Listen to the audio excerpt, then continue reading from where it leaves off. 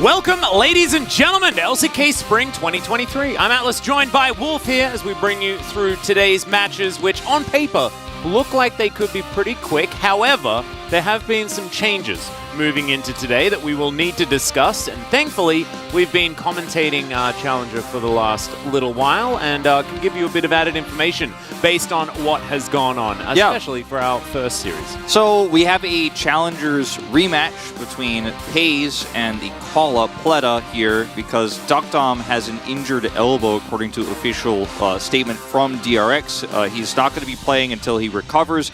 So for a little while, we will have Pleta here, which means Paddock, the academy player for DRX, played in their match today for Challengers. So kind of a shift here until Duckdom gets better. Yep. Paddock, kind of funny name considering it almost feels related to Duckdom, but it's the Korean word for Psyduck. So I guess that's what he's trying to go for with this one. Yeah, it's really cute. Let's have a look at the standings though, as this is somewhat lopsided between Gen G and DRX. DRX, you know, they're catching up to Nongshim rather than catching up to the western side of the bracket, unfortunately.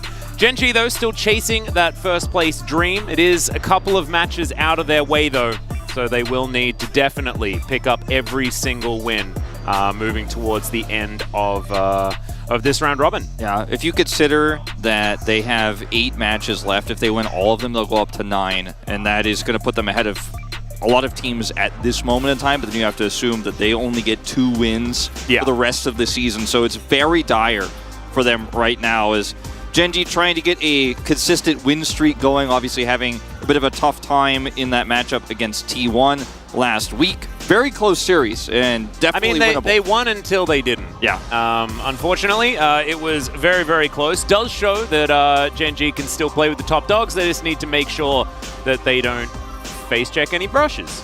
As it is, speaking of which, the 8th debut anniversary of Peanut. He debuted a very long time ago, of course, 8 years ago on Najin EM Fire, faced off against SK Telecom T1 at the time, which is quite interesting considering the fact that he went on to then play for that team. I can't believe it was 2015 though. I feel like Peanut has been playing for longer than that. Yeah, and of course, moved on to Rox Tigers afterwards. When you see the date 2015, you're like, that wasn't that long ago. Then you realize it was 8 years ago, and you're like, wow. Yeah, time flies. As Pleta versus FaZe in the bottom lane should be interesting. You can see Pleta actually has the winning record because DRX was the stronger team for a very long time, even though FaZe is the higher profile player individually. We'll see how the performance looks tonight, as I think most of this matchup is going to be about how quickly Pleta can adapt to Barrel's very aggressive playstyle in the bottom 2v2. Yeah, his eclectic playstyle, one could say. There are a few words that you could use to describe how things have been going down there. Good is not necessarily one of them that I would opt in for, though. So up against Pays and Delight here, it is a tall ask. And the rest of the map kind of goes without saying. So this is going to be a really difficult one for DRX. We're going to welcome Gen G into LoL Park here to begin the day, though. They do have side selection and have, of course, chosen. Blue side has been the more preferred side, although Gen G have won a lot on red as well. Very much looking forward to how this team is going to shape up, because of course that loss against T1 was one they were able to bounce back from, but it was against Nongshim. They're up against the other team with only a single victory here in the LCK, and we're expecting clean play from Gen G. We certainly are. FaZe most played matches, Pleta. They both have played 8 games of Zeri in their respective leagues thus far, so I think that is going to be a big prio pick. The difference being that Pleta hasn't been finding success on Lucian. You know, he hasn't played Draven. It's a champion pool where he's trying to scale later, with the exception of the Varus. He's so cute! Pleta definitely looking like the younger of the bunch here on DRX. Let's hope that the nerves don't get to him. So far, you can see, feeling pretty good, and has, of course, played on the LoL Park stage before, just not in the AD carry position. Bao and Becca did have quite a few games way back when. That's right. So he used to be called Becca. He was with Bao on this very team back in 2021. And he has improved a lot since then. I think his performances we've seen from him in Challengers, where he just recently picked up a pentakill on Aphelios, have been very good on an individual level, but this is a different level of play here. And the punish that you see in Challengers for AD carries is nowhere near the player level that you're seeing here with Doran, who he's matched up against in the past, who will dive into the back line, Peanut, who is going to punish you if you step across that line just for one moment. And with Barrel's playstyle, you're going to be caught out a lot. You're not always going to have that support with you. These stats. What is this, Chovy? All right, well, that's obscene. Yeah, he's pretty good at the moment. Chovy has been performing exceptionally well. He's always been really good at having really high numbers when it comes to stats, but this season as well, it feels like he's had all of the right moves on the map to go along with it as well. Oftentimes, it's all about laning phase. It's all about Chovy sitting there and getting all of those creeps and things like that, but he's getting the most out of his gold in the entire league, which is absolutely insane. A bit of a weaker week, too, for BDD. A lot of his stats dropping down, and Faker has definitely not been putting up the same numbers right now in the LCK. And to put this into context, too, you see a lot of those numbers for Fate really towards the bottom against Chovy's number ones.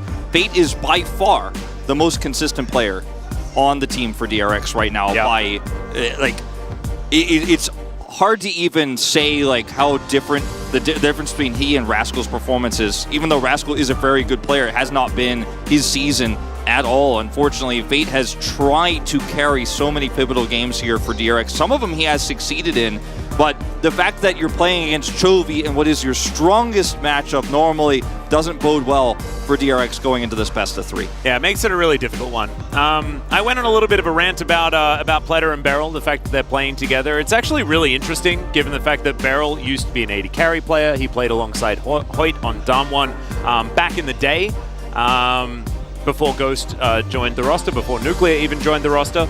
And he's now switched into the support position. Becca moves his name to Pleta, but then moves from support to AD carry. And so both of them having a lot of experience in each other's roles is actually kind of cool. Yeah. For these two on the bottom side of the map. We'll see whether it actually does anything. As, used to be Becca as a support, was a DRX rookie from 2019. So he's been around the block for quite some time. This was also the, unfortunately, weakest AD carry support duo of the 2021 season. For those who remember, a lot of that was played online, and I think some improvements were definitely made when he moved into the AD carry role. It seems like it's a good fit for him. He mentioned that specifically CV Max was kind of pushing him towards playing AD carry when CV Max was coaching this team, so that's what made him change his playstyle completely. So changing roles, very uncommon, but we do see it every now and then, and both of these players, as you mentioned, have gone through that transition. So again, let's see how he performs here against Pace, because in the past he has had his number, but it was about the strength of DRX challengers versus the strength of DRX's challengers roster, and this is a completely different scenario. No, it absolutely is. Gen G Challenger was not, and still isn't, to be perfectly honest, the strongest in that particular league. This Gen G, a very different story. This Gen G is absolutely terrifying, unless you're T1, in which case no one's very scary at this point in time. Hey, Gen G almost did it. They did. Almost did. They did. And yeah, I don't want to keep reliving it because it was a sad moment, but definitely a really cool precursor to what could be a matchup in playoffs. But here we are, into the draft for game number 1 already. Varus going to be banned away. This is his best champion by far. He's 4-0 on it. He has not found as much success with anything that isn't Zeri, really. You put him on a Caitlyn, you put him on a Sivir. He's had decent games. He had that one game of Aphelios where he got the pentakill. But Gen G already coming into this business mindset. Like, let's just take away what this bottom lane likes to do and just make it as uncomfortable as possible here for DRX. They don't feel sorry for them. Because Duck Dom's not here. They're going to abuse the fact that this bottom synergy isn't there right now. Take away some of those comfort picks right off the bat.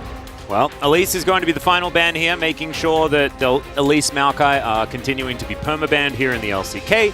I believe we've had them through like a couple of times maybe in the last couple of weeks, but it really has not been very often. DRX, one final ban. So Caitlyn is available. Quite a few things towards that bottom side, though. Caitlyn will be banned away, and now the Lucian Zeri Dosido. Yeah, I think that's where we're headed.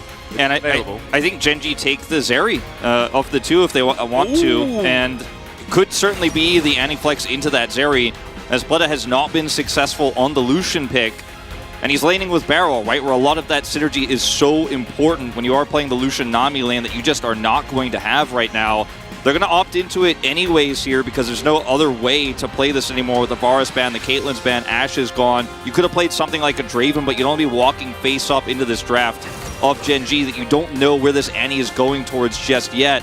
So I love the way Gen G have approached this, pushing Fleta and Barrel onto a duo lane where Fleta has struggled, and the two of these players, without really having any preparation together, are going to have to somehow pull this in this first game they've played on stage together into what should be a winning lane. If it's not, Gen G have a lot of win conditions. What I really want is Draven Jace for the Giga Flex. You're flexing everything. It's just going to be Annie's Zeri, though, I think, Atlas. It's a little bit of a shame. It might even just be Zeri Lulu, because Chovy would probably prefer to play the Annie this time around. He did get a little bit punished by the champion a couple of weeks back, or a week back, something like that. They left this with Victor open. You know, we've seen a lot of players discuss Orianna as a possible counter, but Victor has been the most common, does solve a lot of problems for the later parts of the game. Damage-wise here for DRX. See if Fate wants to opt into that right now since this is face-up. Yep, Croco could also just lock in his pick, and with Vi available against Azeri, you're going to be feeling okay about it, you could imagine. I actually really like Vi when it's like with a Nami, just because Nami's bubble is so frustrating for the Vi to deal with. So being able to pick it up here and having that targeted CC for Zeri feels really good. We'll see the Lee Sin removed. This is raising in popularity and priority quite a bit here this week in LCK. Owner playing it yesterday. Obviously one of his favorite champions and his best record all time. The Renekton taken away here too. So very safe drafting right now here for Gen G, just trying to take away some of the best win conditions here to get through the mid game with this Lucian spike. Yeah.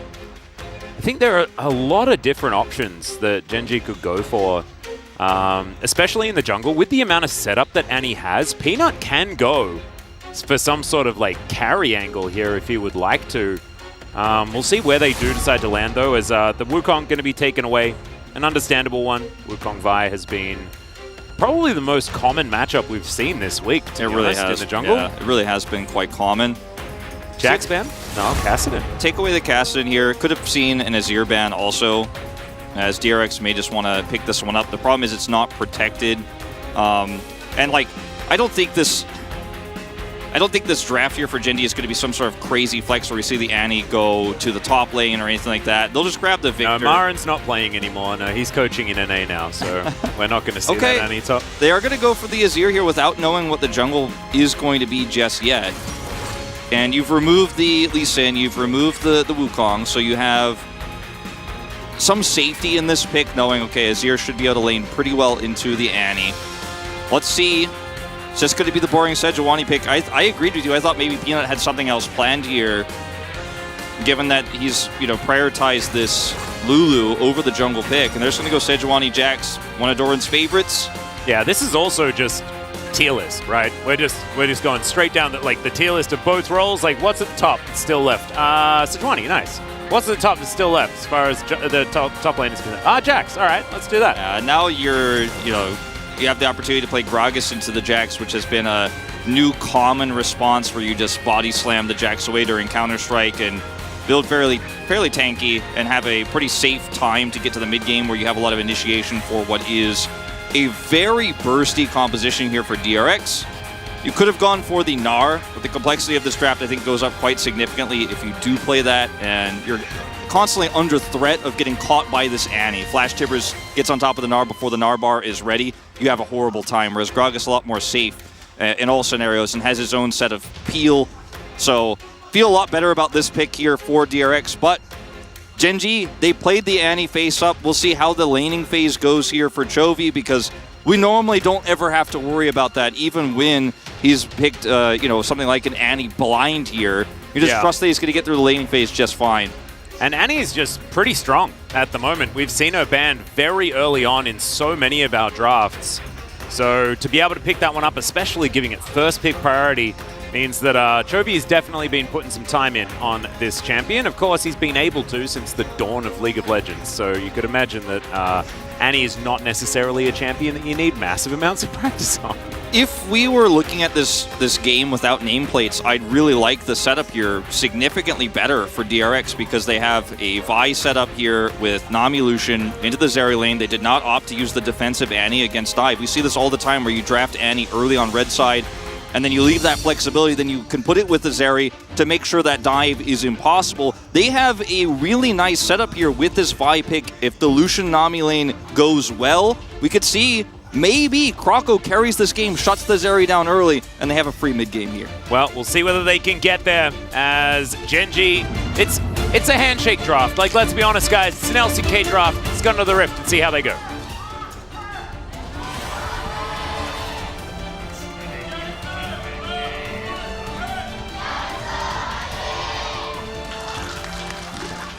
All right, here we are, ladies and gentlemen. Onto the Rift for game number 1 of Gen.G versus DRX. Rascal not actually agreeing to go for the emote spam alongside the Jax. Pretty sad, actually.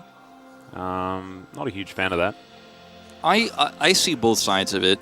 You know, it's only, like, this emote spam is only fun when both players are fully into it, you know, and if they're not, then, you know, respect to not being into it too. You know, I kind of equally respect the emote spam and also one player being like, I actually don't subscribe to that, and we're not going to do that. I think both sides are okay.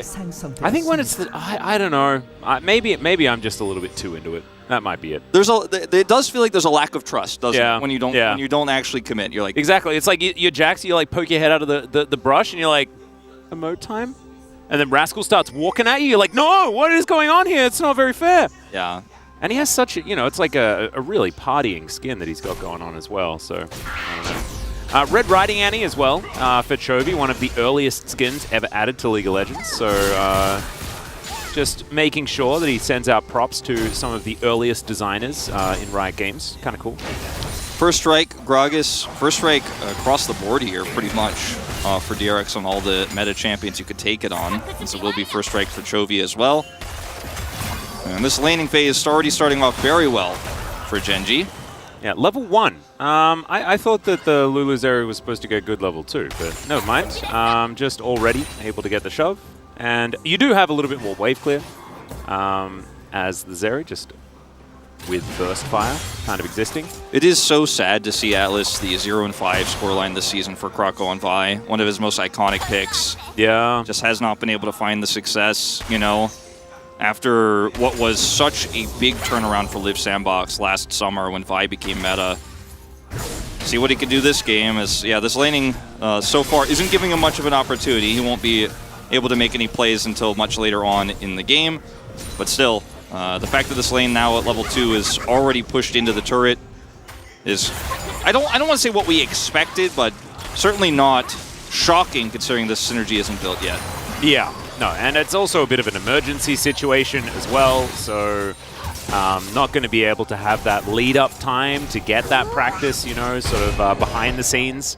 As Doran, nice little counter-strike here towards his top side. And you were talking about the drafts and saying that you liked the DRX draft. The only thing I don't like, Wolf, and this is superstition, I think. Okay. It's the fact that Azir never wins these days. Yeah, that's also, that certainly has been a trend, and it's been going back and forth. You know, we saw last week, Azir, leading into last week, that is to say, it was like, oh man, Azir is so busted. And then after last week's stats, we're like, ooh, maybe Azir, we need to take another look at this. Maybe we need to revert the nerfs. Like, the nerfs are a bad idea.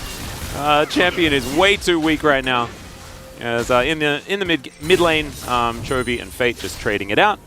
Fate actually doing pretty well in this lane at the moment. Yeah, and he took first strike, so he's trying to get as much value out of that as he can. It's going to get easier later on.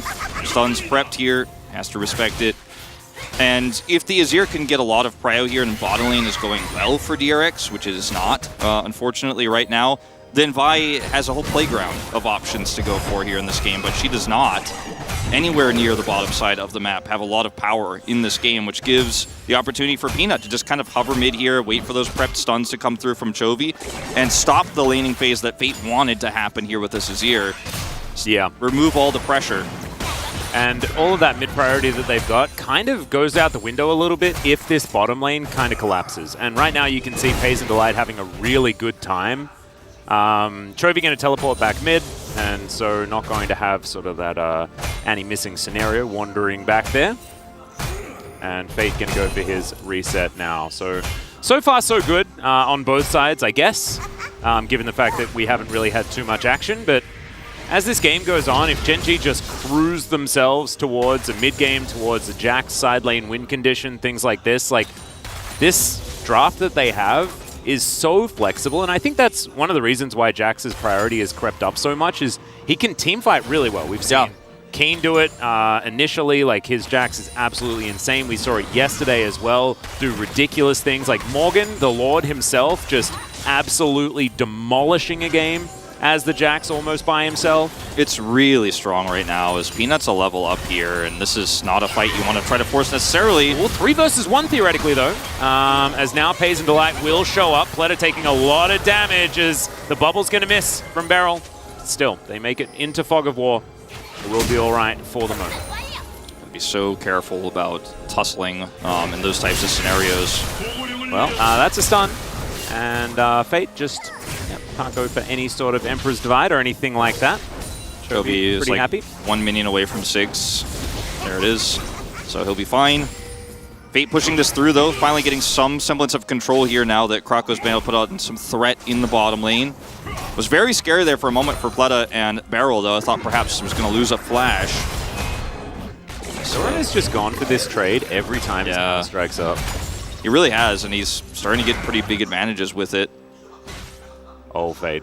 Face checking. Oh dear, it's a Fate check, as he is going to be able to get over the wall, but he misses! Because I think the permafrost came down. Chovy's just going to flash and put a bear on him. The bear gets incredibly angry and runs after Kroko as well, as Kroko makes it underneath the turret. Oh no, that's first blood. That goes to Chovy, and that is bad news. I was going to say bad news bears, but that feels a little on the nose, it's 2 on the nose, Atlas. Oh no. Oh, bad news Tibbers. That's what he got in the mail today, and I mean that whole scenario was just so unfortunate. Once the moment he decides to base check there, his opportunities are so extremely limited as Peanut has 6. Oh man, Peanut is just traveling around the rift, picking up whatever he wants. He's going to miss that Glacial Prison though, and Pleta's going to be able to throw some damage back towards Pays. Well, Peanut is just going to look a little bit sheepish as he backs his way out, but we aren't going to have too much lost from this one. Pleta hasn't backed. He's still holding onto that longsword right now, and this is going to favor the longer this lane goes. The Zarya, both these AD carries. Yeah, and actually it's first back that makes him strong. Exactly, so he's just been so pinned under lane. This is so unfortunate. Look at that permafrost. Stops him from dashing, has to flash, but Chovy also has flash, and his Tibber is prepped, so nothing Krako could do here defensively. Chovy plays this extremely well. They communicated, okay, this is Zera's face checking. Let's play this out perfectly. The permafrost just barely goes off in time. If he gets that dash over the wall, then he's probably fine there, but he unfortunately did not. He might have to back, you know, Chovy might actually push him out of lane, but at least he doesn't die there. Now he's down a flash, he's dead. And yeah, Chovy's down a flash, but you don't feel as bad about that when you have control over the map everywhere else. As you see the Noon Quiver pickaxe back here, finally now Pleta has some items here, but the control 100% in favor of Gen G from top to bottom on this map. Yeah, it absolutely is. Before that replay, I was going to talk about the fact that if you are playing the Lucian Nami lane, one of the ways to kind of salvage that that dip that you have relatively early on is to go back and get that early serrated Dirk, but Gen G sort of preventing that from even being possible here, and Pleta is instead going to go for the Gale Force spike instead, and I actually think it's really smart that he goes back and says, well, I missed my window on the serrated Dirk, I may as well just try and go for that initial spike a little bit faster with that Gale Force. I do agree with you. Getting that faster and having that extra mobility and a little bit of reach to look for potential picks is going to be exactly what you want, but I mean, it's almost unprecedented, even with the nerfs to Lucian Nami for a Zeri lane to get first rate like this in the game. Well, Doran is going to be able to stun Kroko as he makes his way in, but there is the cease and desist. Is he close enough to his turret is the question. The answer is absolutely yes. Can they dive? The answer might be no if Doran just decides to vacate, and he's got teleport, so he isn't even too worried. And yeah, not a lot of mana here on Rascal. They don't have their ultimates anymore, and so the dive not even possible. Yeah, Doran has flash and another leap strike, so you know you commit 2 flashes to try to kill Doran. You don't want to do that. You might not even get him. Feels terrible with no mana there. And Gen G are just going to say, you have to back here. We're going to get both objectives. They got the first Drake. They will get the Herald. Doran has TP, as you mentioned. He could take a back timing here up 12 CS. Doesn't even necessarily have to. Can hang around, make sure this is secured. But man, this game state is pretty abhorrent. And another bear is going to drop down on the pigeon. Bear versus pigeon, as far as like a nature battle, that is not one that I would be betting on the pigeon. Yeah. I mean, all he could do is maybe, you know, fly above and leave some gifts. He could leave. He could definitely leave. Yeah. And that's what he's gone for. He's gone back to his roost here at the tower. No flash. Tibbers, where are you going? A little bit tougher. Oh, he goes for the reset. The Tibbers reset. Yeah. The surprise Tibbers. I like that a lot. It's not on that long of a cooldown. And look, when you have both objectives, why not? Yeah. You don't need to fight here. Oh, so they're going to anyway. Yeah, they're rotating up. Another Glacial Prison goes wide. It's just throwing jails everywhere. As he can just make his way over the wall. And it's a happy Horror Bristle, so he's not doing too badly. But he needs to start hitting some of these. Yeah. You know, we get it. It's your 8th anniversary and stuff like that, you know, but let's land some ultis, shall we? He's just he's having a fun time tossing them out. Zoning. Yeah, zoning. He's zoning with them, making sure there's no answers from the opposition. Well, I mean, they are able to, you know, win that fight bottom side. They don't get any additional kills. Pace. He's got Delight there. Just going to give him a whimsy. Says, buddy, let's go home. It's okay. I'm going to back away here. Vi down here with no flash, but they're still going to respect it. And Peanut pathing topside here, so Pace decides to stick around after making it look like they backed to catch this wave. Not going to lose anything. And man, Gen.G is playing this early game so clinically. And just kind of carefully being like, wow, you guys just don't have the edges that you need in these lanes with this draft. And we will take the first Drake. We will take first Herald. Right now, it's perfect top. game pace. Yeah. Okay, this is a disaster. Oh, dear. Rascal is going to throw down a cask, but he's going to be stunned beforehand. There's the flash. He has absolutely nowhere to go here, guys. There's the permafrost. Doran picks it up with an Empower. All too easy, and Croco just has to watch it happen from the sidelines. And I think Rascal played that about as well as he could have after he was caught. The problem was that he was that far up in the lane. Croco was pathing this direction, but wasn't here yet, so gets punished. That's 2 kills for Gen.G. The gold lead starting to get pretty significant. His Fate, he's got his flash back up, but he has no control over this lane whatsoever. And thinking about it now as well, like, Chovy having his own shield as well as Lulu speed-ups and things like this means that, like, you don't need to worry about the flash Tibbers, it's just the sprinting Annie Tibbers. That's the biggest thing that you gotta watch out for. I love Annie into Lucian comps because, okay, hold on, Barrel. Well, Barrel is going to throw out a tidal wave. Pletter is going to ult. Oh, sorry, Pace is going to ult. The other one. Pletter's not. He's just holding onto that one and just wants to wait until Pace doesn't have electricity coming out of everywhere. The way we've seen T1 use these Annie red side picks that Gen.G used on blue side against Lucian is so beautiful. And now is it time for Pletter to ult? No, it's not. Bubble is not going to land as Peanut comes in. He lands that one, and that is a dead Barrel. Oh, dear. Yep. Doesn't flash it. That's another bear. I like getting the Disintegrate off first. Line up the stun for the bear. Means that you've got the Q in the air. You didn't see the fact that Annie had the stun lined up. So it's cute little Annie tech. It's not really. It's sort of like the oldest stuff to think about in the book when it comes to League of Legends, but it was well executed. Doran still has flash.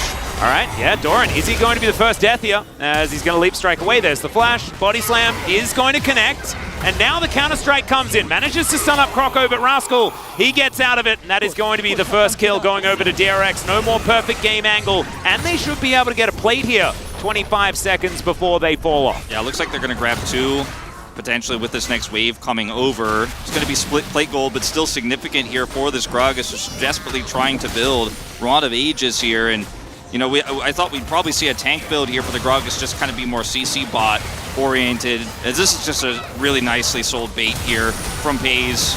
Peanut comes over. They don't have the vision set to block this Sejuani. We've got a wave crashing. And Doran, unfortunately, does get caught out here even with the flash. Doesn't have a leap strike here. Flash is thinking he gets out of the body slam range there. Just slightly not. Yeah, he just was ever so close to the edge of that. And Drake down here still going over to Gen.G. Yep. Ocean Rift now as well. So a lot more brushes for Annie's to be lurking in. As Bletter's going to dive forward and does throw out the culling. It's actually pretty big. shield is also large. This is a 40 CS gap. Yeah. Down here in the bottom lane. It's now just kind of constantly going to be dove. Look at Fate. He can't come down. He doesn't have teleport. They're like, thank you for the turret. If you would like your CS, you're going to have to die for it. And then you don't get it because you're dead. Yeah. It's lose-lose. Gen.G just have a draft here where now the Lucian, already kind of useless because of the timing of the Gale Force coming through. No serrated Dirk, significantly behind the lane, lost a turret. But now when you're trying to look for picks, like, who are you trying to kill? Azera, you can get away easily. The wild growth angle is there. You're not ahead, so Lucian doesn't do enough damage to where you feel like it's lethal. And every time you try, you might be walking into Sejuani ult. You might be walking into an Annie who has ult prepped with Tibbers. Yeah, so it shouldn't be like Red Riding Annie. It should actually be Big Bad Annie. Yeah, exactly. It's actually like that. It's wrong. It's the opposite. We need the Warwick skin in this game, but for Annie instead. I want it to be like next level where Annie's dressed as the grandma. Yes. Because it's like, oh, maybe we can. And then when you ult, like Tibbers, they don't even need extra assets, Wolf. When you ult, it just throws Warwick down. Yeah. It's perfect. He's just in the game, and he just does Warwick things at random. Oh, man, that would be so good. You notice I said Warwick and Warwick multiple times. Okay, Chovy could be in trouble. In fact, he's dead. Not a whole lot they can do. Tibbers gets angry, but I don't think that Tibbers is going to be able to 1v3. All right, I think that if they collapse down, they might be able to save Pleta. They're just going to back topside, though, after that pick. So this is just going to be a free turret, maybe more. They're going to just take that one down very comfortably.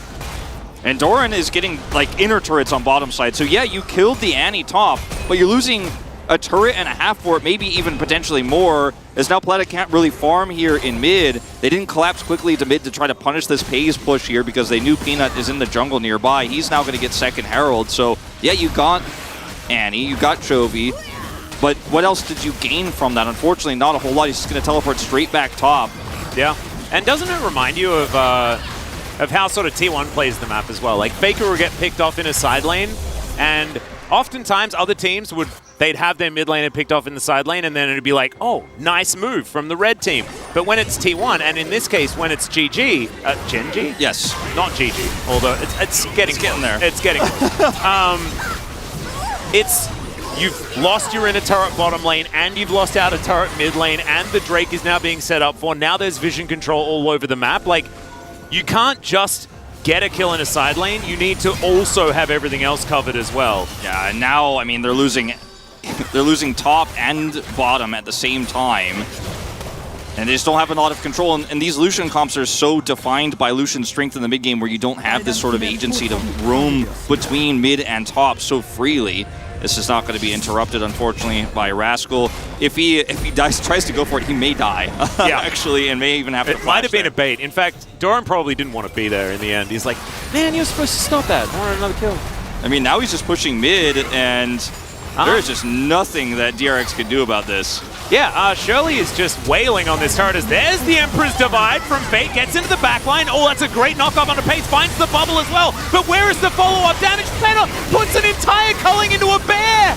And now Pace is going to pick up the kill. He does go down, though, as Croco is stunned, only for a little bit. Peanut is now able to get the double Winter's Wrath. Oh my god, the counter-strike in the backline from Doran. Welcome to the team fight, my friend. We definitely needed you. It's a double kill as he gets on top of his opposite number. And Gen.G, they could take this turret if they wanted to, but they don't.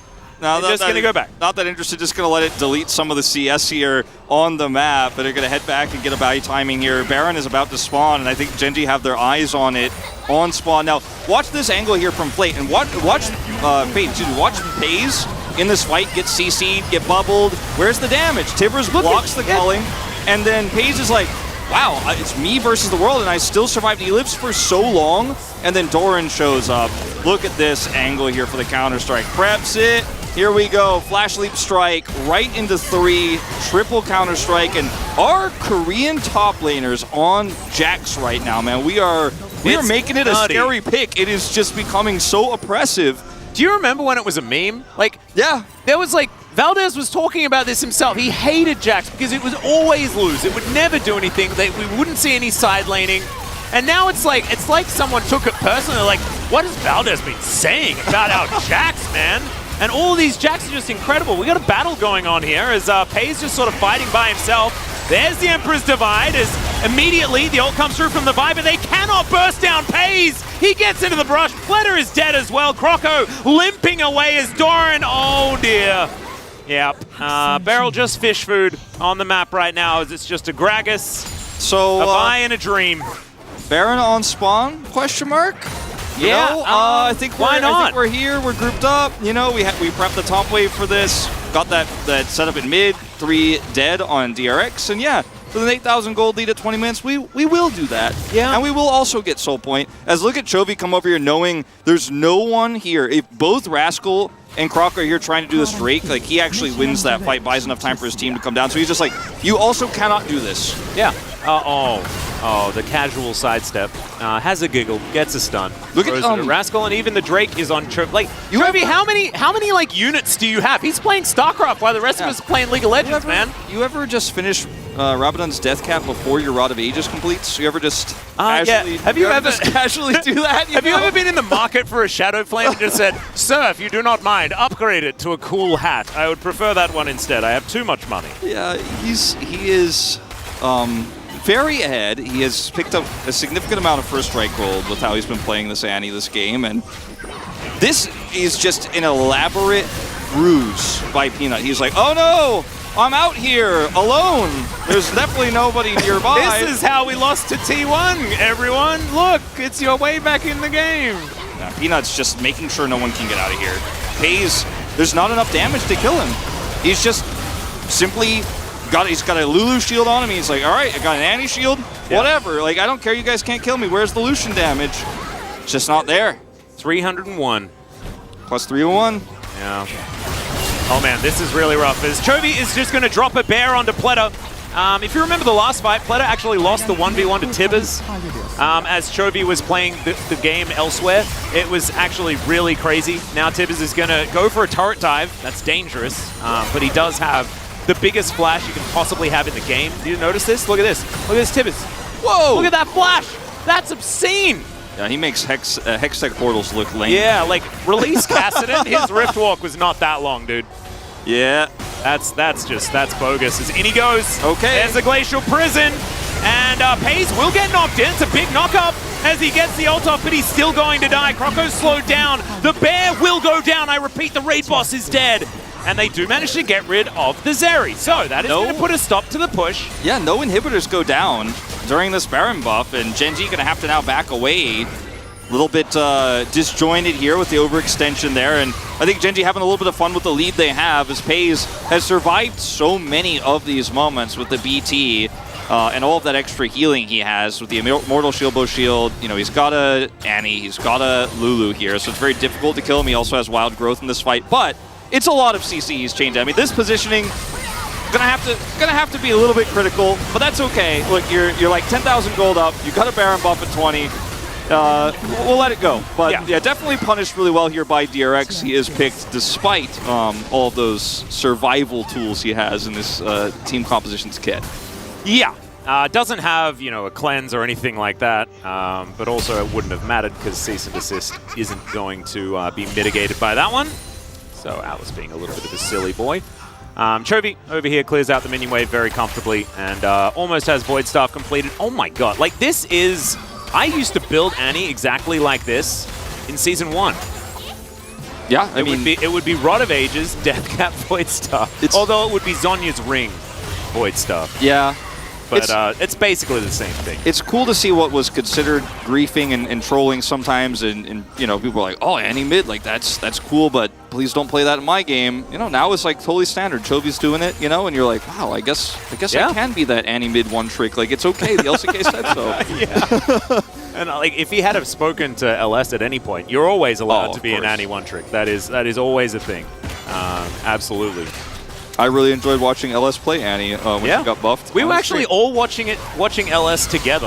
Like most of the LCK commentators were like, "How's Aurelion Sol? How's Annie? Let's just let's watch LS." This came to pop by, you know. Yeah, that's how we do. All right, Fate and Peanut just gonna say hi to one another. Oh, the gank brush being set up here. He's just gonna TP Chovy in here with his Void Staff and try to end the game off of this kind of awkward siege, but they have Flash, Tibbers, so, I mean, anybody dies, that's the end of the game. You've got to be so careful here as DRX. Yep. Croco just trying to hover both sides of this one. There's no turret on the bottom there side. There it is. Happens. Yeah, there's the Flash Tibbers. And Flash Bear is often a very good way of winning the game. Into the backline goes Doran, manages to take down quite a few as Croco, not long for the world, and Genji should just be able to wipe the floor with him. Leap strike beautifully done as Doran goes golden. I think he may die, but no! Oh, Tibbers turns up to tank the turret! Give the my POG vote's going for Tibbers, man. Yeah, no, it's for Tibbers. I had to scratch out me and a right Tibbers. Yeah, man. we need to it's write a write-in down the vote. fair. It's a write-in vote. It absolutely is.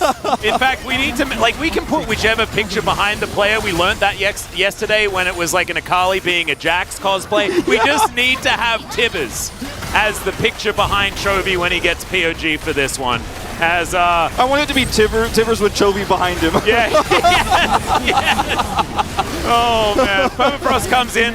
They do respawn as their Nexus is now exposed, and look at Pace's health bar. It is massive. Peanut tanky in the front line, but he is going down low. Counter-Strike doesn't get too much done as Rascal with the belly bop is going to be able to do a fair bit of work. Incinerate is good there from Chovy, but they're not going to get the extra kills. They're going to kill this Nexus, I could imagine. Doran goes golden one more time with an extra stopwatch, just because you may as well. And they grab a couple of extra kills before this Nexus turret. Nexus does go down. There it is, Genji. They finish them off in the end. And wasn't close. Well, Atlas, we have to talk about the sad reality of this game, which was a Lucian drafted here with Annie face up. It was 6v5. You're already going to have a tough time into the Annie when your Lucian is at a normal game state, because in order for him to set up for picks and to put threat on in the mid lane, you're running into the Annie stun. Very difficult to play this draft out. Yeah. But they also then lost lane extremely hard and had no control. And, you know, with a Vi, Lucian, Nami, you need to be way more ahead than this. And it's just an unfortunate scenario, right? Duckdom's not here. Paze and Barrel have never, or excuse me, not Paze, Pleta and Barrel have never played together on Paze stage and Barrel like have this. also never played together. True. So you were correct. But without that synergy and without a strong laning phase with this Lucian, Nami, the game was never going to look close, and it's Genji. They played the map beautifully. Even when Chovy is picked, they're getting two turrets cross-map. Genji could do no wrong in this game. Yeah, I'm actually kind of amazed that Chovy did the most damage in the game. What with Paze finding himself actually quite a lot of even mid-game angles on the Zeri. He was so accelerated, though. Like a 50 CS lead on this Zeri. Like, the Zeri certification came in the mail before we even got on the Rift Wolf. Like, it's what it was like they're at level 2, you know? Yeah. And it honestly looked like it at level 1. They were able to win out in those trades. So this was a very difficult game for DRX. But we'll see whether they could potentially find an angle moving into game number 2. They'll have side selection. That might help. We're going to go to a short break. When we get back, the space, and then game number 2.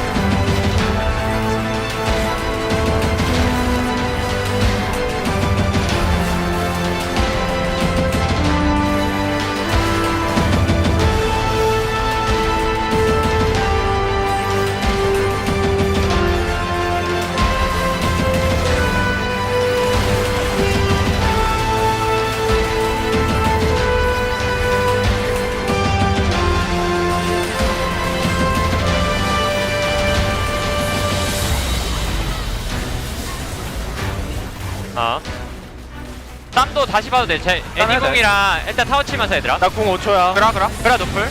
타워. 얘들아 쌈 볼 생각으로 하자. 티버공도 돌았어. 쌈 보면 이겨. 나 변이 3초. 이겼고. 필드 있고. 가가도 돼. 공 7초. 데커서 칠게. 땀해도 되긴 해. 내리 공 남아있고. 공 3초. 야, 공 많아 10 부족하다. 바이. 죽냐? 그라. 뭐 평타로 먹었어. 강타로 먹었어. 나이스.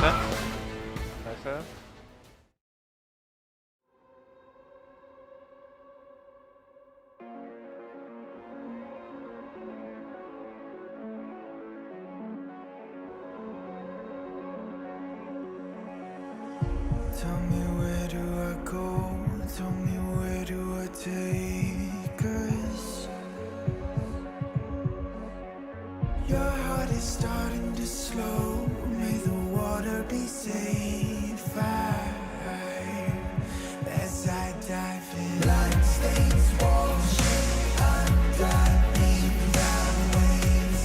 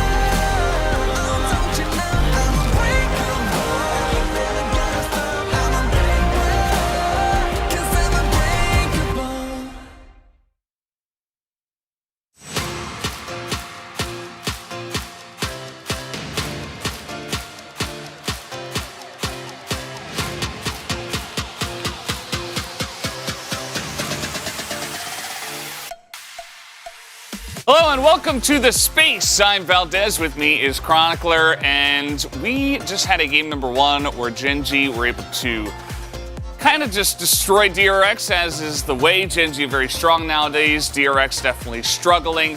Let's go into the draft and take a look at this, Chronicler. What did you think about this draft? I'm a positive man, and the draft gave me some hope. The execution, unfortunately, didn't. We'll get into that later.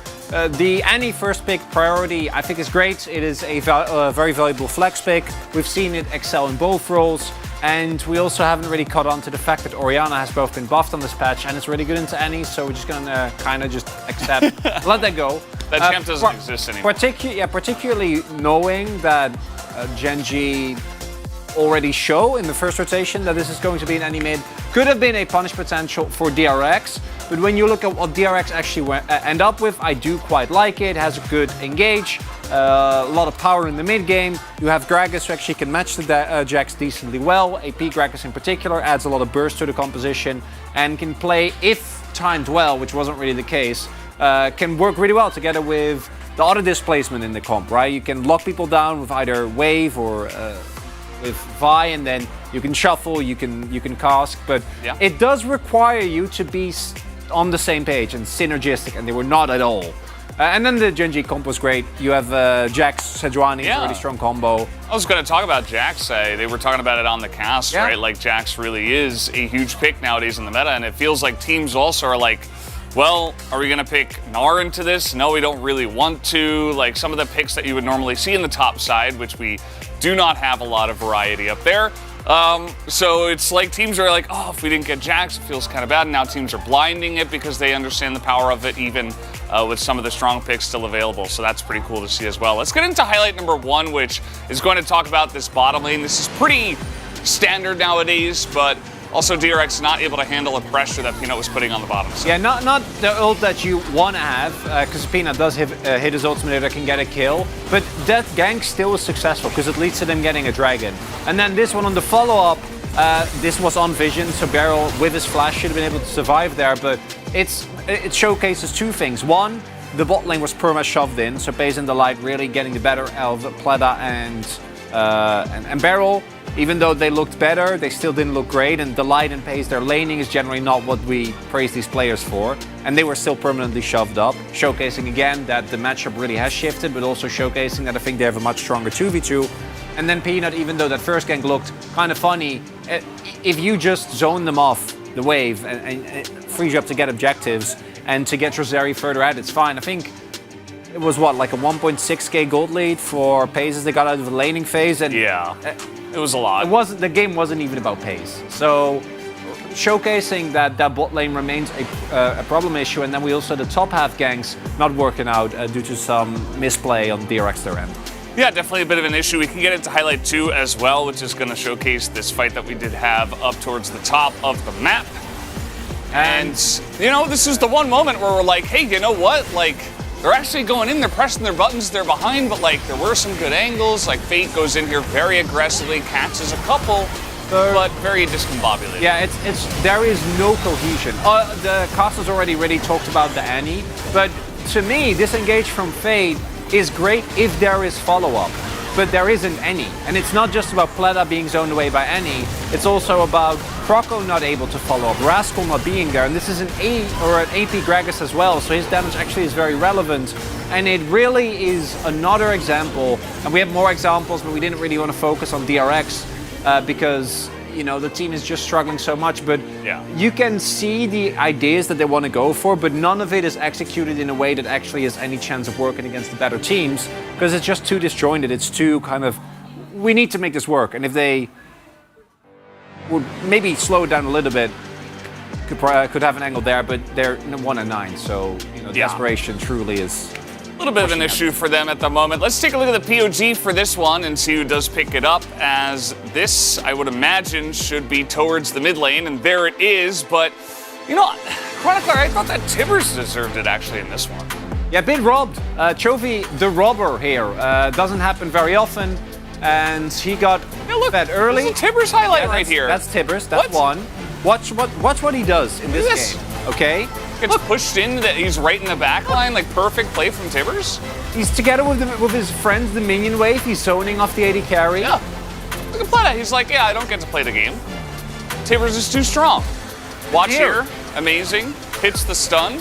Yeah, I know that we're in the habit of giving Chovy POG votes because he often gets robbed, but this to me, I'm not okay with this. This is kind of. I mean, I know that Tibbers hasn't gotten a POG yet, so he's not quite on the POG standings, but Chovy's gonna get there, and there's the guy himself, the bear. Nice try, Tibbers, but yeah, shocking, truly. Chovy would have. I wonder what the votes will be because I'm not on board with this. Let's take a look at the votes. I mean, we might as well and see what the vote was. Because I made very clear that I was, I was a Tibbers voter, so I don't know what happened. Yeah. No, that's not a Chovy vote. That's Tibbers. I wrote it in. Here. Look, all right. I knew. All right, Chronicler. Tibbers robbed. Wait, how did he know he was going to get robbed? I knew. He didn't give it. He's actually a prophet. Either way, guys, we are done here on the space. We'll see what Chovy can get done next time as we'll throw back to the casters for Game 2. Thank you so much, gentlemen. I think that you actually got it wrong because in that particular vote, you saw that the jungle icon is kind of fluffy. That actually stands for a Tibbers vote. I could see that. I could see that. Yeah, so just a little bit of a mistake being made.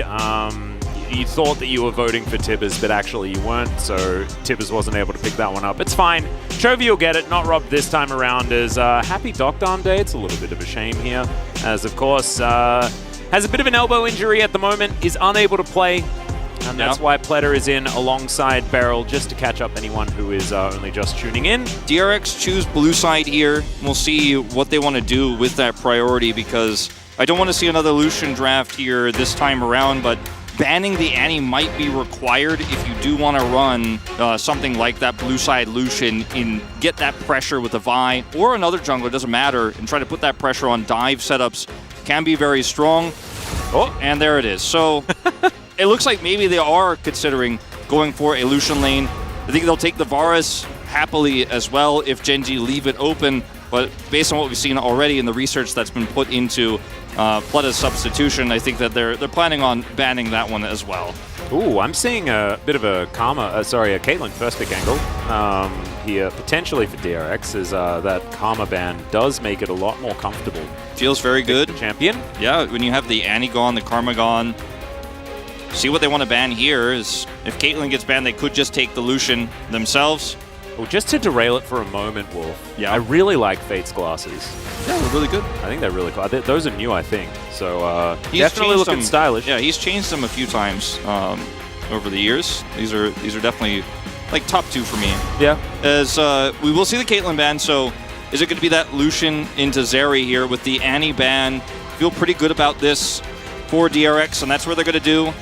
This pick doesn't feel safe if Genji can actually respond with the Annie, as we see many teams do.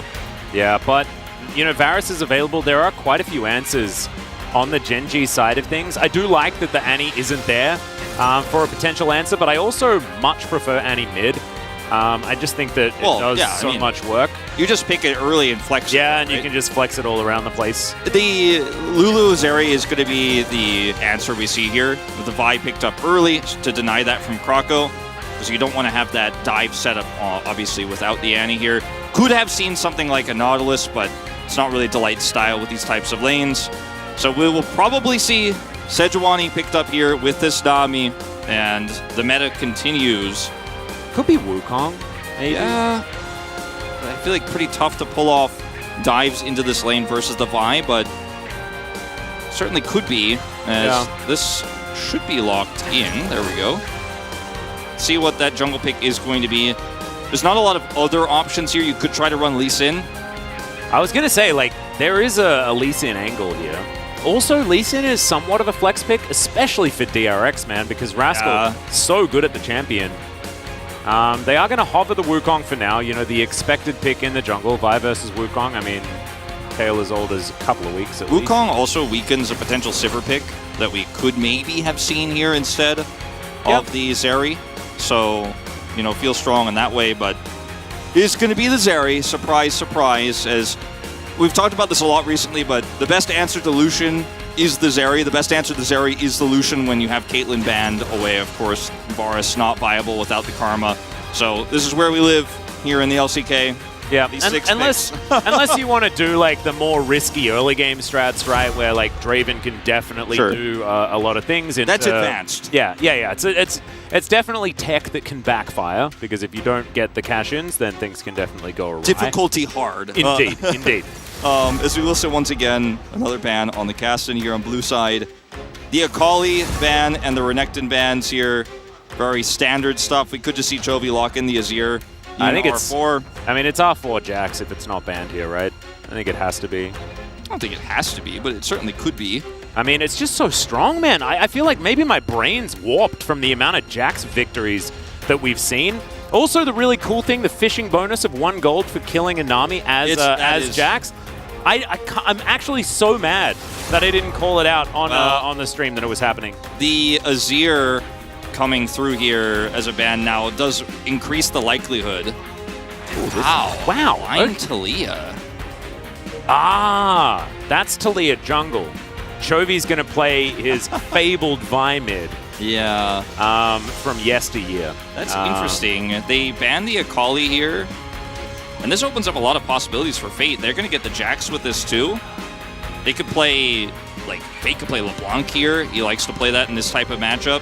Could certainly go for a more standard slow pick like the Victor and just try to scale it up. See what he wants to do. You know, Sylas into Talia, very difficult to pull off. We've already got the Talia strength versus Wukong, which I think is a big reason why Genji locked this one in here, even blind. I wonder if he'll be willing to play that LeBlanc that he's played so many times this season, he's carried games with. Nope, just going to be the boring Victor. I respect it because it's better damage, more consistency. As Gragas will once again be the answer for the Jax. Oh, Doran just taking the counter matchup. This is a little bit of flexing going on right now. Rascal has been deadly in the past. It hasn't been the case this season, but could be an avenue for the Jax to make things happen. The space already pointed out that Gragas Jax is a somewhat neutralizing matchup. Gragas, of course, is very, very comfortable into it. This Talia is what is really kind of making me think a little bit. Just with the fact that that blind does leave open some doors. DRX answered, I think, quite nicely, outside of Victor being a bit boring. It does. Jax is very strong. It does lead, you know, this game to a similar game to Game 1 where you need to have bot prio. You need to win this lane. You need to take aggressive trades early. You need to hit your Aqua Prisons and actually play the lane to a setup in which you can use your Wukong. You need to get a little bit of prio mid with your Victor pick that you picked into this Talia. If Chovy outplays Fate again, if we do see this bottom 2v2 go awry, the game is so difficult to pull off. At least this time you have kind of a backup win condition in the Jax. You can split push, you can put some pressure on there, but your draft isn't trying to scale up to the late game with its AD carry. Only the Victor really fits that role, and there's so many different ways that picks can happen here on the side of Genji's draft. So execution is everything. We didn't see it in Game 1. It has to be better here in the bottom 2v2 this time around. No, I 100% agree. I also think that the amount of chaos that you can create for Zeri to start popping off in these fights is also very, very high with the Gragas availability. Peanut also just will always have an avenue for engage. So see how it goes as we hop onto the Rift here for game number 2 and see whether DRX can fight back.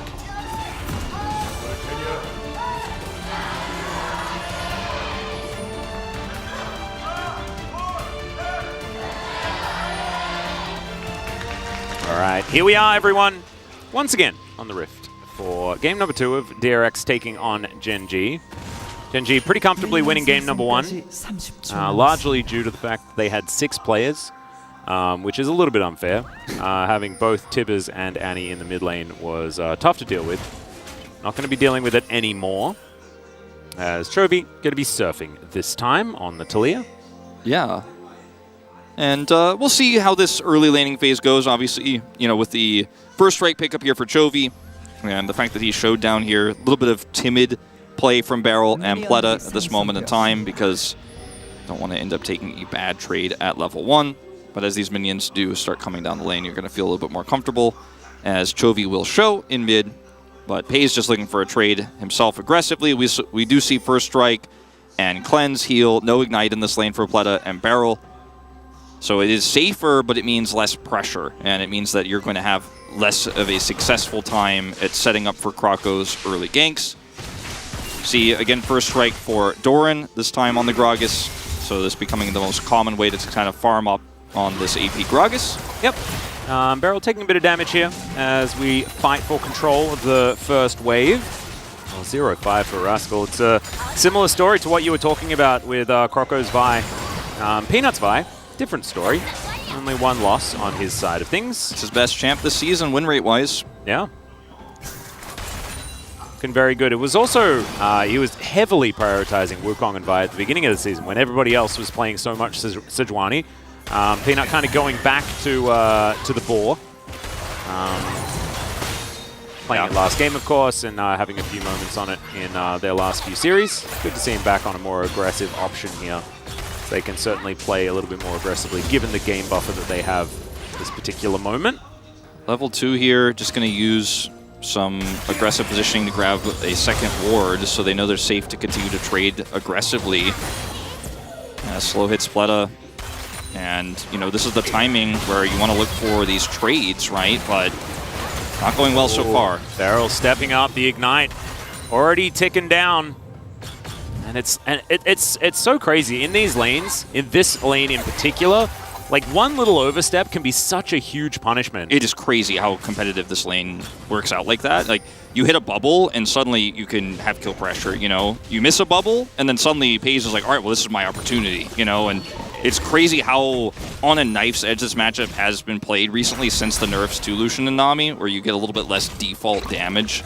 Yep. So now that the Ignite has been expended, you know, we're in a position where DRX could once again try to play this aggressively, but they're just simply not. And this is a barrierless Paze that is taking these types of trades and advantages. Yeah.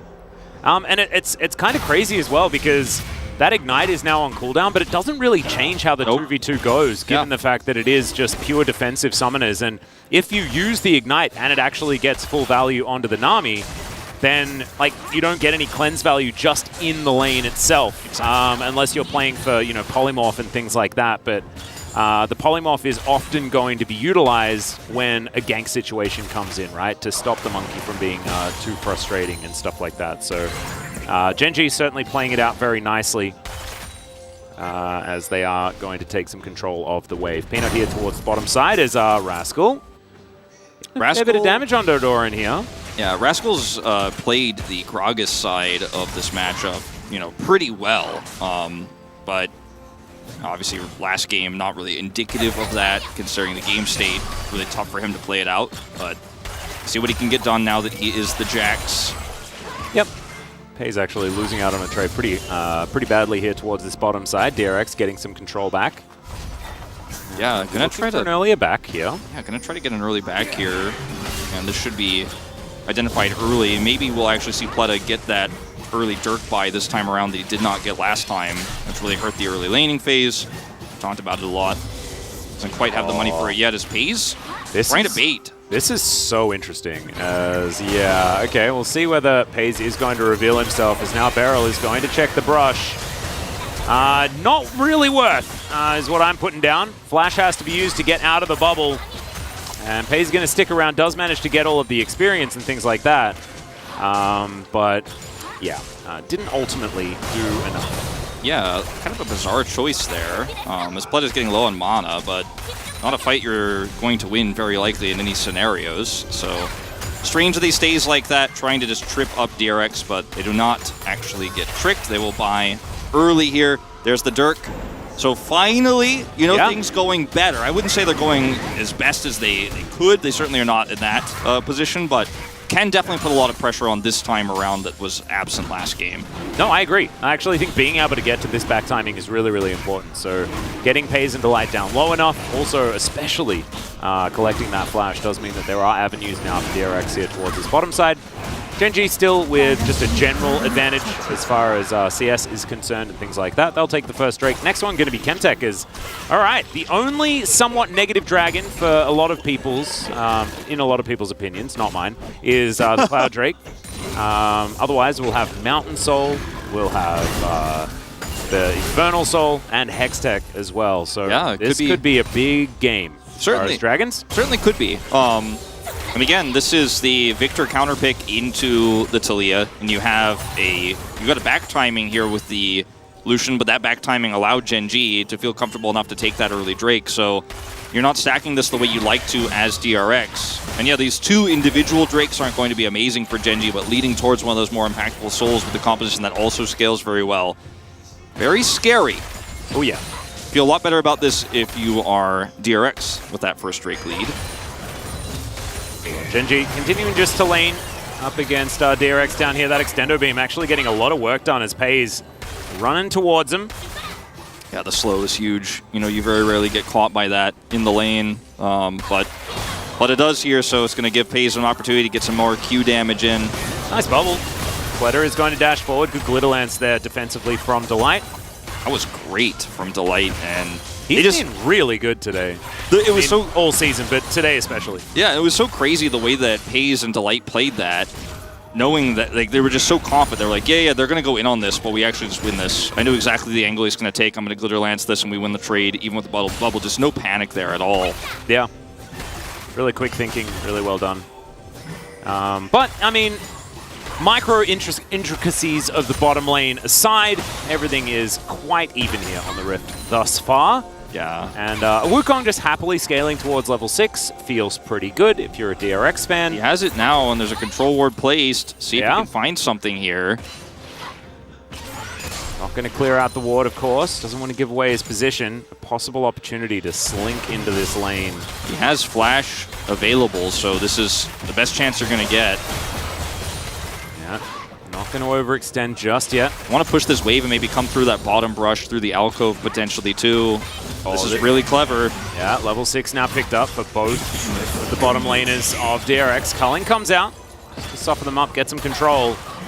As the control ward here in this brush, Peanut's also going to move on over. You can see Wukong now on his Krug camp.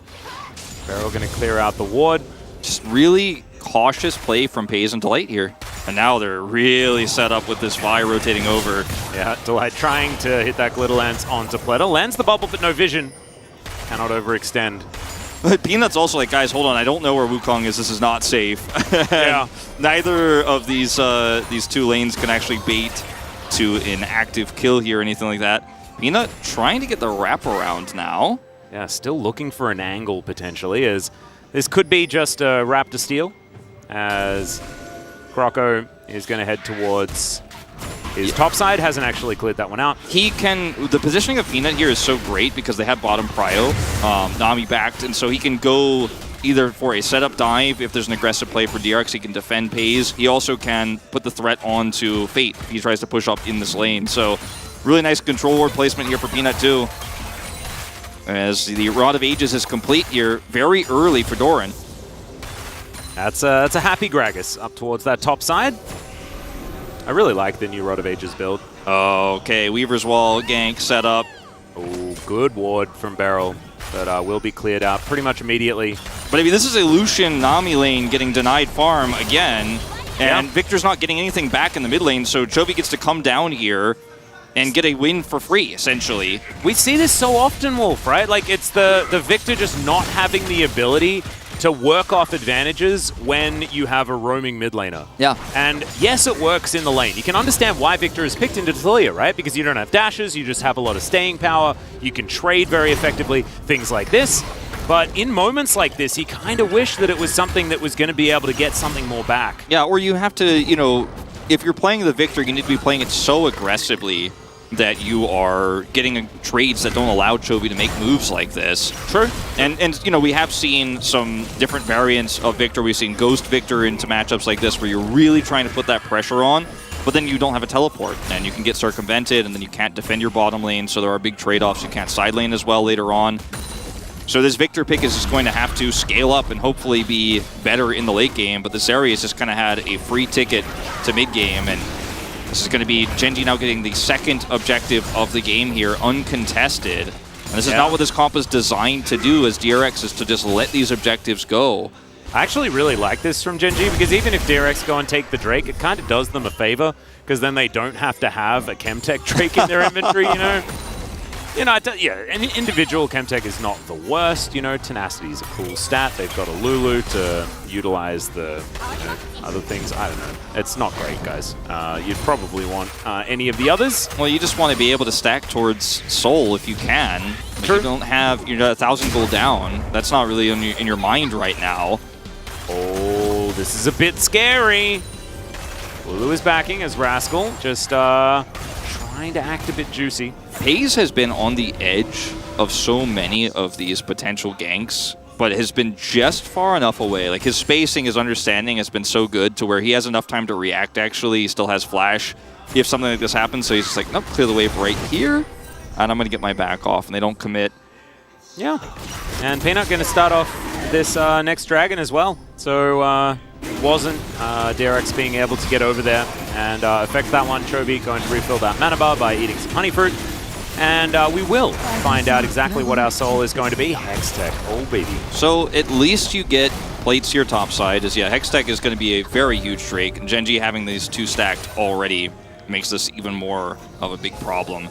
We got 2 plates for your Jax on the top side for this, but no contest whatsoever on any of these first 3 objectives means Gen G have free reign over this map right now, and the Rod of Age is just going to naturally stack. Jax isn't even that far ahead when you look at the CS numbers. Yeah, the plate gold is going to be huge, but it's not going to be something where he can turn it into a crazy split push early on with no other control. Yeah, and FaZe now you can see actually having a really good time. Bubble is going to go wide, he ults, Croco moving in.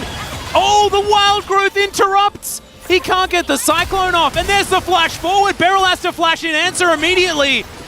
But Delight is so good, man. So insane. The timing of that Wild Growth is so perfect, and then DRX just can't do anything from this. Like, they're like, oh, that's it. We failed this play. There's nothing we can do. There's no punish on the Zeri ultimate, and FaZe is just playing it so extremely well here. Now, by coming over... Oh, gets all of that Krug money as well.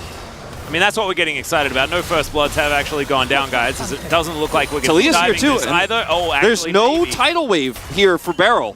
But there is a tidal wall. As in goes Peanut. They do find plenary flashes. The wall is going to block him at least a little bit, but not quite enough as FaZe is going down low, but he's still fighting. There's First Blood as FaZe picks it up, and Gen G are just waiting here. Peanut puts down the Rift Herald as well. Fate, he'll get here, but it's a little bit too late. Rocks are being flung at him every which way. Beryl is going to get taken down first. And yeah, now Fate might be in trouble. Yeah, Fate's not going to get anything here. He came down here to watch the turret die. He's not pushing mid, unfortunately. Plates have faded. What's happening here? I mean... What was Agragas doing there? Look. Look, let me tell you the story. Okay, this is gonna be the chronicle. Like, listen, yeah. I'm bringing it back. Okay, yeah.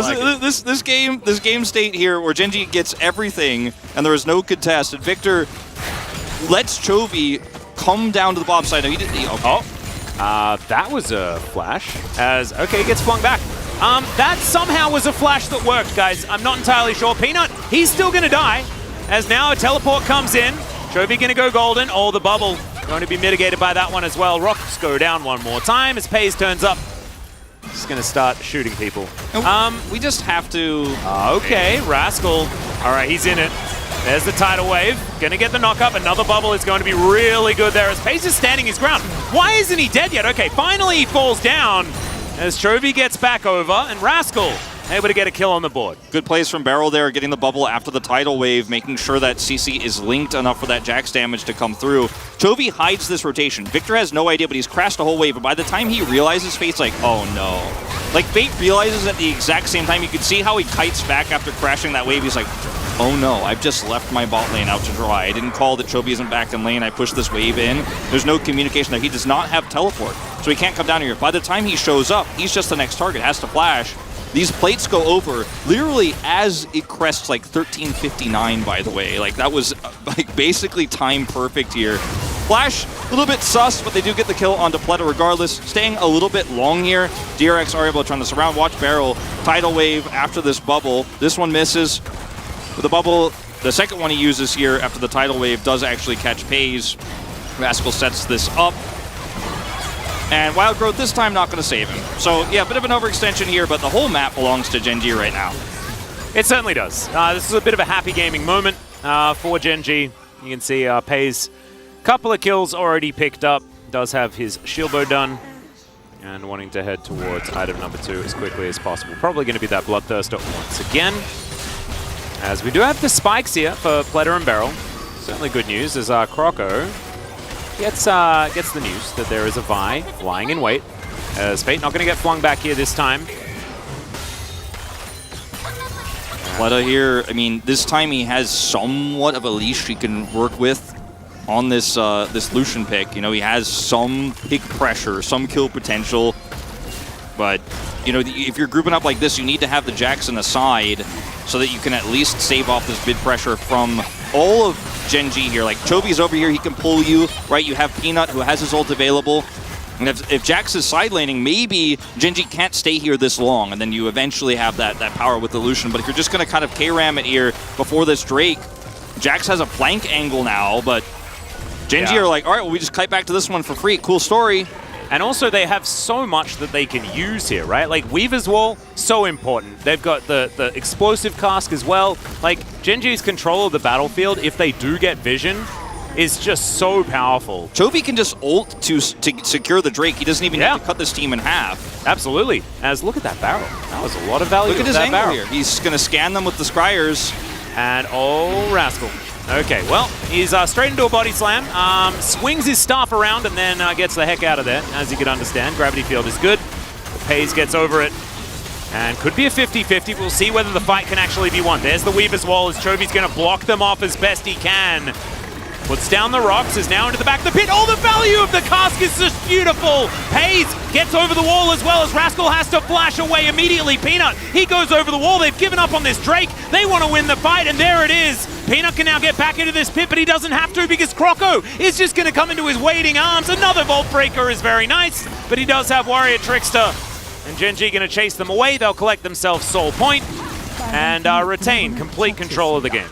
DRX, that was one of the better fights they could have maybe hoped for, as, you know, Fate has Leandres, right? And Peanut is coming in there with the cask play. Chovy with the wall there kind of zones Fate out, and they can't play the neutral fight. And then when the cask from Doran is in the pit, oh, Barrel. Oh, no. He's going to flash this time around, as Pay's going to look for him. Stendo Beam not necessary, as, Croco's going to take the remainder of the damage. And looks like Gen G are going to give up on trying to take down this turret as Pletter. Can he get the kill onto Peanut is the question as Pays is going to stand in front of his jungler. They're just not doing any damage to the Zeri. Delight not going to be so lucky. He'll be popped, and Pays going to skate his way out of this. Fate going to be avoided as well as, oh, the Death Ray! Peanut able to Vault Breaker his way out. So, not enough damage. Not quite. He didn't have Chaos Storm. If Chaos Storm is just now coming up, if he had it, he just tosses it over the wall, and that might be a double kill, yeah. Over here, DRX going to grab this. Pletter's trying to push mid. I mean, they have gotten a little bit of control in the map just for a second here, but there's no objective to take. As this fight here is started off by Chovy. The cask is great from Doran. Fate can't actually get in here. Look at the setup here. He gets chunked out by Chovy, does nothing here. And when the rest of the team is trying to turn here with Croco, he's just completely zoned out by Chovy and Pays. As Victor doing very little damage in this fight. The cask was beautiful from Doran. Flashes have to be expended as they get out of here. Now Victor doesn't have flash. Barrel's over here trying to hold on to this turret with Croco, and is picked also. Yeah, Croco just trying to do his wolves, man. Life as a jungler is pretty hard in a game when you're losing this badly. And they do get, you know, a pick here, and they get the chase. But, I mean, what do you do with this map control? Unfortunately, you get a second Herald, not very valuable in this game. You can't catch Pays. And then Fate, unfortunately, just not enough damage. The shield is good. Close. Yeah. If Vi didn't have that passive, it would have been a very different story. But unfortunately, not to be the case. As Delight possibly caught out of position here. Has to Wild Growth himself. Eventually does flash. As Gravity Field is going to stun up Peanut. And Weaver's Wall should now block off this Monkey. Goes for a long journey over the wall there and actually throws up a happy Poro. After having the little ride there at the theme park. Rascal cool. On the flank, but no flash. Oh dear, that's a dead barrel. Chovy finds him with a seismic shove. Rascal does come in, like you say, though. Can he actually affect this battle? Is the real question, as Pays just happy to free hit anyone that he can find. Seismic Shove once again. Jack's going to be pulled back into the waiting arms of his team. And Gen.G, they'll take their couple of picks and look to break down the turret. They knew that there's a flanking Jax, but he doesn't have flash. Doran is holding the one place in which he could come in and maybe make an impact. He has stopwatch available, so it's so difficult to actually make this play as Rascal.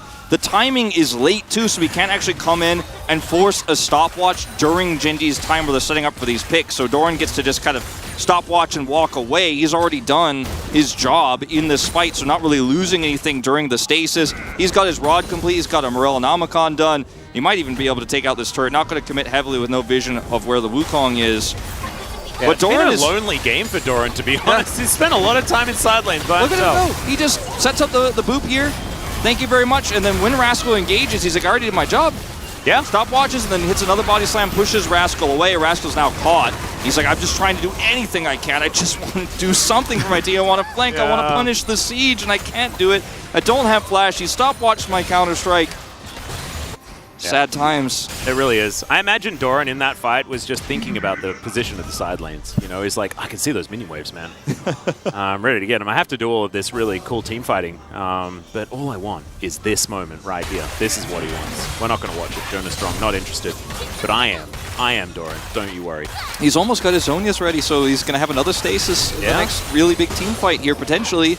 Level 15 as well, because of that Rod of Ages. Means a 2-level lead for the Gragas in the side lane fights. I wonder how much this first strike has given Doran as well, because it does work surprisingly well. Well, not that surprisingly, but it does work extremely well on the Gragas.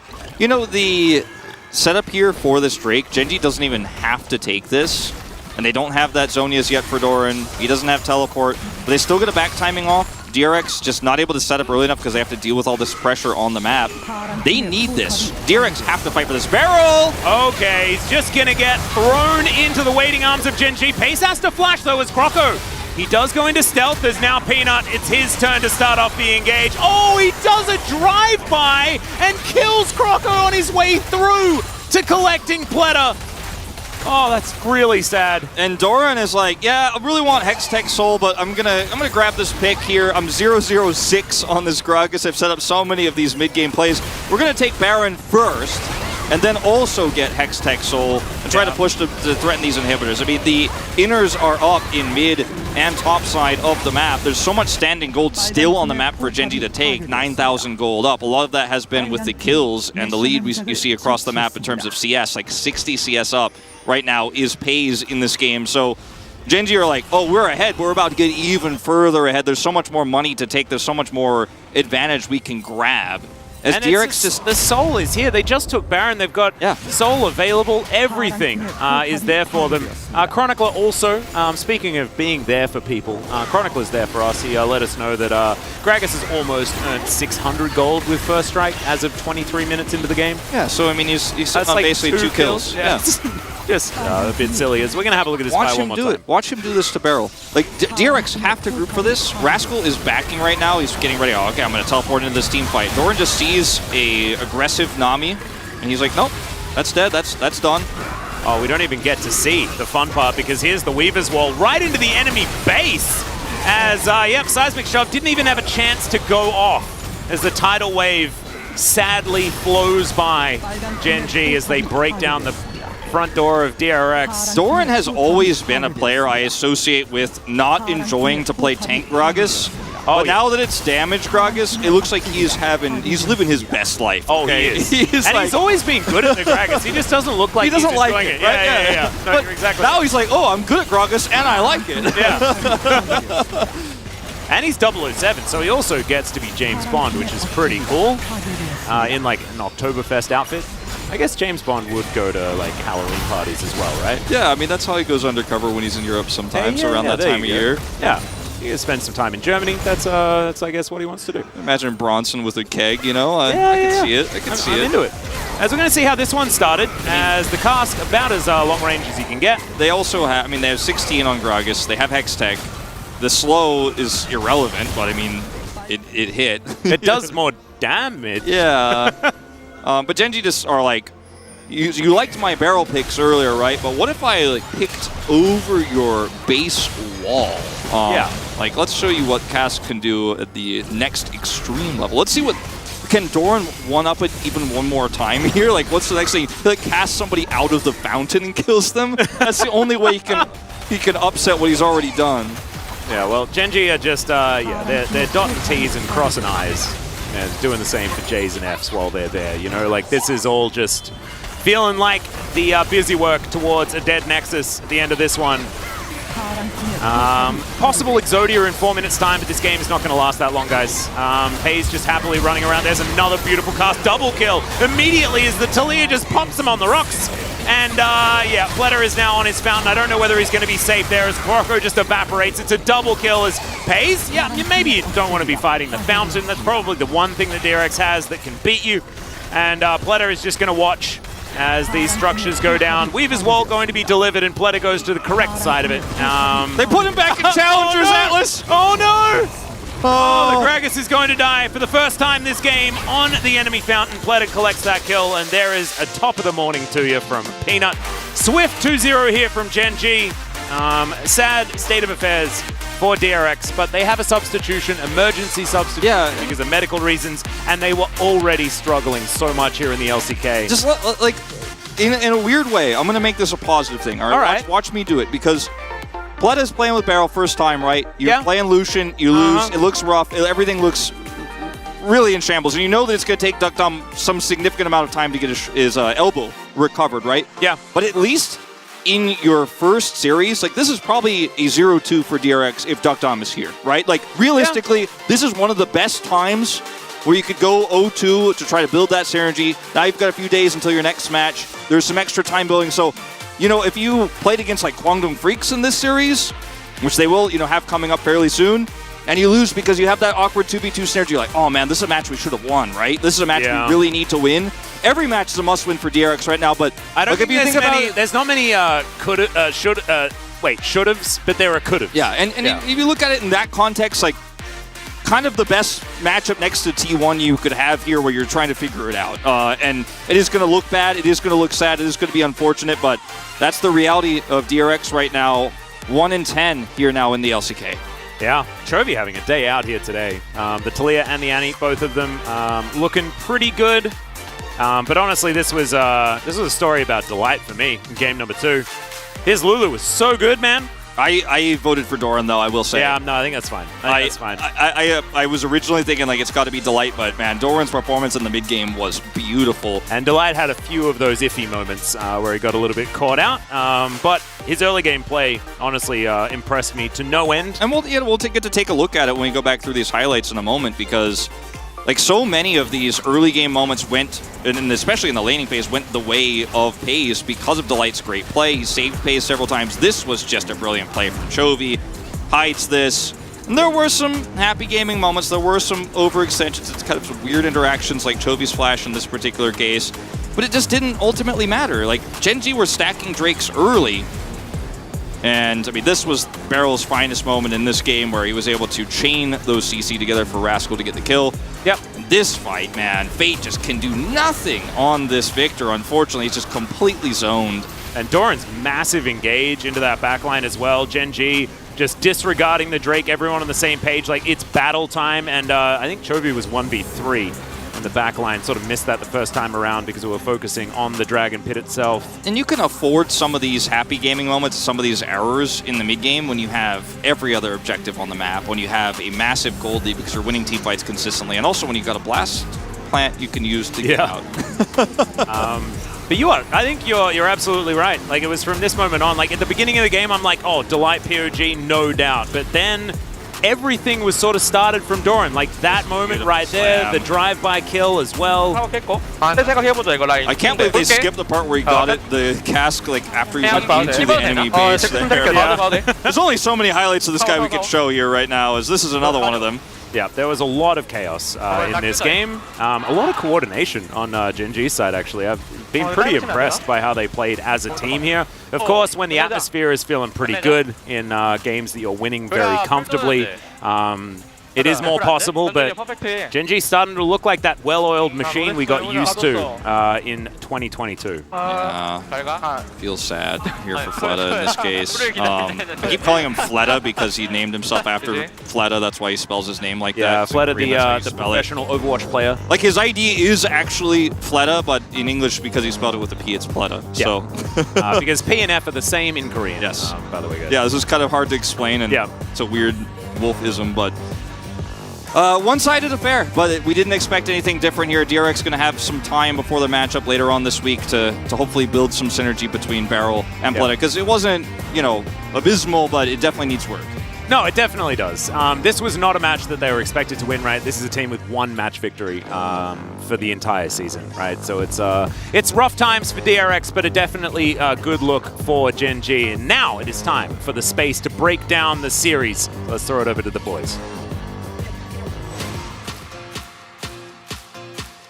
Thank you, casters. The boys are back in town after that game number 2 as, pretty straightforward. You know, this is what we expected, right? It's Gen.G versus DRX. Pretty much a couple of stomps in favor of Gen.G. This game not looking too different from game number 1. Why don't you run us through this draft here, Connie Keckler?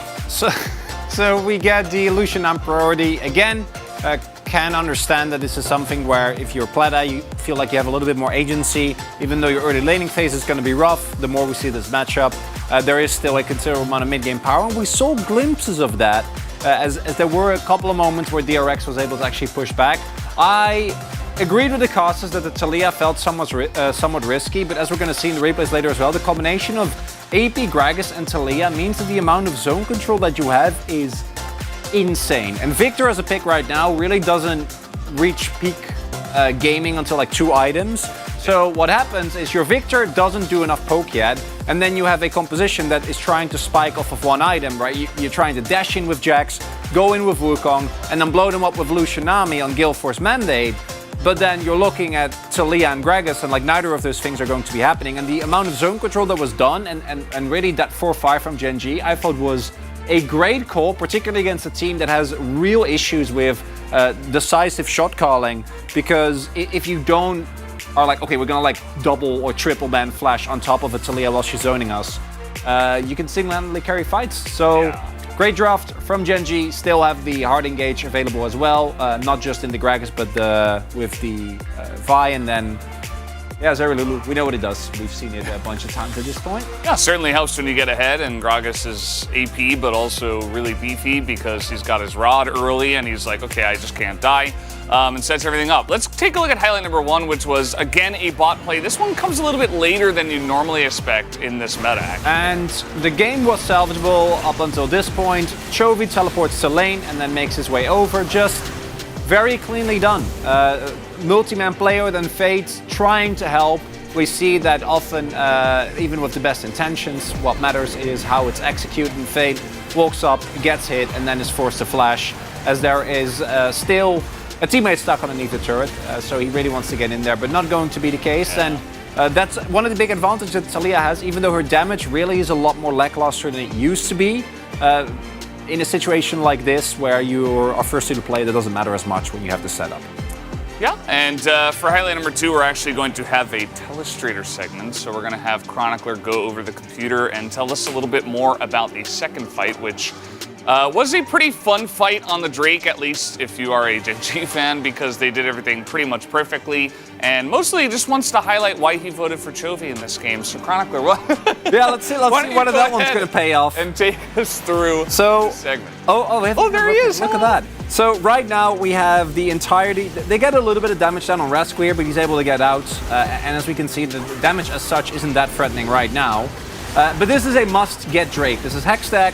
You're 3k gold down. If you don't get this fight, you're in really deep trouble.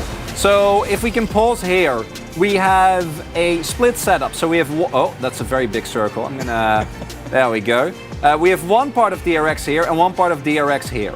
And right now, the top 3 can't really get to the rest of the pit, but it's a fairly beefy bottom, right? So if we play it on, Croco and Rascal both are very healthy. And even though Gen.G is going to be able to take them down, it's going to take them a fair amount of time. And I really want you to pay attention to like how much work Chovy is doing here, because these 3 guys are just getting completely zoned by just Taliyah. It's just like, as we play it on, they have summoners, right? Like, you do have damage available here. Rascal and Croco are getting beaten because there is actually more damage available from the other end. And even though they're okay in surviving, like, they're not going to win the 2v2, they're still pretty substantially behind. So Chovy, they're single-handedly wins them this fight, and this is when Doran isn't even truly online yet. And then the subsequent play doesn't go their way. They're able to zone them completely off, and then it ends with Gen G getting the dragon. And from that point onward, there really wasn't any comeback possible for the opponents. Yeah, I was just on camera. Yeah, it was very true. Like, this is the power as well of a Talia that's played well and is also ahead. And if you can set it up, the zone control is insane. So it really highlights what you were saying. Also shows the hesitation from DRX and something that they've been struggling with so much. Yeah, and not the only time they did that in that game, but from behind it's rough. Either way, guys, we do have the POG ready. Let's see who does pick it up for this one. Should be a bit split, but it will be Peanut this time who does pick it up. We were actually thinking about that was my first maybe guess. the Doran. Yeah, I think Peanut was a great vote. I think Doran was a great vote. To me, very much a team effort here for Gen G. Peanut had some very crisp engages, was all across the map, secured a couple of key objectives as well. I actually really liked Wolf, his Doran vote, as mentioned. I think his zone control in the later fights was very important, but at that point the game was also kind of over. You might even argue the same for Chovy, and the one who snowballed was Peanut on this fight, showing again that he might have his moments where things are not looking too hot, but still on his good days, one of the best junglers that we have within the LCK. Look at that, I like that. It's kind of like 2 rows of jungle and then Jonas Strong joining over there. A little bit of love for a lot of other positions that weren't the support role in this case, so sorry Delight, but maybe next time. But guys, we do have the interview ready. Let's jump over to Jisun for the translation. Thank you very much, guys. We are here joined by Chovy, Peanut, the mid jungle duo on the side of Gen G after their win against DRX. Congratulations. Gen G just picked up the 9th win of the season. Chovy, how are you feeling about this? Yeah, I'm so happy that we were able to get our 9th win and also secure our spot on the 2nd place. I'm also happy with the winning streak and also the fact that we are holding on to our 2nd place position. And Chovy, Gen G did get a win on support Annie, but Chovy, you played Annie mid for the first time in your career. You did mention that Annie is really good these days, and it was B1 Annie that Gen G locked in.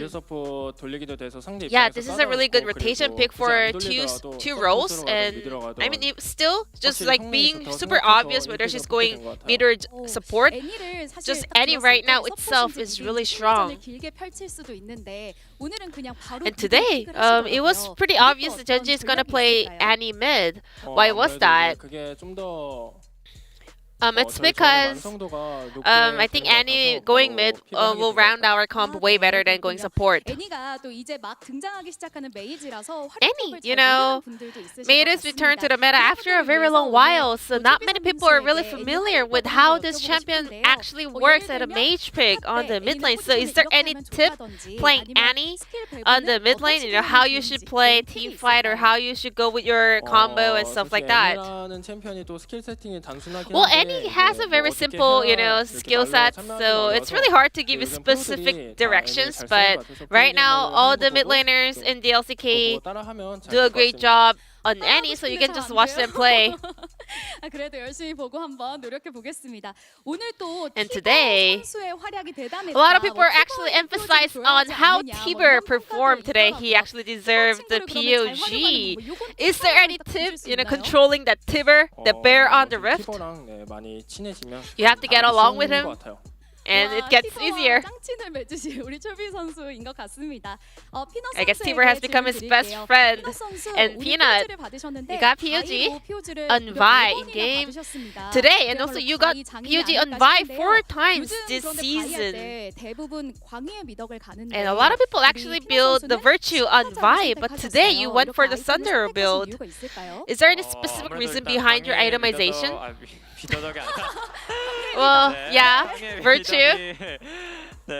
I mean, we have a slang for that item, so I just spoke that out. But yeah, Virtue got nerfed so much recently, and also other players prefer Black Cleaver, But I think Thunder is better than going for Cleaver instead, so I'm just sticking to that build.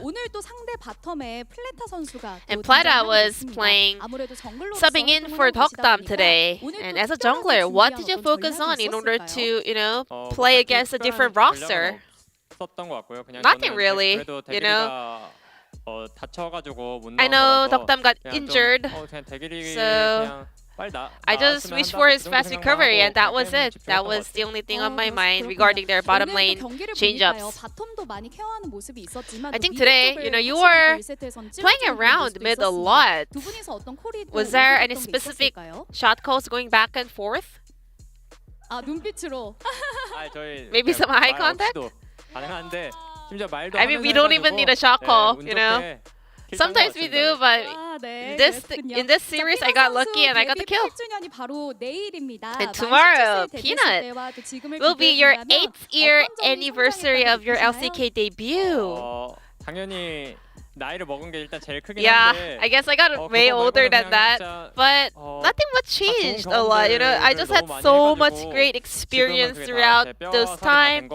It has become a great lesson for me. I mean, there were a lot of, hardships and, struggles I definitely went through. But right now, looking back at it, it's just all great memory and experience for me. Then is there anything you want to say to the fans? I mean, I'm always so honored to have my fans celebrating my special days, and you guys were the reason why I was able to have such a long career, and I want to keep it going, and I want to hit 9th year anniversary, 10-year anniversary, so please show us the continuous support. Chubby, any word of wishes for Peanut for his 8th year anniversary of debut? Well, if I have to say something, it's been a long while, I realized, and he's been always doing a great job for a very long period of time, which is not an easy stuff, I just want to say thank you for your hard work, and you're doing great. And Genji's next opponent is KT.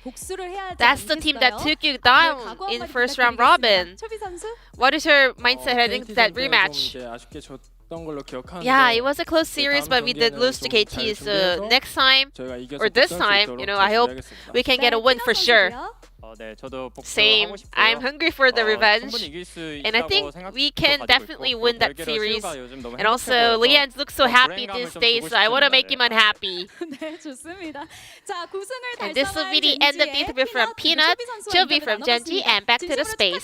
Thank you. Thank you, Ji-sun, as always, for that awesome translation as Chovy and Peanut. Very well done, as always. Let's take a look at the standings now and see where Genji are. They mentioned they are in second place after this win. I believe they were in second place before this win as well. Just, holding on to that spot and not falling too far behind T1.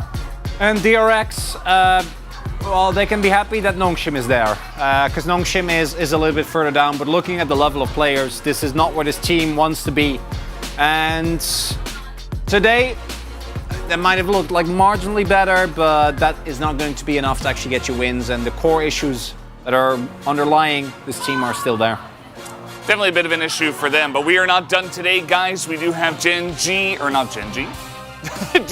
up against Kwangdong Freaks. We did just have Genji, and they got a good win, but DK up against Kwangdong should be a fun one as well. Make sure to stay tuned for that. We will be back in about a half hour for that second match. Don't go anywhere.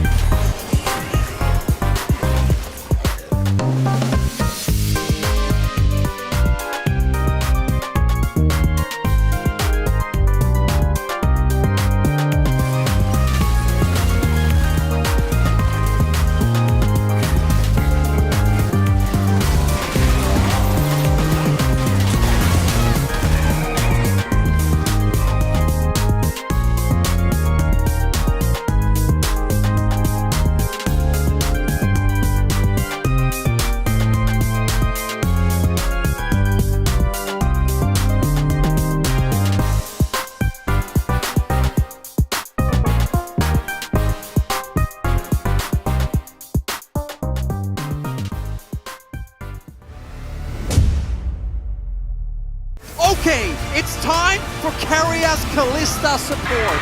나이스 나이스. T1 will take the game in 45 minutes. What an impressive game from KT. Dominant Game 3 victory. We never doubted them. Hello and welcome to Saturday's Showdown.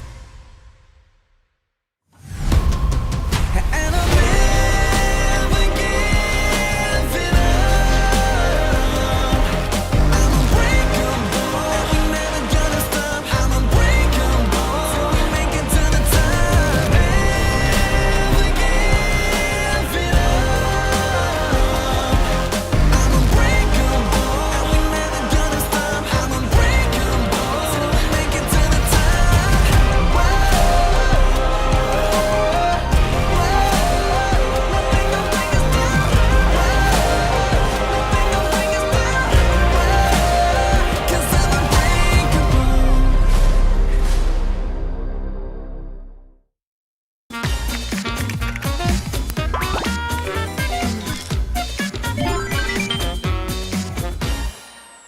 네, 여러분 안녕하세요. 목요일마다 찾아오는 리뷰데스크의 헬리오스 신동진입니다. 함께 해주실 선수들을 소개시켜드리겠습니다. KT 롤스터의 기인 선수와 에이밍 선수입니다. KT 롤스터에서 탑라이너를 맡고 있는 기인 김기인입니다. KT 롤스터의 원거리 딜러를 맡고 있는 에이밍 김하람입니다. 와, 5주차를 5연승으로 마무리하셨는데요. 최종 순위는 어떻게 예상하고 계십니까? 저 같은 경우는 그래도 지금 기세와 폼을 보면은 그래도 못해도 3, 4등은 할 수 있지 않을까 그렇게 생각하고 있습니다. 기인 형이 하는 말이 다 정답이라 생각해서 저도 이제 기인 형이랑 생각이 똑같습니다. 너무 가식적이에요, 에이밍 선수. 이게 또 방송이 켜져 있으니까. 방송적 너무 이미지 챙기는 것 같습니다. 와, 알겠습니다. 본격적으로 리뷰를 시작할 텐데요. 영상을 보고 두 분이 자기 PR을 굉장히 잘 하시면 됩니다. 제가 잘 보고 판단해서 MVP를 선정하겠습니다. 라스칼 궁이 씁니다. 이거 케이크가 나와야. 우와! 가자. 기회가 없어. KDF 막막이가 통딱. 아, 또 와요. 또 기회였어요. 와! 맞으면 죽여요 그냥. 장면을 봤는데요. 설명을 해주실 수 있을까요? 용 한타를 하려고 이제 치러 나오는데 이제 저희는 약간 돌진 조합 그런 느낌이고 상대는 약간 포킹 조합 그런 느낌인데 이제 저희가 자리가 이제 뒷자리로 돌고 되게 좋아서 상대도 이제 제 위치를 모르는 것 같아서 이제 가기 되게 좋게 약간 3인스턴 나오면서 한타 대승한 것 같아요. 다음 장면에서도 좀 그런 비슷한 느낌으로 저희가 발언을 먹고 상대가 용쪽 무빙을 치는 게 보여가지고 네. 디테일 아드도 있고 이제 쌍겁도 되게 좋아 보인다 해서 좀 약간 운도 좋았고 약간 그런 것 같아요. 운도 좋았고 나의 포지션도 굉장히 좋았고 네. 에이밍 선수가 신지드와 함께 드레이븐 신지드 조합을 바텀으로 같이 갔잖아요. 자기 어필, 나 힘들었다 이런 거 없을까요? 원딜이라는 라인이 서포터가 잘해줘야지 잘하는 장면이 나오거든요. 네. 사실 이 판은 신지드가 나갔어도 이겼을 것 같아서 솔직히 너무 아쉬웠던 장면이 많았던 것 같아요. 그 아쉬운 장면을 보여주셔도 돼요. 그러면 이제 하나만은 보자면 네. 여기서 이제 사이온이 온다고 기인 형이 콜을 빨리 해줬거든요. 네. 그래서 저희가 이거 충분히 우리 대처할 수 있다 하면서 설계를 했는데 사이온의 풀차지 궁극기를 이렇게 맞는 서포터는 제가 처음 봤거든요. 근데 여기서 이제 플래시도 들고 있었는데 신지드가 죽고 시작하니까 네. 저희가 엄청나게 손해를 많이 봤거든요. 사실 이게 그 전부터 사이언 바텀 갈 수 있다 약간 텔 타줄까 약간 이런 식으로 계속 콜을 이제 저희 서로 했는데 한 번에 죽어버려가지고 그리고 이제 하나 더 있거든요. 이제 다이브를 당하고 나서 무사히 라인전을 다시 하는데 갑자기 상대 스킬을 이제 맞아주긴 했어요. 맞아주고 이제 피가 없는데 네. 이제 하루 종일 맞는 좀 아쉬웠었던 것 같아요. 사실 또 이게 바텀을 함께 옆에서 보니까 이런 걸 볼 수 있는 거잖아요. 맞아요. 알겠습니다. 그러면은 첫 번째 영상은 다 봤고 두 번째 영상 보러 가실까요? 정면 달려들었는데 잠깐만요 이거 앞에 두들겨 맞으니까 그리고 잭도 와요 잭도 와요 그러면 전선 밀렸어요 기지가 일단 기지가 반대가 됐거든요 이거 어떡해요 어디로 갈 수 있어요? 네 이거 반경 반경인데 찔러 그래서 이걸 잘 쓰는군요. 바이탈에 손이 안 칩니다 들어와요 잭스가 들어와요 딱 그냥 바이탈 공이 돕니다. 나 펜타각이다. 펜타각. 펜타 주세요. 아이고 미안하다. 가비.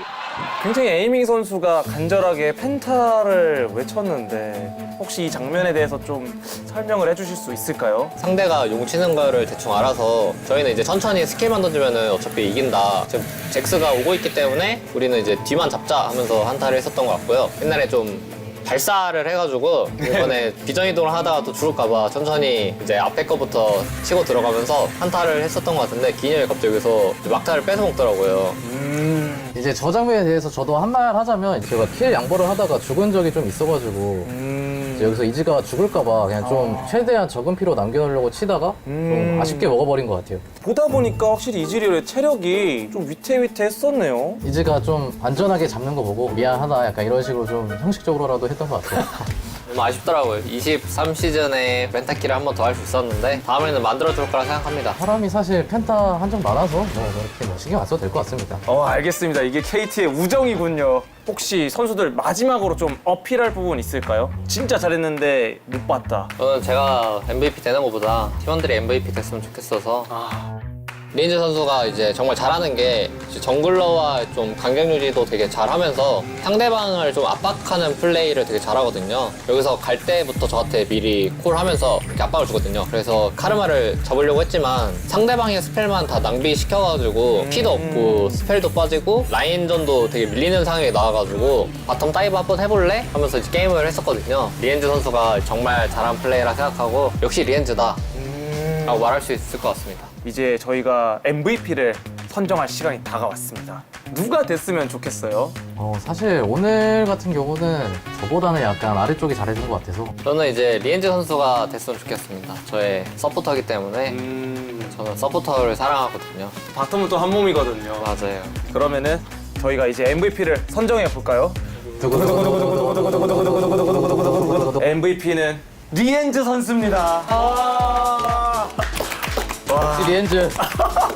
물론 이제 신지드로 그런 살짝 이제 에이밍 선수가 어필했던 그런 부분들이 있기는 했었지만 5연승까지 오는데 많은 기여를 했다고 생각을 해서 저는 리엔즈 선수를 뽑았습니다. 저는 리엔즈 선수가 없었더라면은 이렇게 5연승까지 하지 못했을 거라 생각합니다. 누구 한 명이라도 없었으면 5연승 못한 거기 때문에 다 중요했던 것 같습니다. 자, 이렇게 해서 오늘 리뷰 데스크는 여기까지입니다. 두 분 오늘 어떠셨나요? 저희 플레이 돌아보면서 이제 리플레이로 이제 새롭게 하나하나 찝어보니까 되게 재밌었던 시간이었던 것 같고 다음에도 이런 시간 같은 거 이제 많이 있었으면 좋겠습니다. 팀원들의 관점으로 게임을 보니까 더 재밌었고 헬리오스님의 그 시작할 때 뿌뿌뿌뿌가 저는 기억이 많이 남아서 네, 다음에도 많이 해주셨으면 좋겠네요. 알겠습니다. 뿌뿌! 두 선수 오늘 이렇게 함께 해주셔서 너무 감사합니다. 저희는 여기서 인사드리고 다음 주 목요일에 다시 리뷰 데스크로 돌아오겠습니다.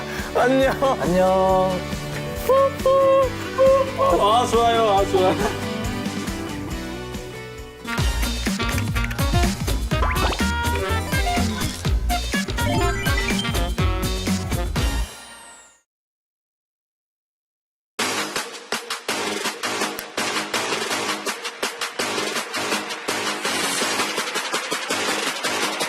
T1은 아주 의미 깊은 얼굴이죠. 한국인한테 있어서. 왜냐면은 다른 게임 분야에서도 우승 후보로 항상 남고 있고 뭐 누구나 알듯이 T1 롤이라는 게 엄청나게 상징적인 얼굴이잖아요. 그렇다 보니까 저희도 어떻게 보면 그런 부담감이 있긴 하지만 T1에 소속되어 있는 것 자체만으로도 이제 한국인으로서 되게 의미가 있죠. 네, 프로게이머로서도. 저희가 LA에서 부트캠프를 하면서 스크림이 대부분 팀들이 다 잘하기 때문에 연습 환경이 그런 부분에서 되게 좋은 것 같아요. 이렇게 부트캠프 하면서 얻는 게 정말 많거든요. 기본적인 샷이나 뭐 이런 부분에서도 그렇고. 사실 LA가 날씨도 좋고 모든 방면에서 사실 연습하는 거에 있어서는 엄청 좋은 지역이라고 생각하고 있고요. 저희 팀이 다른 탑게임에서 넘어온 선수도 있고 그리고 팀 생활을 처음 하는 선수도 있다 보니까 저희가 준비하는데 좀 이제 어려운 것도 많았어요. We started from the bottom. We have good players, 100% without a doubt. But obviously as a new team, there's struggles all the time. Everyone has that good attitude of literally just working their ass off and everyone knows what to do to get better. And we're reaching that stage right now and it feels like really good as a team. 서로 다 같이 좀 친구처럼 지내고 있기 때문에 뭐를 그냥 하더라도 뭔가 다 이뤄낼 수 있을 것 같은 자신감? 그런 분위기인 것 같아요. 제타 형 같은 경우에는 베테랑인데 항상 이제 저희 팀에서 분위기를 좀 풀어주려 하고 장난을 많이 치고 나이에 맞지 않게 좀 더 나이가 많은 것 같은 그런 사람이에요. 드립이라던가 이런 것도 좀 많이 올드해요. 현재 T1에서 활동하고 있고 인게임 네임은 제타입니다. 제 롤은 플렉스라고 말할 수 있겠고 주로 하는 요원은 KO입니다.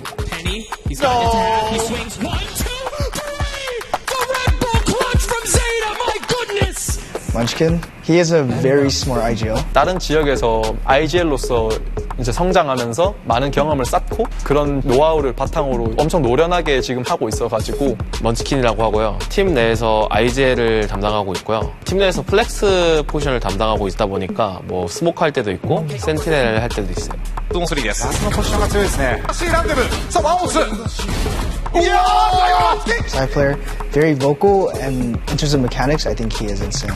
다른 팀에서 했던 노하우 이런 것들을 저희 팀원들한테 다 알려주면서 팀이 성장할 수 있도록 도움을 많이 줘요. T1에서 활동하고 있는 사야 플레이어이고 이 게임에서 듀얼리스트인 만큼 기본적으로는 좀 더 공격적인 스타일인 것 같아요. Oh my god! Oh my god, Saya! Carpe is a little different. He recently joined the game, right? Obviously from Overwatch, and I think he has the highest potential. 오버워치에서 엄청 프로페셔널 했었고 레전드였기 때문에 그 모습 그대로 발로란트에서 엄청 저희 팀원으로서 잘하고 있는 것 같아서 엄청 좀 신기해요. 카르페 이재혁, T1 발로란트 플레이어입니다. 이니시에이터들을 플레이하고 있습니다. 되게 공격적인 걸 좋아하는데 그런 것들을 살려서 해보려고 노력하고 있고 아직까지는 만들어가고 있는 중이에요.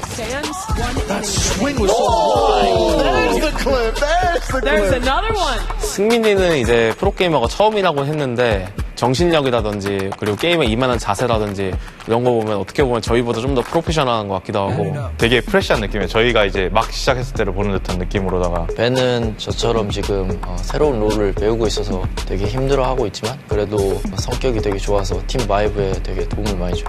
My in-game name is Ban. Right now, I'm playing agents such as Killjoy, Sentinel position, and also some Smokes characters. I've actually come from playing Duelist a lot, so it's like for me, I'm always have that aggressive style. Me taking this new role of Sentinel and Smokes, it actually makes me think way more than playing Duelist because when I play Duelist, I play with my instincts. All aim, no brain. That was actually me.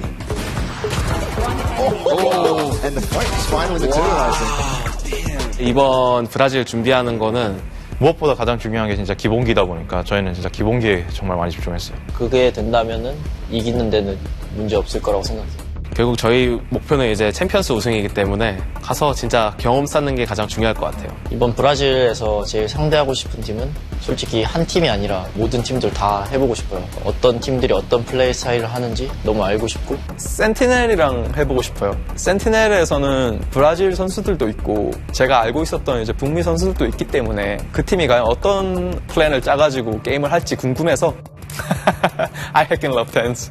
라이벌이라고 한다면 아무래도 DRX. DRX일 것 같아요. 솔직히 DRX라고밖에 말을 못하겠어요. 왜냐면은 APLC에서 가장 잘하는 팀이 DRX라고 생각하기 때문에 퍼시픽 리그가 다른 리그랑 다른 스타일을 가지고 있다고 하는데 저희가 어떻게 적응할지도 기대돼요. 이제는 진짜로 제가 한국으로 넘어와서 T1이라는 한국팀을 대표하는 거니까 국가대표 느낌으로도 진짜 책임감은 남다를 것 같아요. And I've never been to Korea after I moved here when I was 9. So it's going to be a really good experience for me overall, the living situation. Even competing wise, I think it will be a good experience for me. 2023년쯤이 끝날 때는 역시 T1이다. 아무도 넘볼 수 없다. 팀은 정말 강한 팀이다. 우승 후보다. 라는 느낌.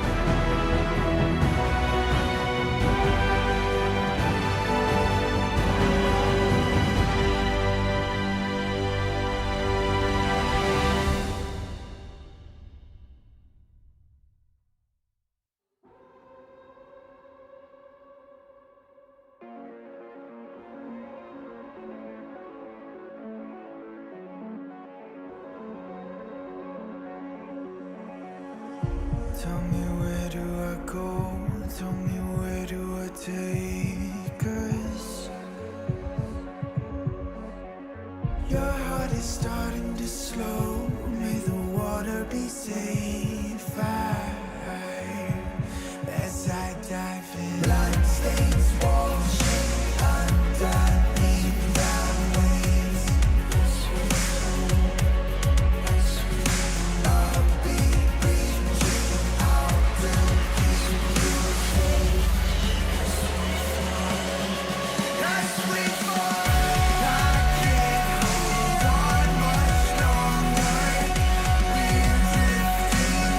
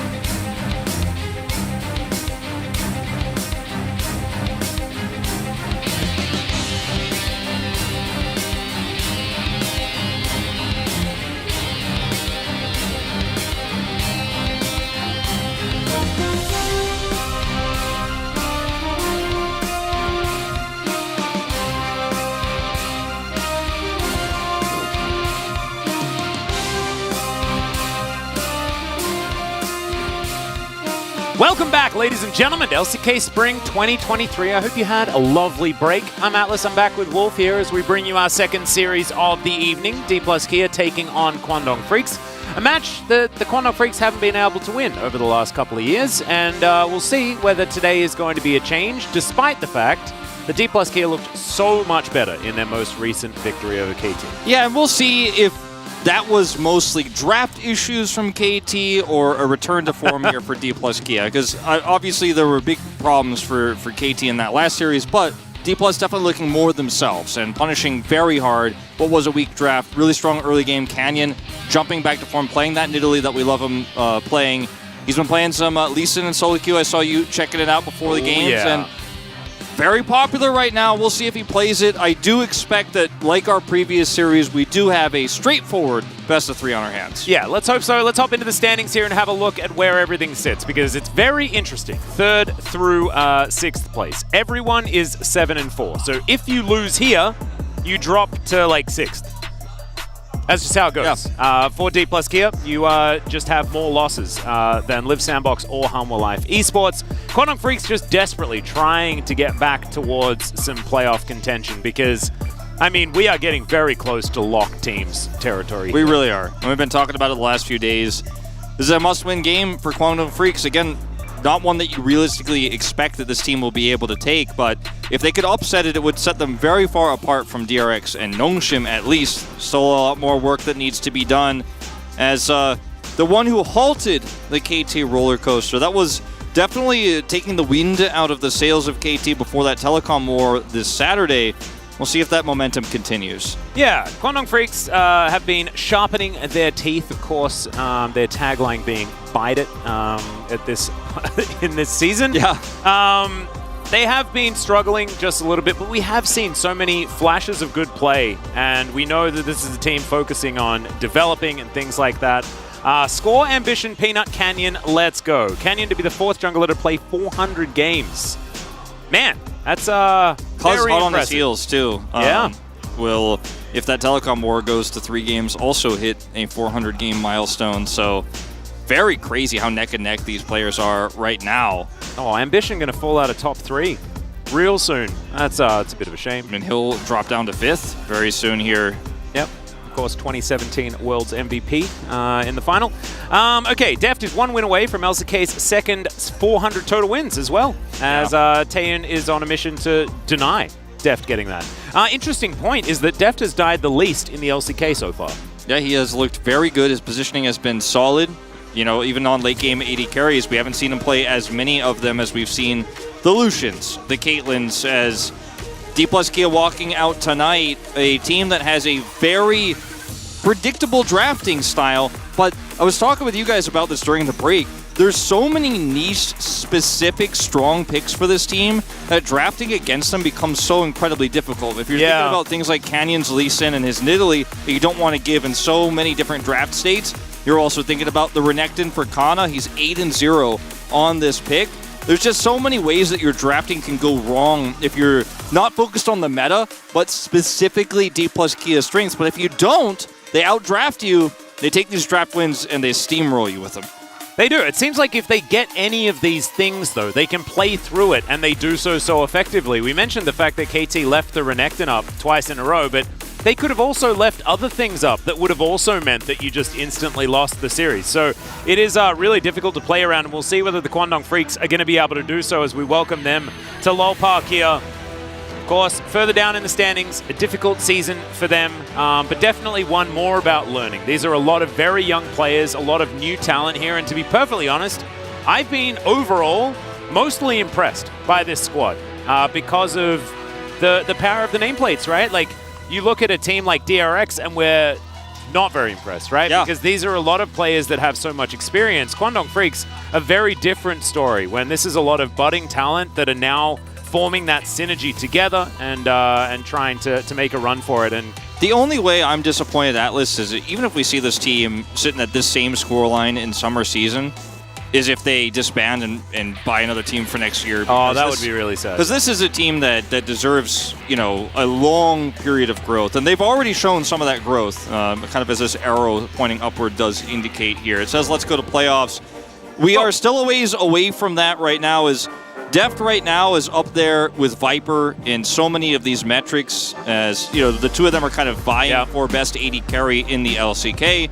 Taeyun, on the other hand, having a bit of a problem in the early laning phase. His team also very much having a struggle streak. And so you see some of these stats, especially the gold difference, CS difference at 14, not going to really compare to Deft at this moment in time. No, and a lot of it is a product of being on a team that isn't doing very much winning, but it's also not being able to actually find the right angles to get stuff going. Of course, Taeyun really did have a bit of a flub moment on the Ezreal in their last series, but also managed to pick up a POG in the same one. So, you know, on the one hand, you've got aggression that works out, and on the other hand, you've got over-aggression that loses you games. So I think that the Karma pick here for Guangdong Freaks is going to be a huge one. June is most played at 1 and 5, and that is one way you can stave the pressure of some of these winning lanes that D plus Kia have played around on the bottom side. Also allows you to play Taeyun's Ezreal, which I think has been, for me, his most standout pick this season. So trying to ban Karma could be a strategy here for D+. It's really easy to ban Karma on blue side right now.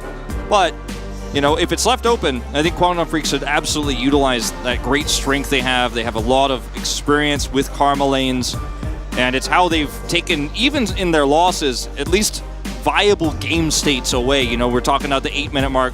We talk about the 15-minute mark, and you know, Guangdong Freaks have come into those game states mostly fine when they have played those Karma lanes. We'll see whether they do manage to get their hands on it.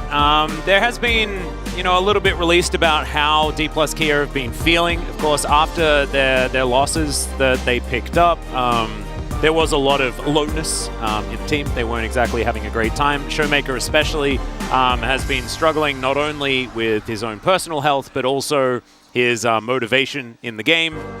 They have done a lot of work. Coming into the KT series, they've done a lot of work making sure that the atmosphere stays up, and with more and more victories, it becomes so much easier to keep things together in that department.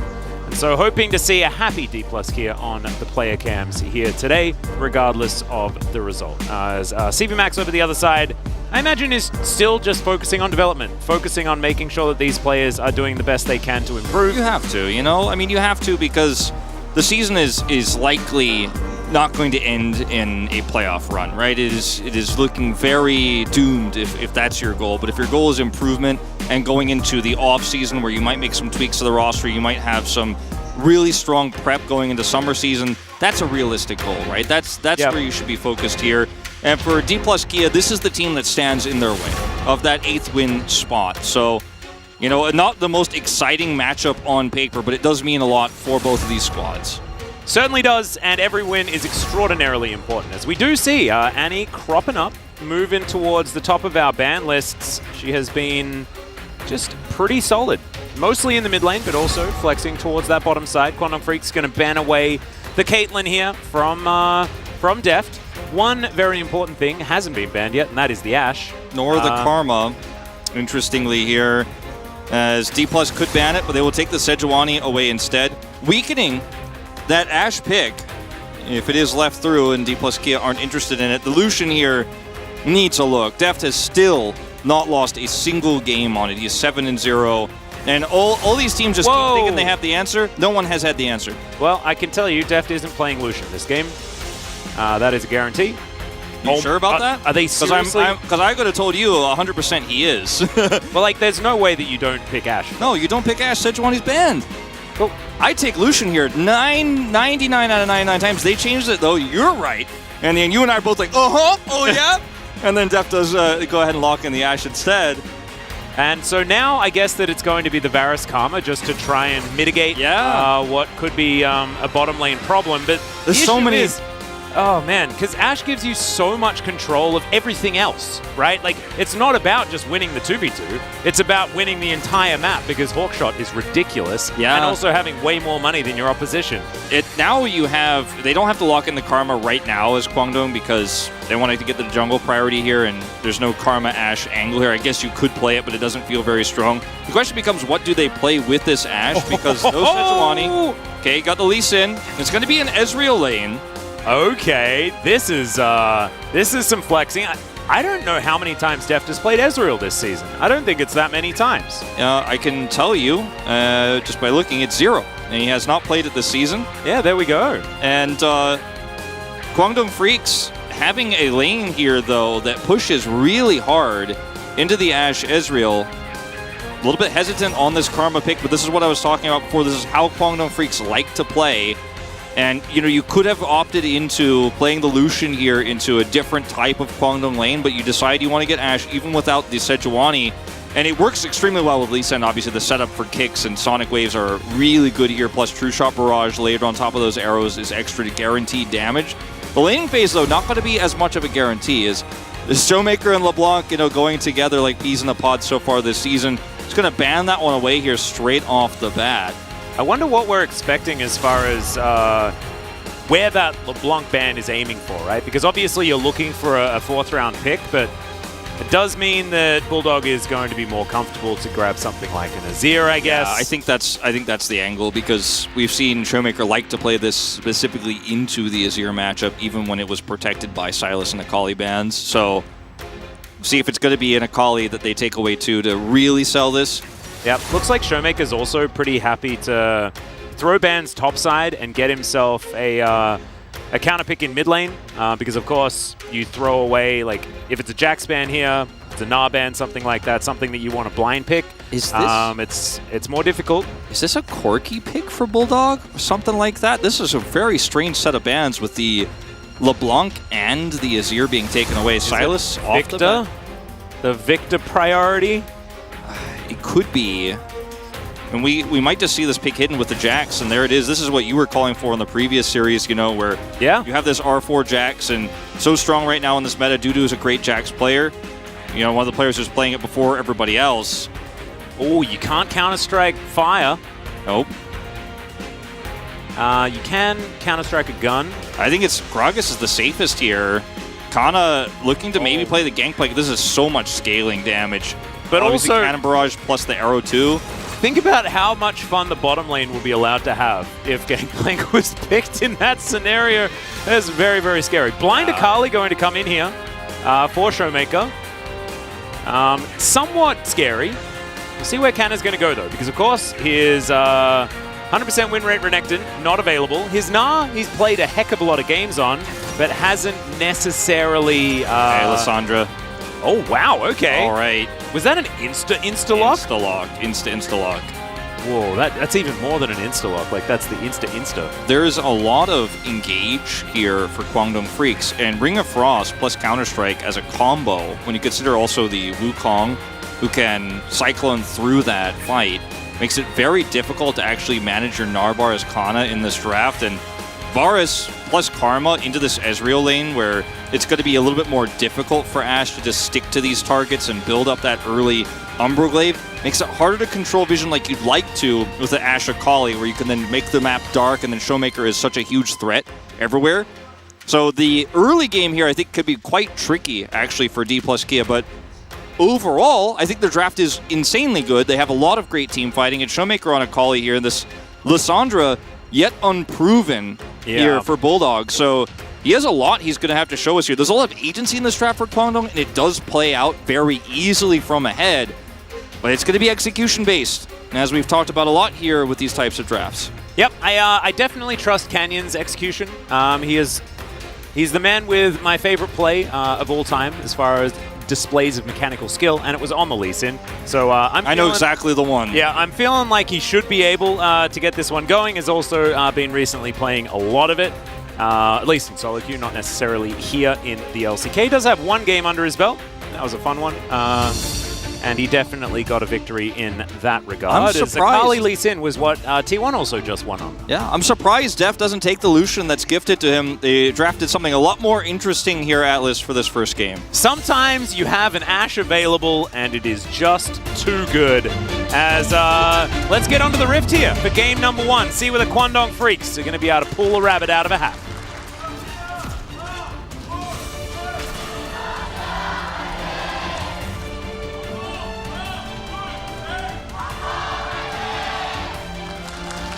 All right, here we go, ladies and gentlemen. onto the Rift as... Oh, here's the test. As we're going to look at the bottom lane. Stop fighting each other. Stop shooting stuff. We want to go top lane. See whether they're going to emote spam at each other. It's the most important part. I don't think they are. Dudu said no. Man. He's opting out. And Canada sitting in the brush up here. It's a disaster. Look at how energetic these two champions are. Very full yellow bars. Oh, yeah. To put the context into why I look at this situation for Deft and why I would have expected Lucian, besides the 7-0 that he has on this pick, is he has played 23 games this season. 5 of those games were, you know, non-Lucian Caitlyn wins that he wins. Like, okay, won the one game on Draven, right? Okay, hold on. All right, Showmaker is going to get a ward in and then takes a bit of damage here from Youngjae. Continue. So he's won 2 games of Zeri, 1 game of Sivir, 1 game of Varus, and then the Draven game. The rest of his wins have been based on his Lucian play, right? And the ways in which Deft has won so many of these early games has just defined D+Kia's playstyle. And playing a draft like this, you can win the early game, and you can actually have that sort of control if the Ashe gets ahead, especially with his Halo Blades here. But it's a little bit more complex to play out here. And last time we saw Deft try to play the Ziggs, for example, it kind of fell flat. So, you know, if it's not broke, don't fix it kind of thing is the way I look at this draft, especially with no Sejuani available for this Ashe. But, you know, I feel like Deft was offered a Lucian on a gold platter, and he just said, nah, I just don't want to give the Ashe over. Yeah, but if you pick Lucian in that spot, Kwangdong Freaks just pick Varus Ashe, and it's impossible to play the game. So I don't think that you can ever actually do it. And I like that, because I think Humble Life the other day, they would have done that. They would have looked at, they'd been like, oh, this is our champion, we can do it. And then they would have been crushed as well, right? Because we saw that sometimes making sure that you have a lane that's actually playable is very important. So I agree with you. I think that D+ were thinking very, very hard about picking that Lucian up, but I think this is the right decision to make. Even if I kind of like Sivir a little bit more alongside Ashe. Yeah, but Deft hasn't found as much success on the champion. Yeah, exactly. He's 1-3 on it, like we were talking about before. It's just been kind of weird that Deft is so known for playing late game AD carries, like the Ezreal in particular. He hasn't played yet this season. You know, champions like Jinx, for example, he's so famed for. Yeah, I mean, Ezreal is one of his most famous champions and hasn't played it all season. Showmaker, no vision here. See if this actually works out. Be a heavy commitment here. Yeah, Bulldog has a very cool skin. I do like that. All right, let's see whether this dive is actually going to work out. Shroud on cooldown, and that is first blood. So comfortably collected by the Kwangdong Freaks. Well played. Canyon coming over too. He knows it. Showmaker's calling out for it. That's why he's shrouded there to try to buy some extra time. But really easy walk up, Ring of Frost into just claw out. Takes the aggro there for Youngjae. That was beautifully played. Oh, Deft misses the Q as the Ignite now goes down. Has to flash as Taeyun charges his arrow. Deft looking for a little bit more as Canyon's going to come down. Kellen's still going to be able to zone them off the wave. That was not really the way that D+Kia wanted that one to go. Not quite. Still going to be in control of this lane, just down a flash. Feels frustrating, could cause problems later on. As man, Bulldog and his lane pressure, he just utilizes it so extremely well. Yeah. And you love to see the adaptation of how Kwangdong Freaks takes a lane like this and sets a play up with Youngjae here, just playing around this guy's early game strength. Instead of it just being like, all right, well, Bulldog's winning this matchup early, but we didn't do anything with it, and it doesn't matter, Akali comes online later. This time they forced a victory, and oh, Dudu, is he going to bite is the question. As Canyon, we'll find out where he is exactly, and there he is. Dudu, 0 mana, does drink or eat one of his biscuits immediately. Oh, sad times. Yeah. Minion catches the Sonic Wave, Dudu flashes in reaction to the sound effect and the visual cue coming out there. Didn't need to, but who could blame him, as even Canyon makes mistakes sometimes. All right, watch this play. Shroud's here, shows himself on the top side, and then now it's kind of game theory with Ring of Frost. He's like, I just know exactly where you're going to be. Wukong sets it up. He tanks the extra turret shot, claws out. Very clean. Beautifully done. As, yeah, first blood collected. Kwangdong Freaks, a few hundred gold in the lead. Even this bottom lane is okay, you know, like Ashe Ezreal is going to be able to get the shove, just in general. Should also have scaling advantage as well. It's a little bit of a worrying scenario, but you can see that Deft can't really walk up too far into these guys. Yeah, I think that with this Dirk, things get a little bit easier for Taeyun as long as he can hit these arrows. And we've talked about how Varus, when you're playing this lethality variant and the Comet variation, it's about your skill shot accuracy rather than just straight up damage. Yeah. And if Karma doesn't hit these roots and Kellen outspeeds you here, then you can't actually really find the angle to do that damage that you're looking for, then you get out-traded because Ezreal does both ability damage, right, with his Qs and auto-attack damage more than Varus can at the state. And I believe they saw the Wukong coming down towards that bottom side, so Youngjae spotted on vision. Showmaker here didn't miss out on too many minions based on being killed just there because he had his teleport still available. But you can still see that Bulldog is ahead by 10 CS. The Lissandra counterpick working out very nicely. Good shot. Yeah.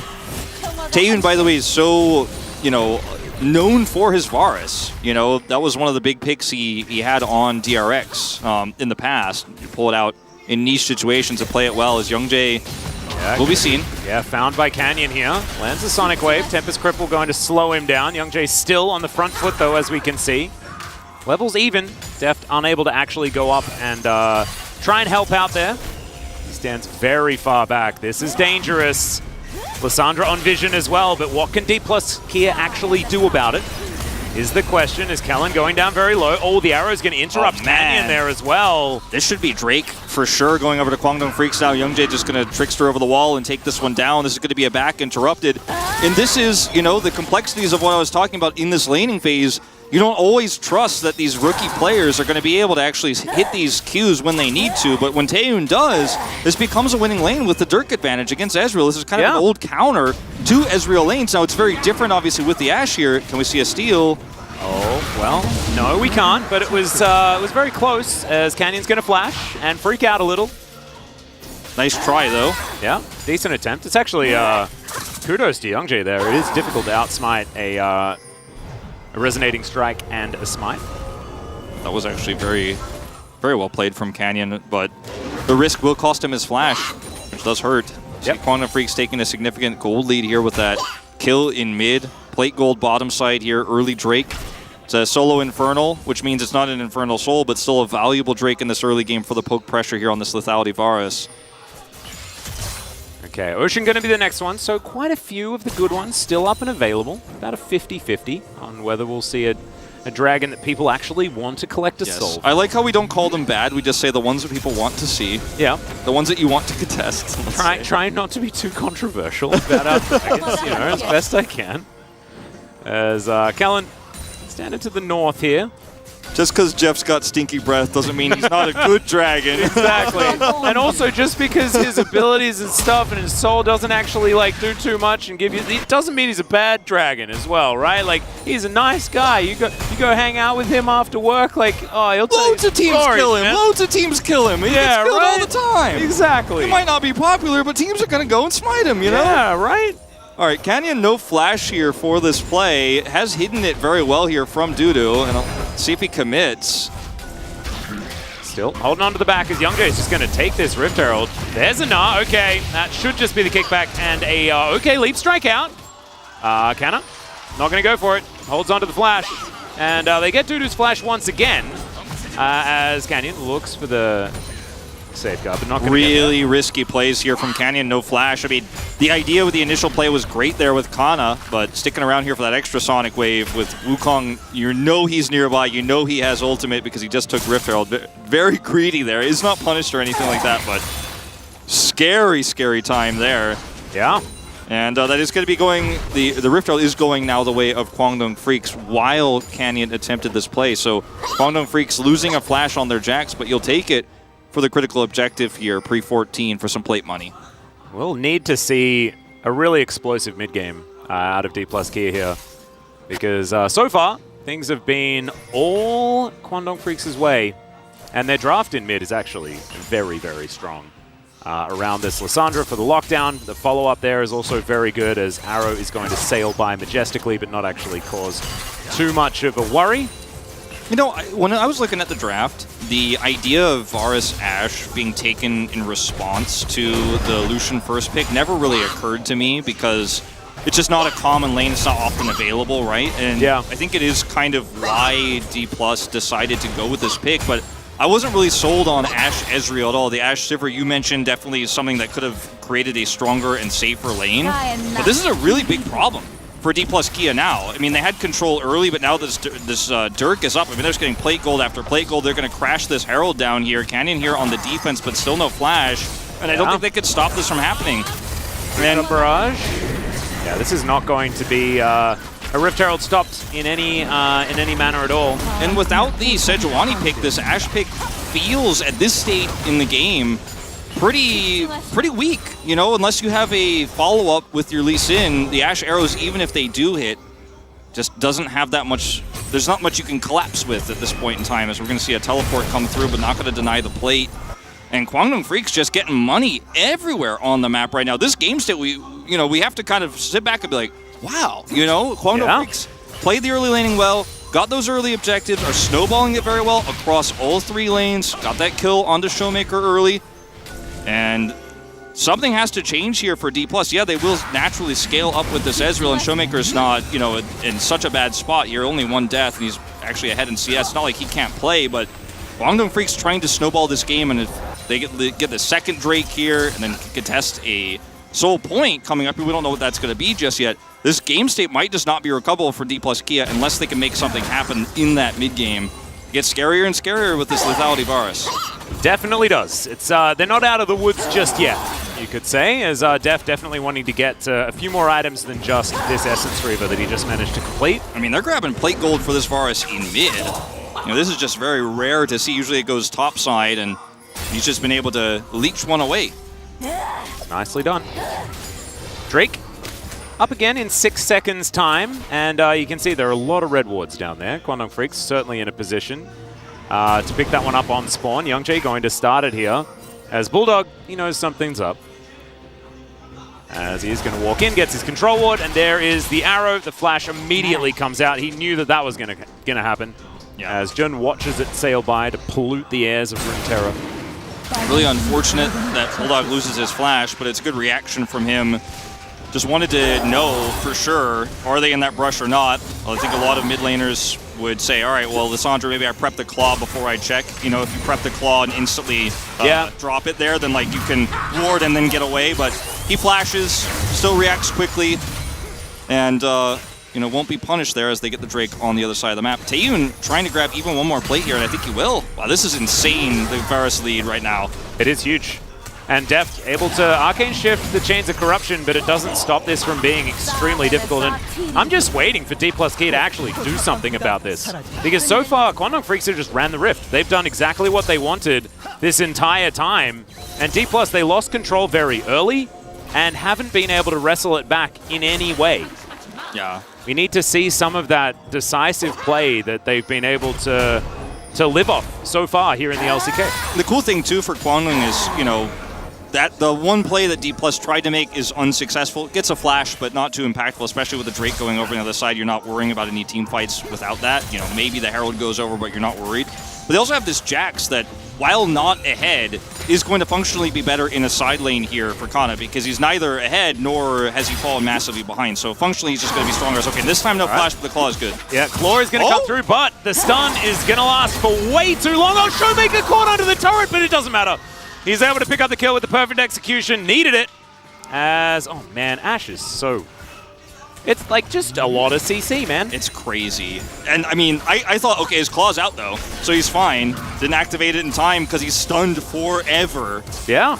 And that's the end of that. Still, Showmaker taking a ton of damage, but they punish the flash.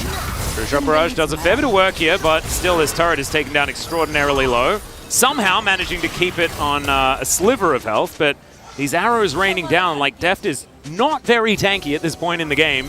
Doesn't have any sustain either, especially not with an Ashe supporting him, so makes it difficult for them to stick around. It's been putting that refillable potion through its paces. Like, that has been well and truly refilled. Yeah, he certainly has gotten his value out of that purchase, and like this is like at his favorite cafe. Like he bought the like. He's got the tumbler. Yeah, he got the tumbler very early on, right? He's got the tumbler for his refillable pots. As Dudu has flash, Good play here to deny the turret. Yeah, Kenny just going to clear out the wave, but they need more than just clearing out the waves, right? Like the arrow, the arrow play topside, you know, is a small step, right? But it's not going to save this turret. The topside turret is saved, right? But for how long? Because this Jax is going to get it eventually, and if you commit all resources topside, then it means that Bulldog's got free reign bottom side against this Akali in the lane. He went for the Everfrost, unsurprisingly, and this comp does just kind of snowball down the hill, right? And it gets bigger and bigger and bigger. As I don't think Kwangdong even need to contest for this, to be honest. At this point in time, like a Herald with full health turrets on all 3 lanes, you could just say, D+, you can take half my turret, but it's never going to be 3,000 gold that you're getting back with this objective, and I won't lose a fight, I won't risk it without proper setup here. Yeah, they haven't lost a turret all game, so very happy to let this one go. Not going to push too far with some lower health bars. Def now just going to be taking some popcorn chicken. Now we're going to go back home. We'll see what he can actually complete here. Jun makes his way back, does have the Shirelias. Might be able to put the, not quite actually able to do the Mana Moon next. Thought he might have had enough money there, but still significantly, I wouldn't say significantly behind, that's why he couldn't buy it, but it's just, he doesn't have enough money yet. Like, we're still sub 17 minutes into the game, and just trying to buy what he can here. This is what I was talking about, the inevitability of this top turret going down. Dudu has Demolish. Goodbye turret, and he's even going to try to deny as much of CS here as he can as he does this. And how are you ever supposed to stop this Jax is kind of the question. As, maybe another wave as well. As Canner is going to turn up, and that is going to cue the demolition of the turret. Showmaker picking up that kill is important, as Young J, may have overstepped. The arrow is going to miss, though. Was actually trying to predict the Warrior Trickster as he just cyclones his way out. They do get that cooldown, but I mean, that's the only bit of good news. Yeah, I mean, that's definitely a favorable trade for the Ashe Arrow for a much longer cooldown on this Wukong that this composition really relies upon. But they don't have enough control. Like, look at this mid-wave crashing on the inner that Def needs to catch. Like, you may have traded a great ultimate here, but you don't have control of either mid or bottom here to contest for the Drake. You'll be losing too much to fight for it in the long term. Dudu has teleport. He's already taken out that turret. Kwangdong Freaks playing a good macro game here. They really are. Yeah. Picking up everything. And with the fact that Dudu is unanswerable, it just means that they have so much control over this map. And now, teleport in from D+. They're not wanting to give away Soul Point here, even though it's a cloud. Counter-Strike now on a little bit of cooldown as Deft is over the wall. And you can see they're looking for the turn. Okay, Bulldog does still have Frozen Tomb available. Showmaker was trying to bait it out. Bingo goes Bulldog. He turns it around himself as now Kellen's going to flash. That's a huge gnar into the wall. But can they kill Youngjae? He's going down so low, but he survives forever. And the Lysandra is still there. She's able to kill Deft. And now there is nothing D+ Kia can do. Canna, he gets a wallop off, but he is limping away from this battle. And he'll have to just try and go for... Oh, it's an execute. Gets the execute. He does, he does get the execute there. It doesn't look like June actually autoed him at all, so he will get away with this. But imagine, that fight was as good as it's going to get for D+. And imagine when this Ring of Frost comes through from Bulldog, that there's a Cyclone on top of it. Because if that arrow trade for Cyclone doesn't happen moments before, Youngjae cyclones all of them. And this fight is even more one-sided. Because he is unable to do so, Kana buys some time here. The Gnar is good, but it's still just desperation. Dudu's not even really fully in this fight. I mean, this was basic Kwangdong Freaks winning this fight with one hand tied behind their back. Yeah. And this might just be the backbreaking moment. Recovering from this at this point for D+ seems impossible. It's a difficult game. It's absolutely true. And this is not the D+ that we saw against KT. Like, not even a little bit. This is, once again, a D+ that expects games to go their way, as the arrow is going to find Bulldog. It doesn't matter, though. Yeah. Still sick arrow. Atlas, I agree with you, though. I mean, this is not the same sort of snowballing. This is a draft that looked okay in the early stages, but then you had that proactive pick on the Showmaker, right? You had the dirt come through for Taeyun, and then Def loses control of the lane, which is the trade-off of giving this Karma over. We mentioned it before the draft even started. This is how Kwangdong play. They play around Karma lanes. It hasn't actually won most of the time, but it's mostly what they do. They're very well versed at it. But this is also what D+ does, right? They draft for like early to mid-game, and they crush you with it.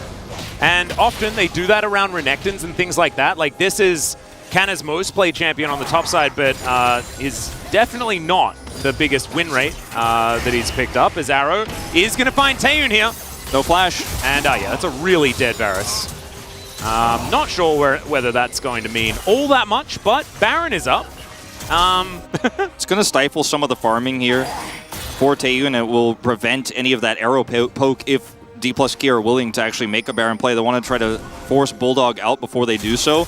They have a bit of vision here on the entrance to the Baron, and they could try to actually start this one up if they can push Bulldog away, as Canyon's just tracking him right now. He's going to be able to steal away the Krugs. This angle here, the timing of which D+ would have to start this Baron and rush it down before Taeyun gets back is just, unfortunately, it's not realistic. It's just not realistic. They don't have the damage. And so this pick, like you said, probably meaningless. Some gold in your pocket and denying some farm, but you need more than that. It's also like, this is what's so good about Jax, is that he wins in a side lane, but also, especially in this composition, you win team fights as well. It's so good with the Lissandra. Yeah. It's so insanely good with Lissandra and the Wukong, too. Like, remember, if he had Cyclo in that last fight, I'm telling you guys, like, that would have been even nastier. I mean, I don't think D+ don't fight for it if Cyclone's up, right? Like, they just give. Yeah, absolutely right. But even without it, still was a victory. And Showmaker wasn't actually able to get too much done in that team fight either, as he was looking for some damage, as Canna is now fighting Dudu, and Dudu's losing for the moment, but Boulder is not going to land. As Taeyun needs to be a little careful. He's going to miss there from Canyon, as D+K are feeling themselves a little bit more. And you can feel it, right? Like on the Rift, being able to like hit a couple of items now on Showmaker and Deft. Feeling like maybe this is their moment, as this could be second turret for D+, but no. Dudu's going to teleport in. Spirit Surgeon is done. You know, this call from Dudu here, not only was it risky because the teleport was almost canceled. Taeyun again. Another arrow is going to connect, and that's a real dead Varus. Okay, this game state is changing very rapidly. Like, now that Jax has no TP, he better get a kill here. Oh, Canna can't actually hop over the wall, but he's pretty fast, so he'll make it out. So you lose teleport on your Jax. Kana keeps his just came back up. Another arrow hits the Varus, and we talked about how like it's kind of optimistic, but you can follow up on arrows really well with Lee Sin. That's happened now a second time. Varus is killed.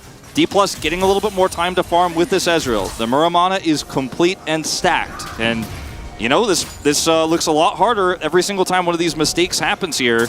As Young Jay, he's just going to get kicked. This could be a huge throw, Wolf. I mean, it is starting to feel like it is already, and now with the teleport available for Kana, I was talking about, they're just going to grab Baron, and this Baron alone should equalize the gold and give full map control. Def back in the driver's seat, 80 carry-wise. Let's see if Bulldog can steal this. Yeah, it doesn't have the unsealed spellbook, as Showmaker, oh, that ward wasn't in the brush, so Showmaker is going to get doomed and taken down. Kana throws them into the wall. The counter throw? We'll see, as there is still a smite in this pit, but Dudu is absolutely terrifying. Canyon's going to be able to secure it and get out in the arrow. It's going to connect once again. Now Jun flashing himself out. Canyon gets back into the pit once again as Def locks down Bulldog. Blind now gets over the wall, and D+K, I mean, that was way more difficult than it could have been, but they take the Baron, and they're now in control. We're not going to question the methods this time. A slightly misplaced control ward means that Showmaker does get punished, but ultimately, that pick onto the Varus, the follow-up pick onto this Wukong, still means D+K grab this Baron. And if you look at where Kana is on the map, he has teleport advantage. He knows Jax does not. He backs. He TPs here as soon as the call is made. He's here for this fight. And yeah, control ward a little bit misplaced here. Showmaker gets punished. But ultimately, as risky as this is, the call is good. And Guangdong Freaks do misplay 3 times in a row here. 2 Varus picks. Wukong out there without vision. And this game is now suddenly D+K's game to lose. And it looked like an impossible one to turn around, but they certainly have. They definitely did. This is, oh man, how do you, he didn't have any vision, and that still looked like it was a hitbox problem. Yeah. Oh my goodness. Now, the needle. Soul is going to be denied. As D+ with the Baron, like, they weren't able to take any turrets. They took 2 outers inside lanes before this started. And so now, with this Baron buff for the next minute and a half, should be able to get a fair bit done. See whether they can, because of course Counter Siege is still going to be there. Quantum Freak still in the lead as far as gold, but Young Jae with a flank here with a flash, Cyclone. Oh, the chains don't connect, so he's just going to cancel that plan. Man, that would have been the perfect timing, though. True Shot Barrage going to split the Red Sea. Bulldog looking for one. There's so many threats in this Kwangdong comp. It's actually insane. Like the Ring of Frost coming across on the other side here. You have Counter-Strike. Okay, Arrow. Arrow going to connect onto Doodoo. Oh, it was going to hit someone, and there's the kickback that Jax can't even Counter-Strike. I don't even know whether he had it off cooldown as Canna. Doesn't have flashes. That is Showmaker going golden to deny the frozen tomb. Cyclone's good, as he was still tanking the turret. Now they're out of cooldowns. There's a huge Gnar into 3 into the wall, and Canna will never say it again. I'm sorry for saying the Gnar isn't perfect. I'm sorry for saying it isn't amazing. I'll never say it again, I promise. Game over. That might just be exactly that, Wolf, as they're going to push through. That's the ace. The inner turret's going to go down. I mean, it's 26 minutes, so I think I'm counting my chickens a little early. But I mean, the game state now within Ezreal, who's working towards his third item, has a stopwatch. The ability to pick in this composition for Kwangdong is quite high, but they actually get caught with 2 flank angles set up. And D plus Kia just pushed north, 1 arrow to start it off, and it's just been this Ash arrow over and over again that's ruined the day here of Kwangdong Freaks. So this game feels quintessentially like the game you were talking about, the team you were talking about, Kwangdong Freaks. Like, you're not really disappointed with these young players here in a loss like this and a throw like this because of the lack of experience, but the lack of experience certainly shining through here. Kwangdong Freaks losing control of an almost unlosable game here, and D+, they're a type of team you give them just 1 inch and they'll take a mile. Well, I personally wasn't expecting them to take the mile. I felt like we were seeing the D+ that was slumping in last week's play. This was not the way that I was seeing this one going. It was of their own volition as well, like being able to actually find those picks. I mean, Taeyeon not having cleanse is kind of like the biggest offense, but still, I mean, you can say that in hindsight, they still played out the lane extraordinarily well, and then just happened to get hit by arrow after arrow in the mid-game. Yeah. It's one of those games that if you're a D+ Kia fan, you know, you're looking at it and you're like, oh man, this early game really didn't go our way. This Ezreal lane looked a little bit weak, and you know, Showmaker got punished by Bulldog there. We weren't active on the map, but then you're also like super hyped because you're like, man, my team is so clutch. Like, we did everything right. The arrows were good. The follow-up was instant. The communication's on point, you know, and we tried to punish Bulldog. We eventually got him there on the top side of the map. He's been picked in the end of these team fights where he's trying to set up for flanks and then is too far out because D+ actually make a proactive play. There's no escape for him. He has a Zonias now, but still, I mean, this doesn't change the fact that Showmaker is way ahead now. It didn't look like that was ever going to be the case, but, you know, it's the dichotomy of D+, where once again, we put Deft on a late game carry, and you're like, okay, I know if he gets there, it's going to be fine. And here we are, because the rest of the team makes the plays to get him through what was that hurdle of the early game for us. Yeah, you're exactly right. Bulldog as well is like hitting sort of the end point of Lissandra being able to do damage effectively. This is sort of the Lissandra situation, as she has a whole bunch of friends and it's a Gnar by himself. They should be able to find something. He'll take a while to die, as True Shot Barrage gets a fair bit of value, but the Frozen Thrall is all that remains. And also giving the kill over to Wukong here, not going to feel amazing, as on the other side of the map, Showmaker's just free farming. The Drake is up in 1 minute here, and D+ are just going to control waves until that happens. They can try to just turn this into Drake into Baron. Kwangdong Freaks won't be allowed to trade this, so we need to see Kwangdong Freaks group up and look for some arrow value here for this Varus. This Lethality Varus is still super strong into this Ezreal. You know, he's on 3 items, he has Sorelda's, but if he gets hit a few too many times and gets engaged on, that's the end of that. If they don't have their flanks covered, you know, Kwangdong Freaks can win a team fight and bring this back, but they need to be able to get to the Drake and have that prio and have that setup. Doodoo has teleport finally, Bulldog has teleport, so they should be able to fight, quote-unquote, a 5v5 here in some way. It's the last chance, though. 1 lost fight, and D+ take the Nexus. And this is, like, the game has got to the point where we get to talk about the things that D+ Kia's comp does well, right? Which it was supposed to do well throughout the entirety of the game. Kwangdong Freaks, amazing team fight, amazing 5v5, you know, their ability to lay a CC is just beautiful, things like that. But D+, they can pick you all the time. They should always have vision. They can decide who they want to kill at any time.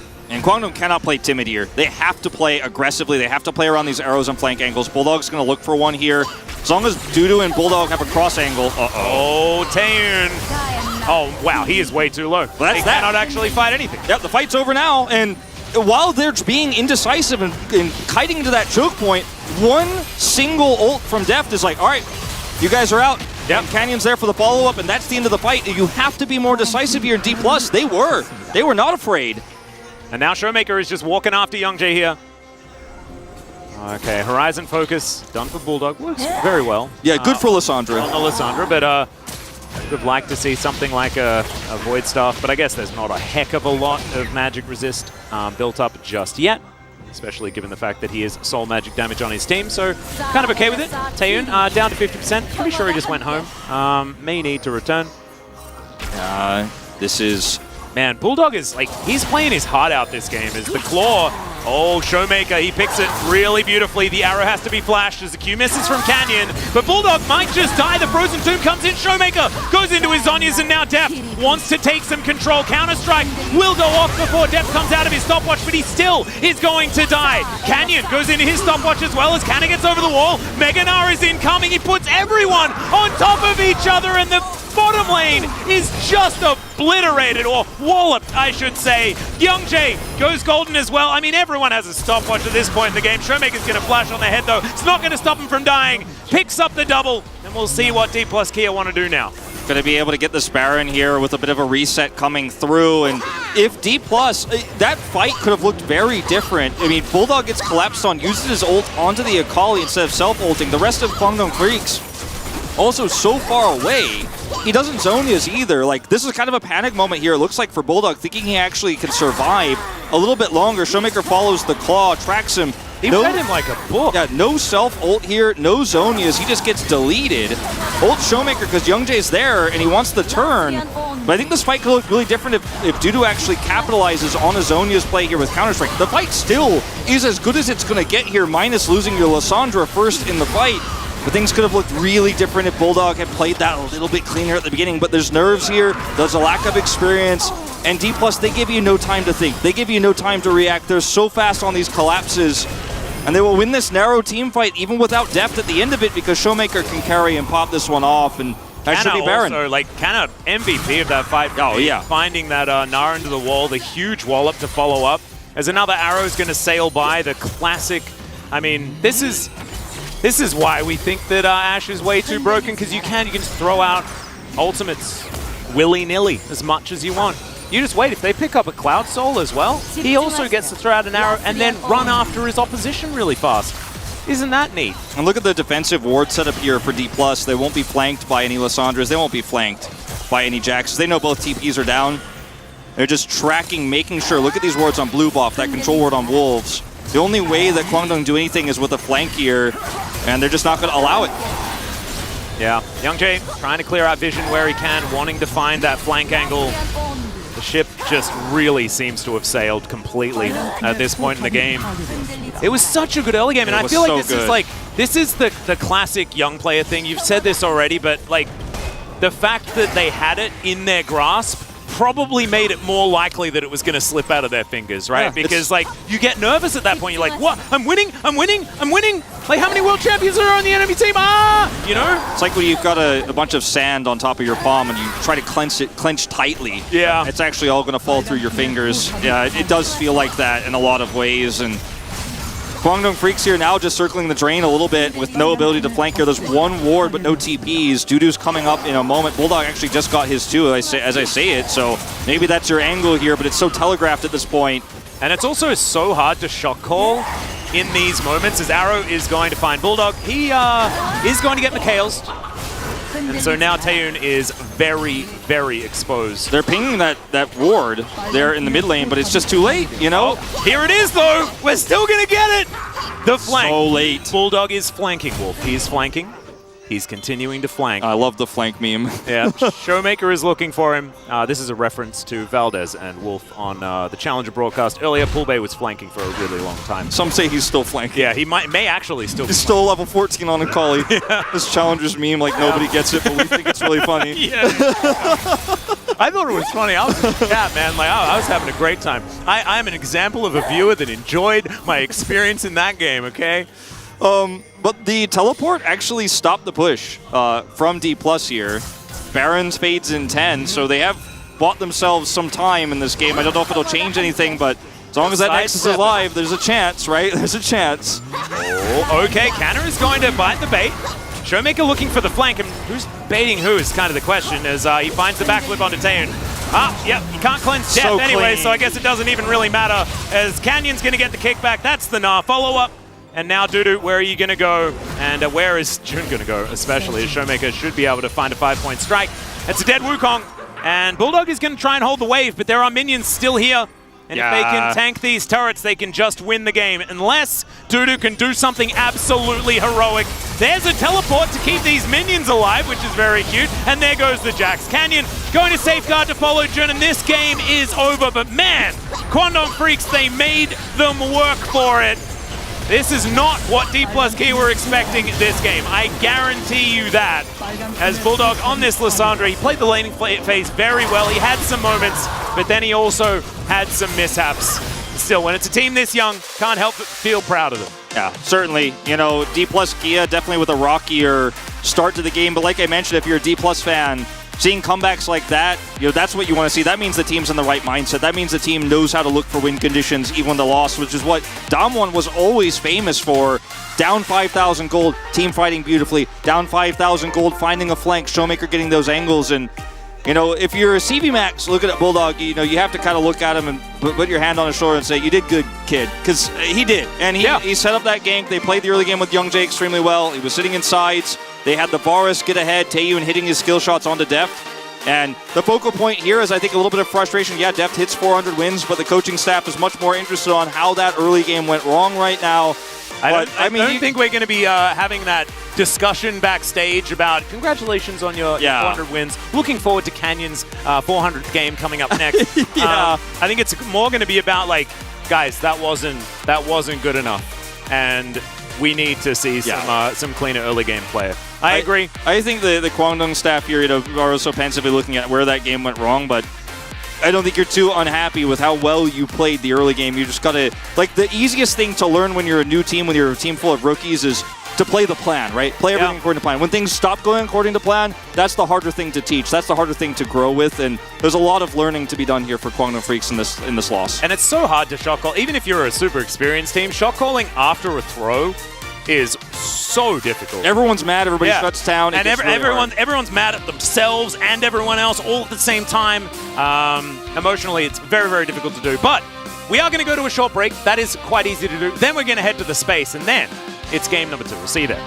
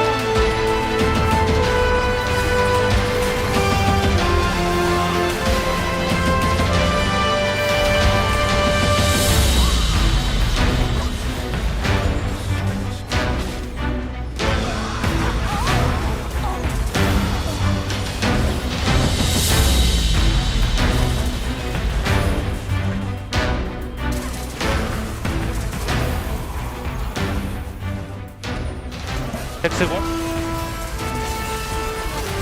끝나겠는데? 나 칼리템? 나 몸 댈게. 땡이야. 이거 웨이브 G 그냥 뒤에 리산 뒤에 리산. 힘들어하는데 이겼네. 3자. 아이고. 나이스. 라인전이 너무 빡세네.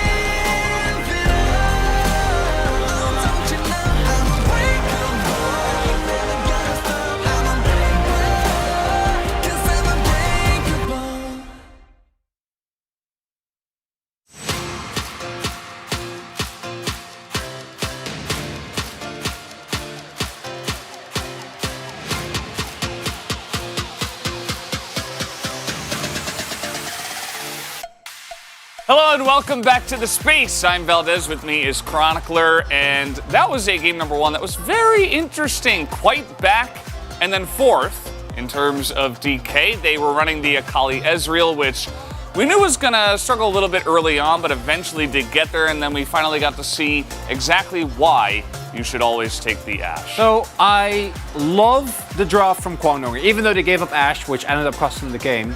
Shocker. So Everything besides that. Yeah, everything besides that was great. So my take personally would be to swap out the Elise, and then maybe you'll have a better shot. But so you pick up the Varus early, and you know that at that point, you don't really want to play Ashe AD carry, so they're going to go for either Jhin or Ezreal, but it's Deft, so it's probably going to be Ezreal. And if you get Karma as well, Varus Karma is going to have Prio, so that's one lane Prio. Then they ban the LeBlanc and Azir, and they already banned Jace, so Showmaker is now going to have to blind any mid, ends up going with Akali, which even though in the end it was fine, was one of the big win conditions for Kwangdong early on. Yeah. Because at this point you can go for Victor, which is kind of and a lot of the other picks are already taken away, right? So you're always going to have to blind something that doesn't feel great. And then they look into Lissandra, which actually does an incredible job in the early game. And in general, the overall draft from Kwangdong is very strong into what D+ have. They have great single target elimination, and even picks like Ezreal, either Jax or Lissandra King on top of them, will get blown up in seconds. So really like the draft here from Kwangdong Freaks, but just draft, not enough. Not enough. I mean, I think if they were a better team at this point in time, even against the Ashe that they gave over, they would have been able to snowball that early lead, and they would have probably won this game. That's not the way it went, but we do want to highlight one of the ways they did get ahead, as we're going to take a look at the level 1 and how this all begins, starting with even a little bit of a trade from the jungle onto Showmaker, who eventually goes mid and takes a huge beating. Already, as he is already a set teacup. What is important here is that Bulldog also has gone for a very aggressive rune set. We'll dive in that after we see the highlight, but he is trading extremely aggressively, continuously here, and Showmaker, as a result, is not going to be allowed to come up. I think Showmaker also disrespected him a little bit. Like, it's going to take a lot of walks up when the wave is going to be shoving into him anyway, and instead of forfeiting CS, chooses to try. Now he has to use his skills to just try and get last hits underneath the turret, and Bulldog does a really good job of then continuing the pressure on this Akali. So Showmaker gets very, very little time. He was already chunked before he got into lane, and then Bulldog is also playing extremely aggressive. And as a result, this leads to the dive that we're about to see. We already know that the bot side prio is going to be there for the Virus and the Karma. But if Akali gets space and somehow finds an edge in this matchup, then you can still be into trouble, because then the Akali can roam and punish the immobile Virus and Karma.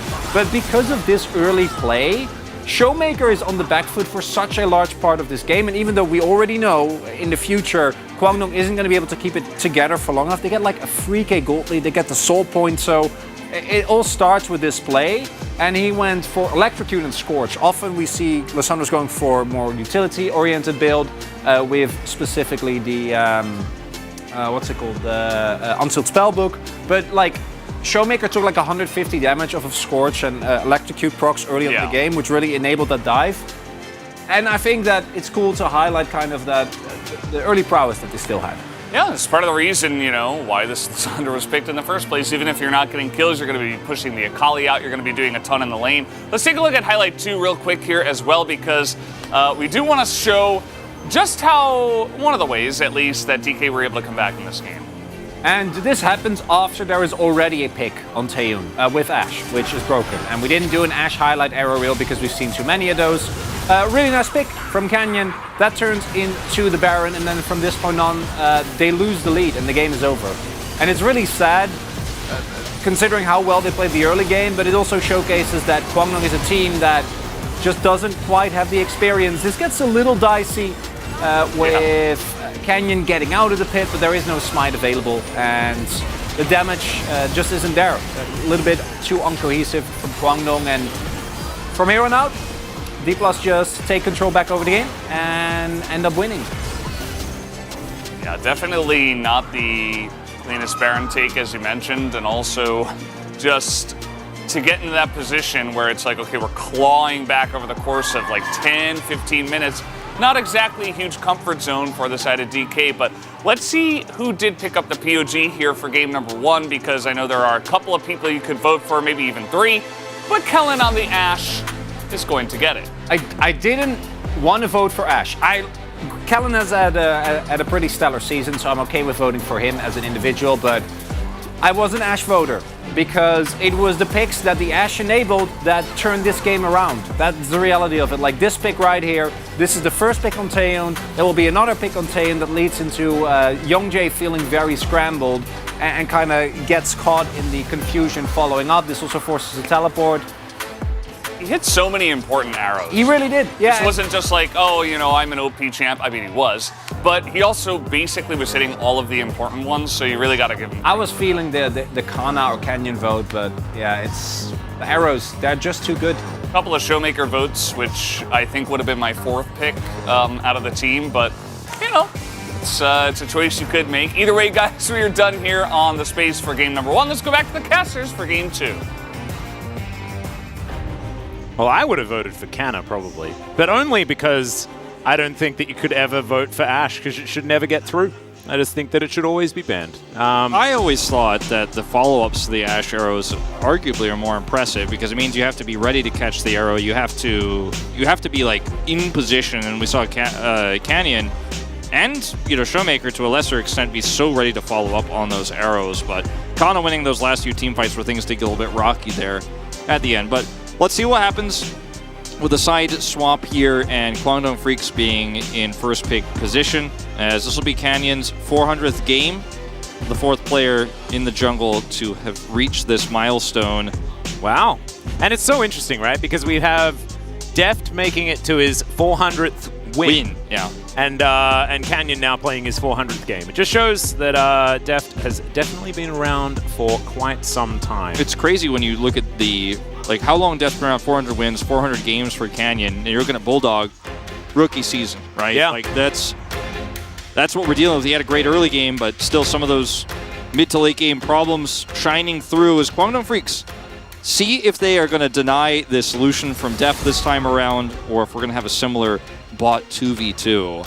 Yeah, I think that now D+ kind of get less flexibility in their bans, so Kwangdong Freaks sort of get to work out the kind of game that they want to have around this bottom side. So far, they are banning away pretty standard champions, as D+ now with this Elise ban coming through does give them the opportunity to get rid of something a little bit more flexible. These are the guaranteed bans that you sort of have to have on the red side, and so the final one is going to be the question mark. Annie comes to mind, of course. Bulldog was the one that played it to such great effect against Gen G. Yeah, I'd love to see Kwangdong ban that here if they want to play a Varus lane or a Karma lane. It weakens the dive so significantly for Youngjae to set up with that winning lane, but they'll ban away the Jace again instead. Oh, this is interesting, right? Because now Kwangdong Freaks have the dilemma of, do we just, because now they can first pick Karma, and then D+ have to work out what they want to do. And I think if they do this instead, then they could lose the Karma to D+. Yeah, I think D+ will probably just play a Karma lane now. They'll grab Karma in a jungle, and then maybe it'll be a Karma Ezreal. Could even be, I mean, without Maokai, it's hard to play the Karma Jhin, but you could play that. And it's Varus that's picked up here for Taeyeon. That's what they think is more important here. Even though Deft has not been finding success with that pick, he's 1 and 2 on it. We could just completely shift things and play like a Draven Kalista lane or something like that, but would not advise it. No, that is somewhat dangerous. It's on the same list, okay? It starts with the same Korean character, so yeah, true. Bit of a teaser there. And they will deny the Karma. Pretty easy to do this as D+. Sejuani will come in as the jungle pick, and then I think it'll very likely be that Ezreal. The question is now, what do Kwangdong Freaks want to play with this Varus here? Heimerdinger just so weak in this meta, and this feels like a draft that's gone way wrong very early. And it's just going to be Ezreal into this. You can outrange the turrets. You have the Karma push. You can block those Karma shots with the turrets, but you're kind of losing out in terms of your pushing power in that bottom lane. Yeah, June has been one of our Heimerdinger players that we've enjoyed watching, but the nerfs were very difficult to get past. We have seen it still, like on the ban list quite a lot in Challenger and here in the LCK.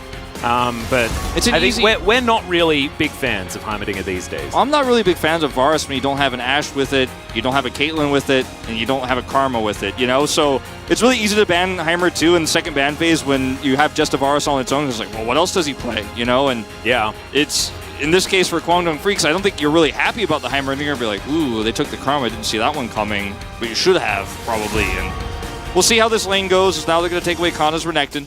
Yep. Smart play. Wanting to deny that one. Of course, D+ had to do it last time around. Didn't want to give Dudu a Renekton either. And I think it's a Jax. I think it's a Jax R4. Yeah. I mean, if Guangdong Freaks don't ban it here, you feel exactly great about that. what I was going to say. Yeah, because I mean, they've already taken the Gragas away.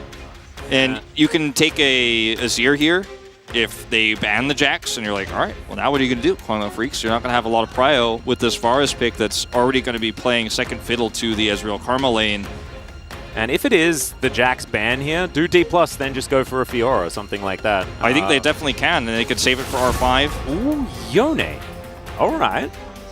Showing that they just, they don't want to run into the double melee solo lanes with the Sejuani's Permafrost being so valuable. The Jax an absolute no-brainer here for Kana.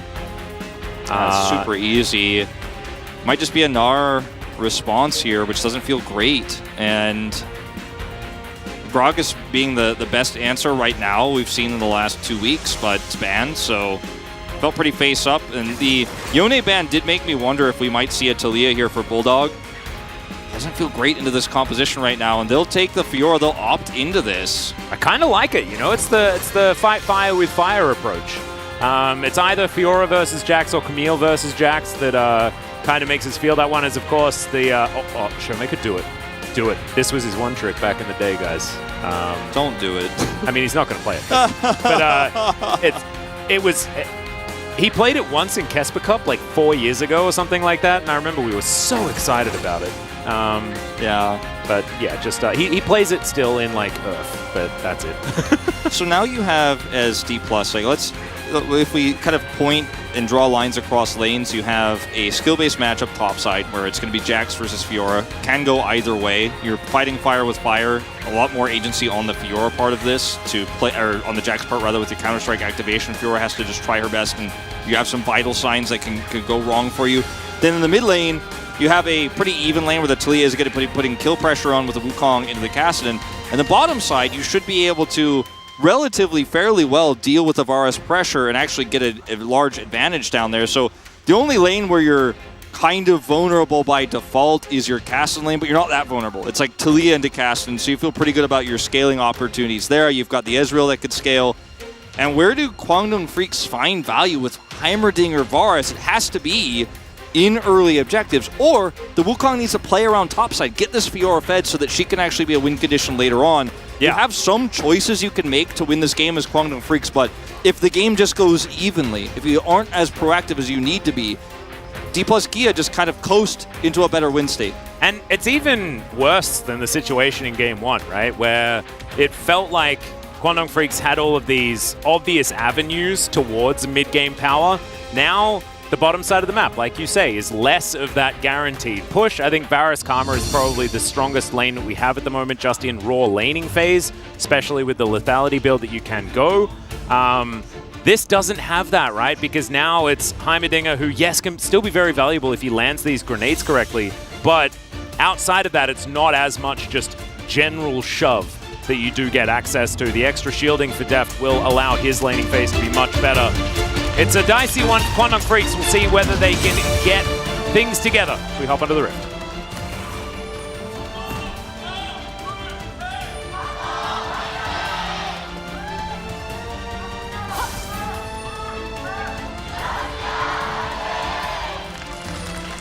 All right, here we are, onto the Rift for game number 2. We'll see whether the emote spam comes in, but I don't think it's going to happen. Making me a little bit sad. Yeah. Deft and Kellen get some vision over.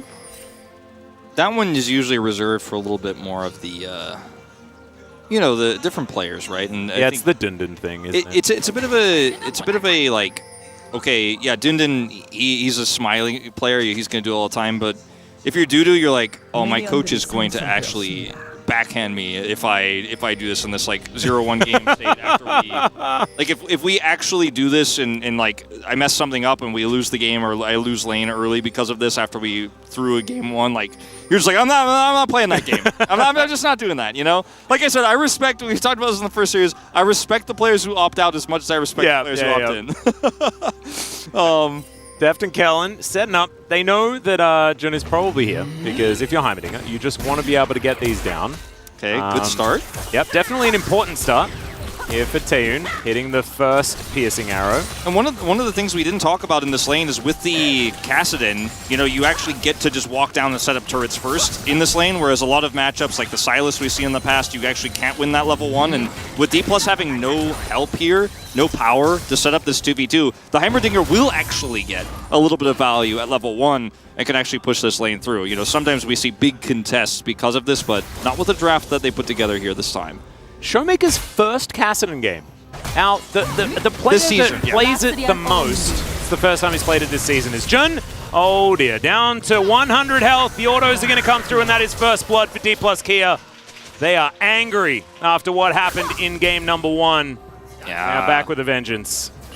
Skirting around those turrets on the top side, having way more damage here, and looking for more. Deft is just going to go for it. Okay.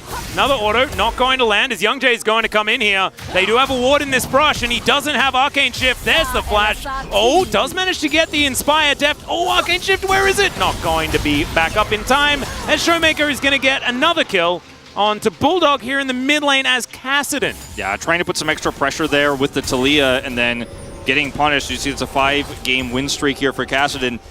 Trying to put that extra pressure on, but Canyon is like, well, I know that Wukong is bot, so there's no risk inherently for me to come over here and just help Showmaker out. Showmaker baits that one in.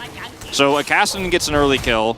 The Ezreal lane gets an early kill. It is traded back. This has been Fiora favored, actually, this season. But that was before the uprising of LCK Jax. That is true. But it's still a decent matchup, as we saw. So, Dudu, now with control of the wave, we'll be able to pick all of these up, and we'll be entirely even. So this is, look at the turret placement here. Heal is baited out early. Flash forward from Kellen. Dune just burns down, and Deft gets level 2 here off of another minion that decides, okay, I'm going back in because I have Arcane Shift, can actually push for this. And then Taeyun narrowly escapes, and they turn this one around. But as you can see on the minimap in mid, all the while here, yes, Deft does get punished. Flash has to be used for Wukong. Fortunately, big push coming through from the Taliyah is punished here by Canyon.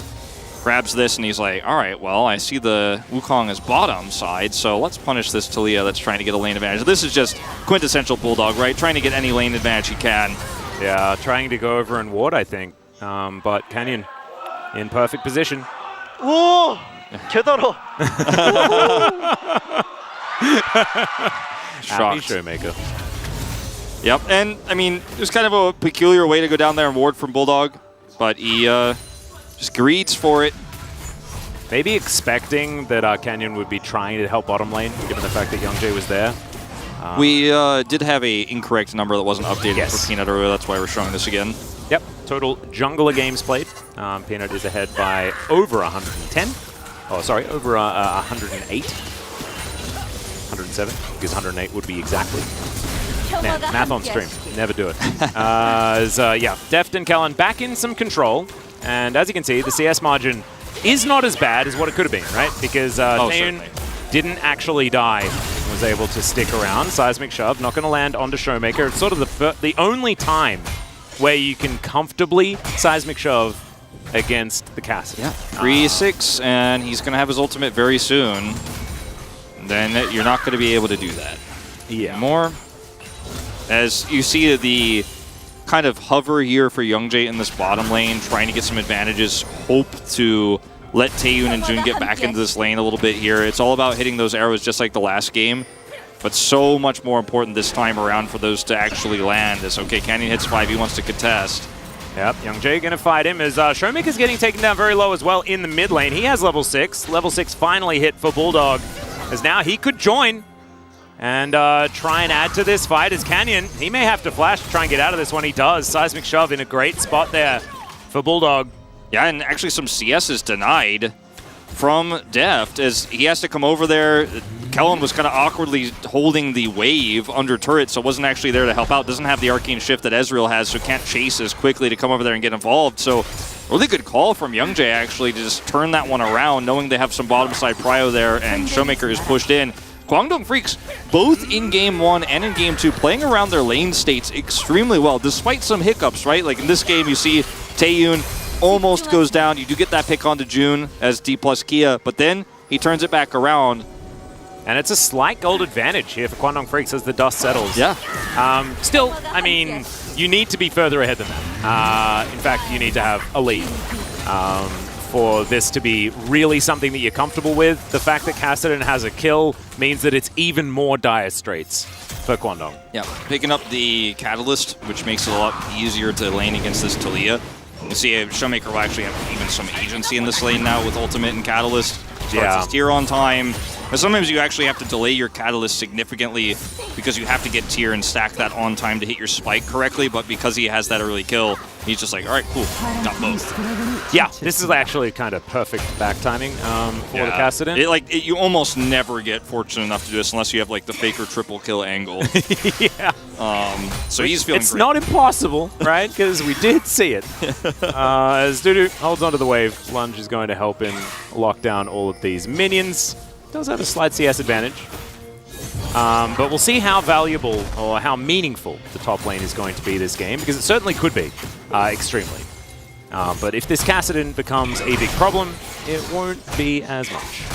As Cannon rolls the dice pretty effectively there. Yeah, and in this Fiora, you know, we talk about Fiora as a late game win condition and a split push, you know, threat. But not if it's just even with the Jax. Then that kind of just stays even, and you have problems elsewhere on the map, then the Fiora doesn't work. So no resources have been given to Dudu here to try to help him get ahead, and so as a result, the top side is just kind of sitting even, which doesn't feel great. As you mentioned, Guangdong Freaks need a bigger lead than this. They started off with the first Drake here. If they could force a fight and grab Herald, that would be amazing. They have a Weaver's Wall. They should be looking to try to get these advantages. Otherwise, you're just sitting back and losing out. Oh, that's a nice counter-strike. This time from Kana. Plays that one very, very well. As there's a Glacial Prison. Youngjae's in position, though. We'll see whether they can get this kill onto Bulldog, who puts the rocks down. D plus Kia. Some opportunities, but not actually able to get the permafrost value there at that time. So that's a flash down here. That's the timing that they're looking for right before this Herald fight. And with that counter-strike hitting onto Dudu, he can't easily come down here and contest. You have no Cyclone. Like, Guangdong Freaks just lost all the wind in their sails here for potentially coming over here and saying, no, D+, you cannot have this. We are the stronger early game comp. And it's so unfair, right? Because Showmaker should be, like, severely weak because he's Kassadin. Here comes Jax. And Dudu does have the inside track. Showmaker now trying to chase after them. Does find the riposte as Canyon's going to go down. And that's a disaster. D plus Kia kind of on opposite sides of each other's mind there. Yeah, just Canyon left out to dry. Yeah, Canyon left out. Not the best target selection there. As Flash goes down for Kellen down here. Yeah, for some reason, off screen is now, he's going to follow after Taeyun. Gets the flash. And now Jun's trying to fight them. He sets up the big old turret. This is wild down here, but ultimately not going to be too huge. Flash being down for Karma does relieve a little bit of pressure. But man, it felt like D+ had that on lock because they took out the Cyclone. There's no flash for Taliyah. She has to ult back in and set up for this fight. And the Jax had just taken a great trade on the Fiora moments before and should have the fast track here, right? But Showmaker takes so much damage here from Youngjae. Bulldog zones him away, and then Dudu is able to actually get in here, avoid Kana's damage. Seismic Shove, too good. Yeah, Seismic Shove as well, but like, you know, Kana doesn't actually really have any impact in this fight. Yeah. And, you know, it's a contest that I think you... Kana gonna ult. Dudu also did.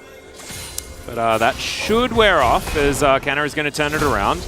Interesting state of affairs right now here towards this top side. I thought Dudu might have been able to go a little bit more aggressive because he's definitely having a pretty good time. If he's running Ghost, you know, and he has it available, he definitely finds a little bit more out of this, but with the flash setup here, not going to commit any further, but still getting a little bit of an advantage. Oh, that's another Glacial Prison. Bulldog this time doesn't have flash. Kellen is going to pick up the kill. He's like, I have to flash bottom lane, guys. I'm feeling a little bit worried. Showmaker, you can have the plate gold. And we'll be able to give it to him as Taeyun takes a bit of poke damage from Deft. Bit of his own medicine there as he's not quite able to find the piercing arrow. So big pick here onto this flashless Taliyah by D+. see that the Fiora gold lead is starting to actually balloon quite significantly, and now almost 30 CS up. Showmaker going to grab some plate gold here to get that rod online. Oh dear. I mean, it's hard to blame D+ for contesting there on that last Herald, but I mean, they have so many other win conditions around the map. Dudu? Yeah. Canyon just going to come up and help shove this one. As Cannon wants to go home. He's running out of help, as you could imagine. And Dudu is very, very happy on this Fiora. Currently over 20 CS in the lead. And just doing the Fiora things. You could see that, you know, some of these trades are based on whether you could time the riposte for the counter-strike, and we've seen that go both ways. You know, if you play the mind game well, as the Jackson makes you get a lead, as this is just a really great play from Canyon. Everybody's here for the collapse. Kellen probably a little bit annoyed at himself for stealing this one away, but just wants to make sure they have enough damage here. Showmaker's still going to get a plate worth of gold, so who cares? 2 plates now under his belt here on this Kassadin. Should be able to purchase the rod here probably in the next back, in the next 60 seconds or so. Feeling very good about where your scaling's at. Seismic shove going to get the flash out of Showmakers. We're going to check out this bottom side. It's Canyon's here again. This is the most proactive I've seen Canyon all year. It's crazy. Another gank's going to work out as the Rift Herald thrown down here in the mid lane. Kwangdong Freak still able to fight back. There's a couple of turret shots. It's probably a few too many there for Young Jay. Showmaker is going to poke Shelly in the eye. Yeah, kind of a jump scare game here because there's action happening all over the map all the time. And Kwangdong Freak's not able to turn the bottom side pick into a mid pick because they're against a Kassadin who has ult and of course can rift walk his way out of there. So yeah, you get some plate gold here, but Showmaker can back and I believe should have enough for that rod at this point in time with all the plate money he picked up. We'll see in just a moment. Wolf, this is gross. Yeah. It's 25 CS lead, like pre-20 minutes for Kassadin. Dudu actually, it's pre-14 minutes. If that Vital isn't placed back, he actually dies. I think he might actually die regardless. Okay, yeah, Young Jay is just going to Cyclone him. Oh, man. Have you seen Twister? I used to get really scared of Twister, man. I mean, it scared me as a kid real bad. And then I spoke to my parents. I'm like, Mom and Dad, like, tornadoes are really scary. Why don't we have any defense for tornadoes? And they're like, Max, you live in Australia. We don't have those. I lived in an area that had a lot of tornadoes, and tornado documentary scarred me as a child. But anyway, Taeyeon gets picked here by the nice gank from Canyon. There's no cross map in mid because it's Kassadin, and then Dudu on this Fiora is just winning so hard that this Jax is pushed out and is then taken out by Young Jay with his tornado, we'll call it in this case. It's not Cyclone anymore. This is a Helen Hunt movie now. It's Chemtech Rift, so kind of awkward here as we're split 1-1. But I think it kind of favors D+ because there's no threat of Soul Point before this Kassadin comes into the big spikes that we're going to be seeing in the next 9 minutes or so. Yep, and D+ have 100% of the good dragons this game. Already picked up as, okay, Dudu, let's see how you get out of this one. The answer is you can't. And Canna is going to be able to pick that one up. So that is just another gank successful for Canyon. Like, Canyon has been, he's won every lane so far. Just everything. He's done everything. He's won every lane and the jungle. And also lost the Rift Herald. Yeah. Like, he's just done everything. He's done too much. Last game he did too little, and now he's done way too much, Wolf. Yeah. It's like, well, oh, man. I mean, this should be a race for first brick here, but I think that will be just barely won by Kwangdong Freak. It's going to be close. Yeah, well, they are going to be able to take that. Yeah. Just still bonking this one. And still should be a trade of turrets. This dude does not have teleport, kind of knows it. So some extra money going down. Here's the plate gold graph. You see so much more of it going over to Kwangdong Freak, which is why, despite a kill lead here for D+, they're down 1,000 gold. But it goes back to the question we keep asking is this lead enough? And I think the answer is no at this point in time, especially because they got the shutdown onto Dudu there on the top side. So even a 30 CS lead here doesn't matter when Kana picked up the whole turret and, you know, was able to get that kill back and the shutdown money. Speaking of jump scares, Wolf, Canyon spotted on vision as Bulldog was walking by. And I would also try and avoid contact with Miss Piggy. Can they grab this mid turret here? I don't think they have enough minions. Oh, that sidestep was good. The second one was not.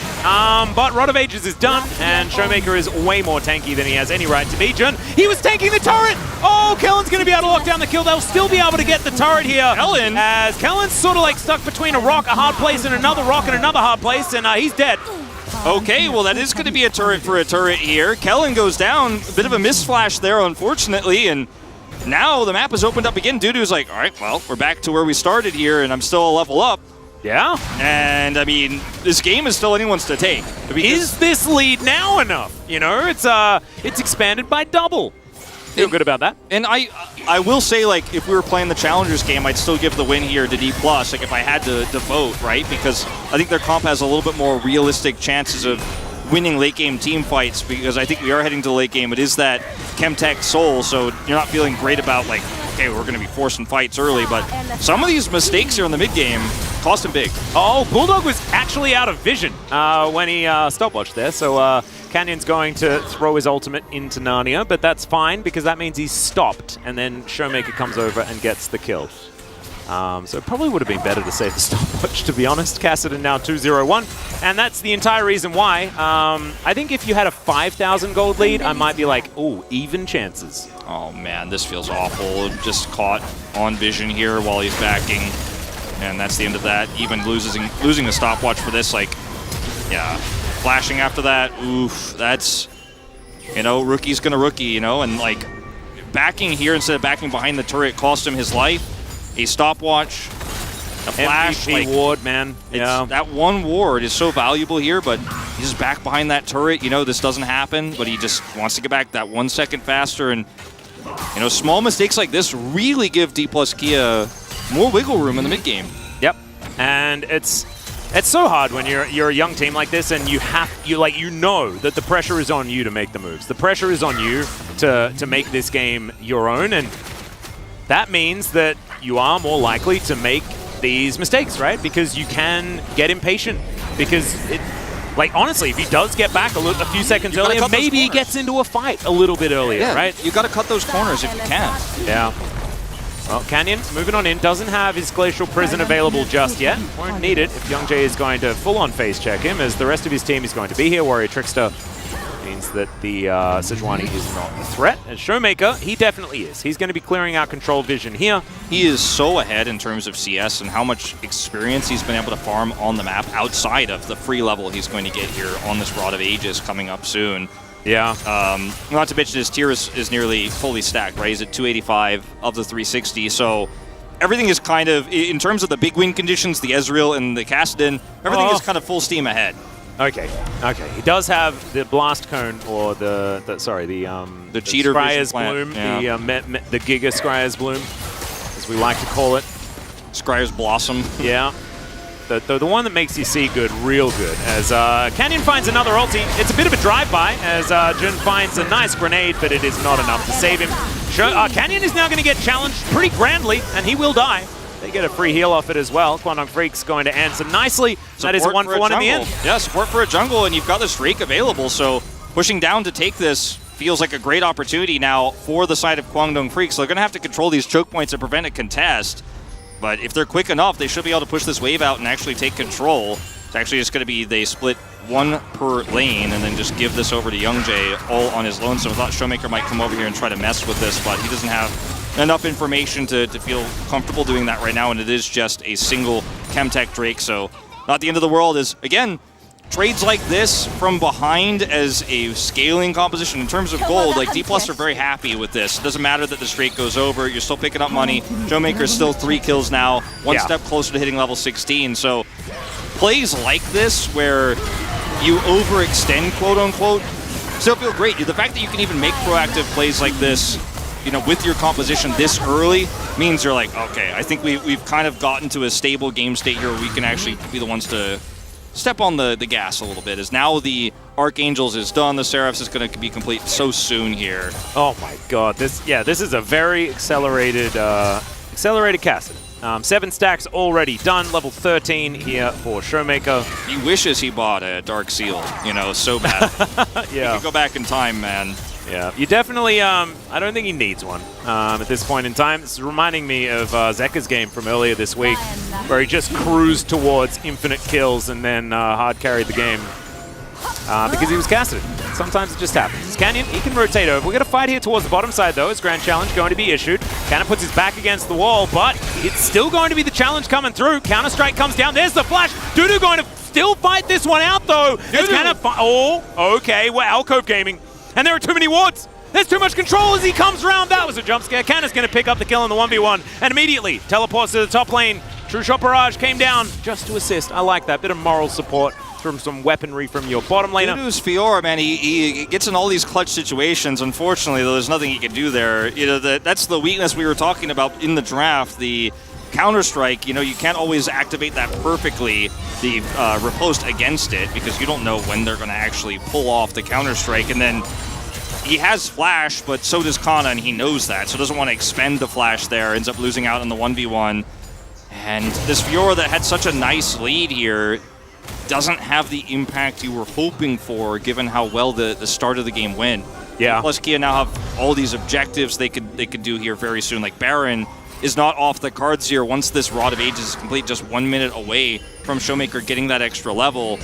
And so we'll watch this time from Kana's perspective. Just checking things out here on his bar. All right, in mid. All right, got a bit of a fight as Cannon's going to go down. Okay, nice little pick onto the jungler. Might be really important here, as D+ now have to defend a potential Baron take from Kwangdong Freaks. Yeah, D+ here with no jungler. This is going to be so awkward. It's going to have to be a play from Kana. He's flashless too. Yep, you have to fight this. You have to. You absolutely do. Here comes Showmaker on the flank. Yeah, Rift Walk. Bulldog getting taken down very low. There is the Null Sphere as Deft over the wall. Can they actually win the fight after this is the question as Grand Challenge comes through. Showmaker's going to need a few more of these Rift Walks to get out of this one. Does have enough, but that is Baron picked up. And Kwangdong Freaks back in the driver's seat well and truly. Yeah, the timing of this too, right before Showmaker has his Rod of Ages complete, right? And it wasn't going to be 16, but it would have been huge for him. He now has a stopwatch in his inventory too. But Kana having no flash means that after Canyon is caught here and picked, and this is actually his decision to go in on this, gets caught by Chains of Corruption and then is chain CC'd to death with all this extra damage. Bulldog's here quickly with this Weaver's Wall, and they could just turn straight to Baron. Very well played. The rest of the team just couldn't collapse quickly enough. Canyon sort of rush a bullet to the head. He's been playing so proactively all game long, just wanted to continue making those moves. But the rest of the team, a little bit too far away. Bulldog also, Weaver's Wall just gives you so much access and can deny the entrance for your opposition as well. And now with no, deep vision here for D+, it's very difficult to actually punish this Fiora. You could see Youngjae can kind of bounce between mid and bottom. This push is so strong with this Fiora right now. They might be able to grab an inhibitor. Yeah. This inner turret is going to the first one, Siege. These minions at like 22 minutes, right? Like that didn't quite land. Glacial Prison not connecting.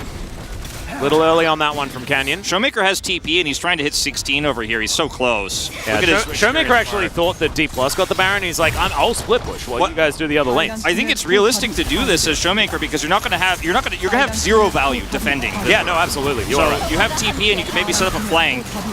16 almost ready. He's so close to it. Oh, there's an repose.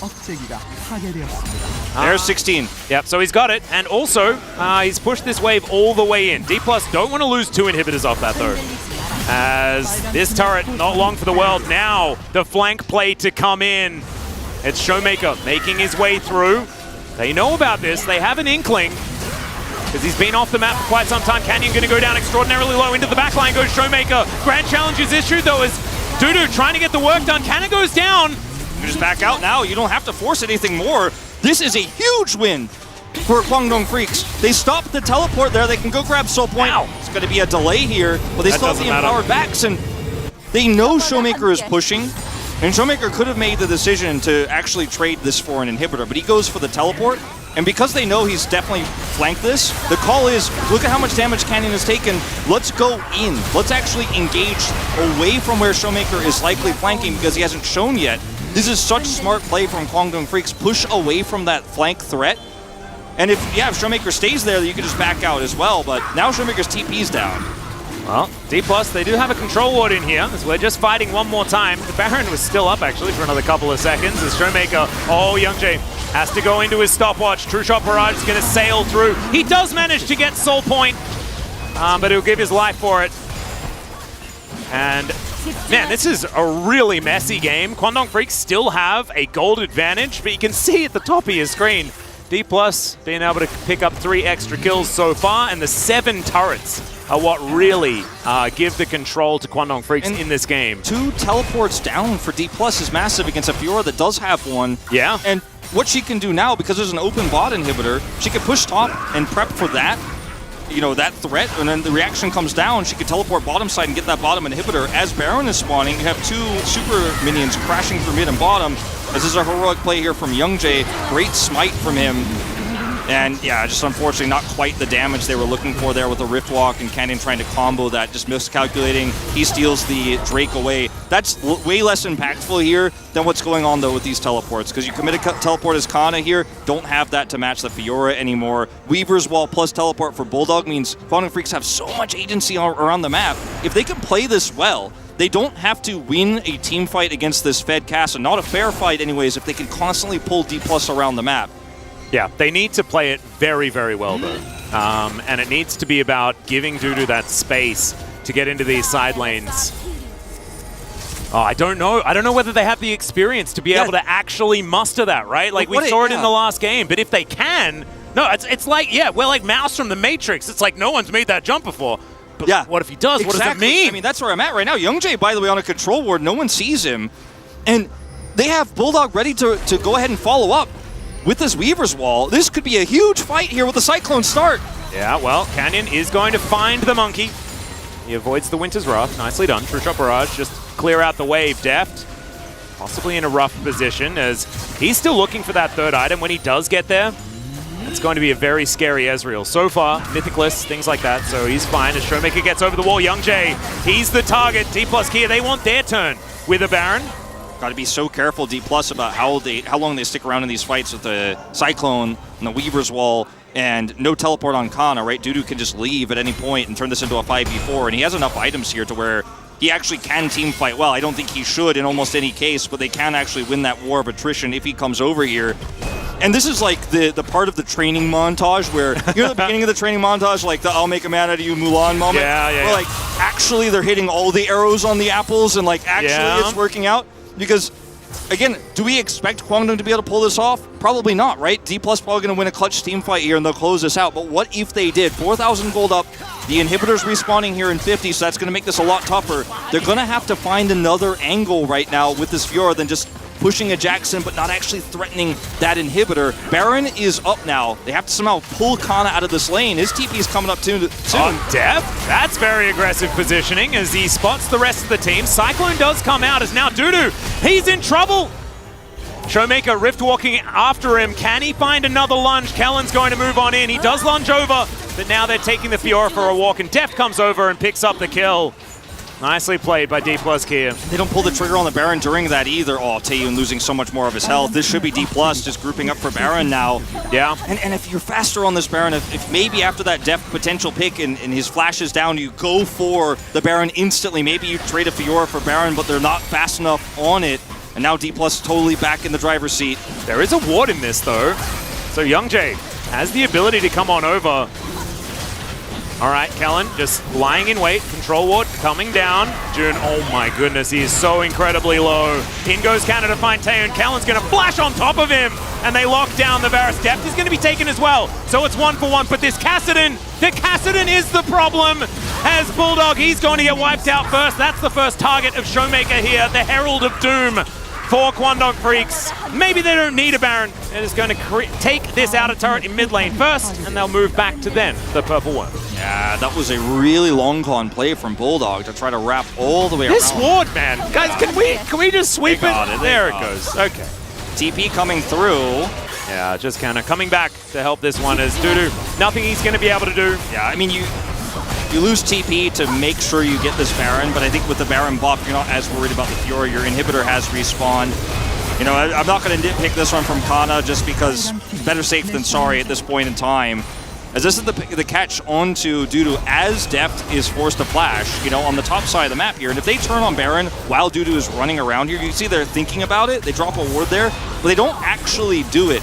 And I think maybe flipping that Baron and trying to rush it down might have been their best chance, as they are faster grouped for this Soul. Yep, true. It is Chemtech, so it's so it's not great, but it's not your favorite. But you'll take anything you can get. It's absolutely right, and gets you to the opportunity of a potential Elder Flip, which you can imagine Kwangdong Freaks pretty happy about. Young J going to start this one up. Showmaker on a ward. That is so important. Seismic Shove going to be avoided. Dudu comes over. Force Pulse not going to connect. True Shot Barrage is actually huge. A lot of value there as D+ getting control of this area. And look at all of this poke raining down. Kana coming on the flank. Yeah, he is. Let's see what this Counter-Strike looks like. My God, the Cyclone. It's also really good, but it is not good enough. Yeah, the Sejuani goes down, but it's another Counter-Strike to obliterate Kwangdong Freaks. They were already behind, but this, I think this was the backbreaker. Oh, it absolutely was. Kana just gets over there with the hard engage coming through from D+. They just... How did Jaxers get away with this every game, Wolf? Well, I mean, this time there was like Kwangdong Freaks are trapped on this Drake. Like they have no other options. There's no side lane angle. There's no more win conditions here. So Kana gets to walk all the way around, and then look at Canyon. He's like, I'm going in. Ult hits basically everybody. And yeah, the defensive Cyclone is great, but Counter-Strike is greater, right? And look at Depth. He's not caught in this. So it doesn't matter. He does way more damage than anyone on Kwangdong Freaks could do. It's a lethality Varus. By the way, no way. If you guys want to know the range of Counter-Strike, it's about the clump of Kwangdong Freaks players. Yeah. That's about the range of Counter-Strike. So it was pretty much the ideal situation for Canada to find, but also perfectly flanked, right? You do have to give credit where it is due. And I mean, Canyon also sets it up. Makes sure they're all slowed in that choke point there. Look at him, 0-4-13. That's some tank play right there. And that's what you need. Finally, D+, they take the gold lead. I mean, they've been in control of this game for a while now, but it hasn't been because of the gold. It's been because of the Kassadin's gold and where his items are. And now he's just got a mishmash of everything, you know, the Oblivion Orb and the Morellos. He's just a little beekeeper, guys. Okay, Canyon's going to let him live for now. For now. Young J doing the same thing. Look at this. Look at this. We're in mirrored positions on the map. Canyon going to move deeper. Critically, the enemy jungle. Dudu's not on the map, and that's the only thing that Kwangdong could do in this game anymore. Oh no, look at... Yeah, Dudu actually feels like he can't go up against Showmaker at all. Don't blame him. But Fiora needs to win 1v1s. That's her job, right? That's her identity as a champion. Yeah. Repost that Kassadin Q. Good luck. No, exactly. Oh, boy.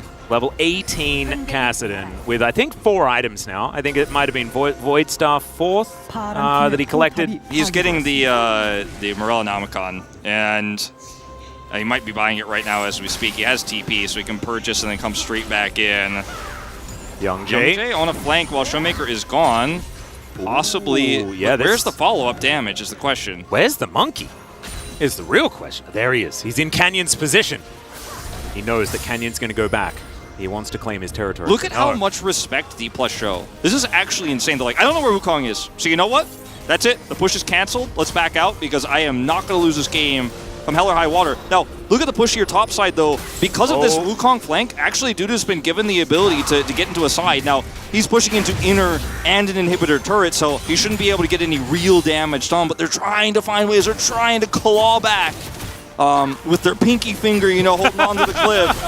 Oh, no. At least is the pinky finger up when they sip a cup of tea as well? Yeah. I always worked do that, out. actually. I think it's because cup handles are small and my hands are big.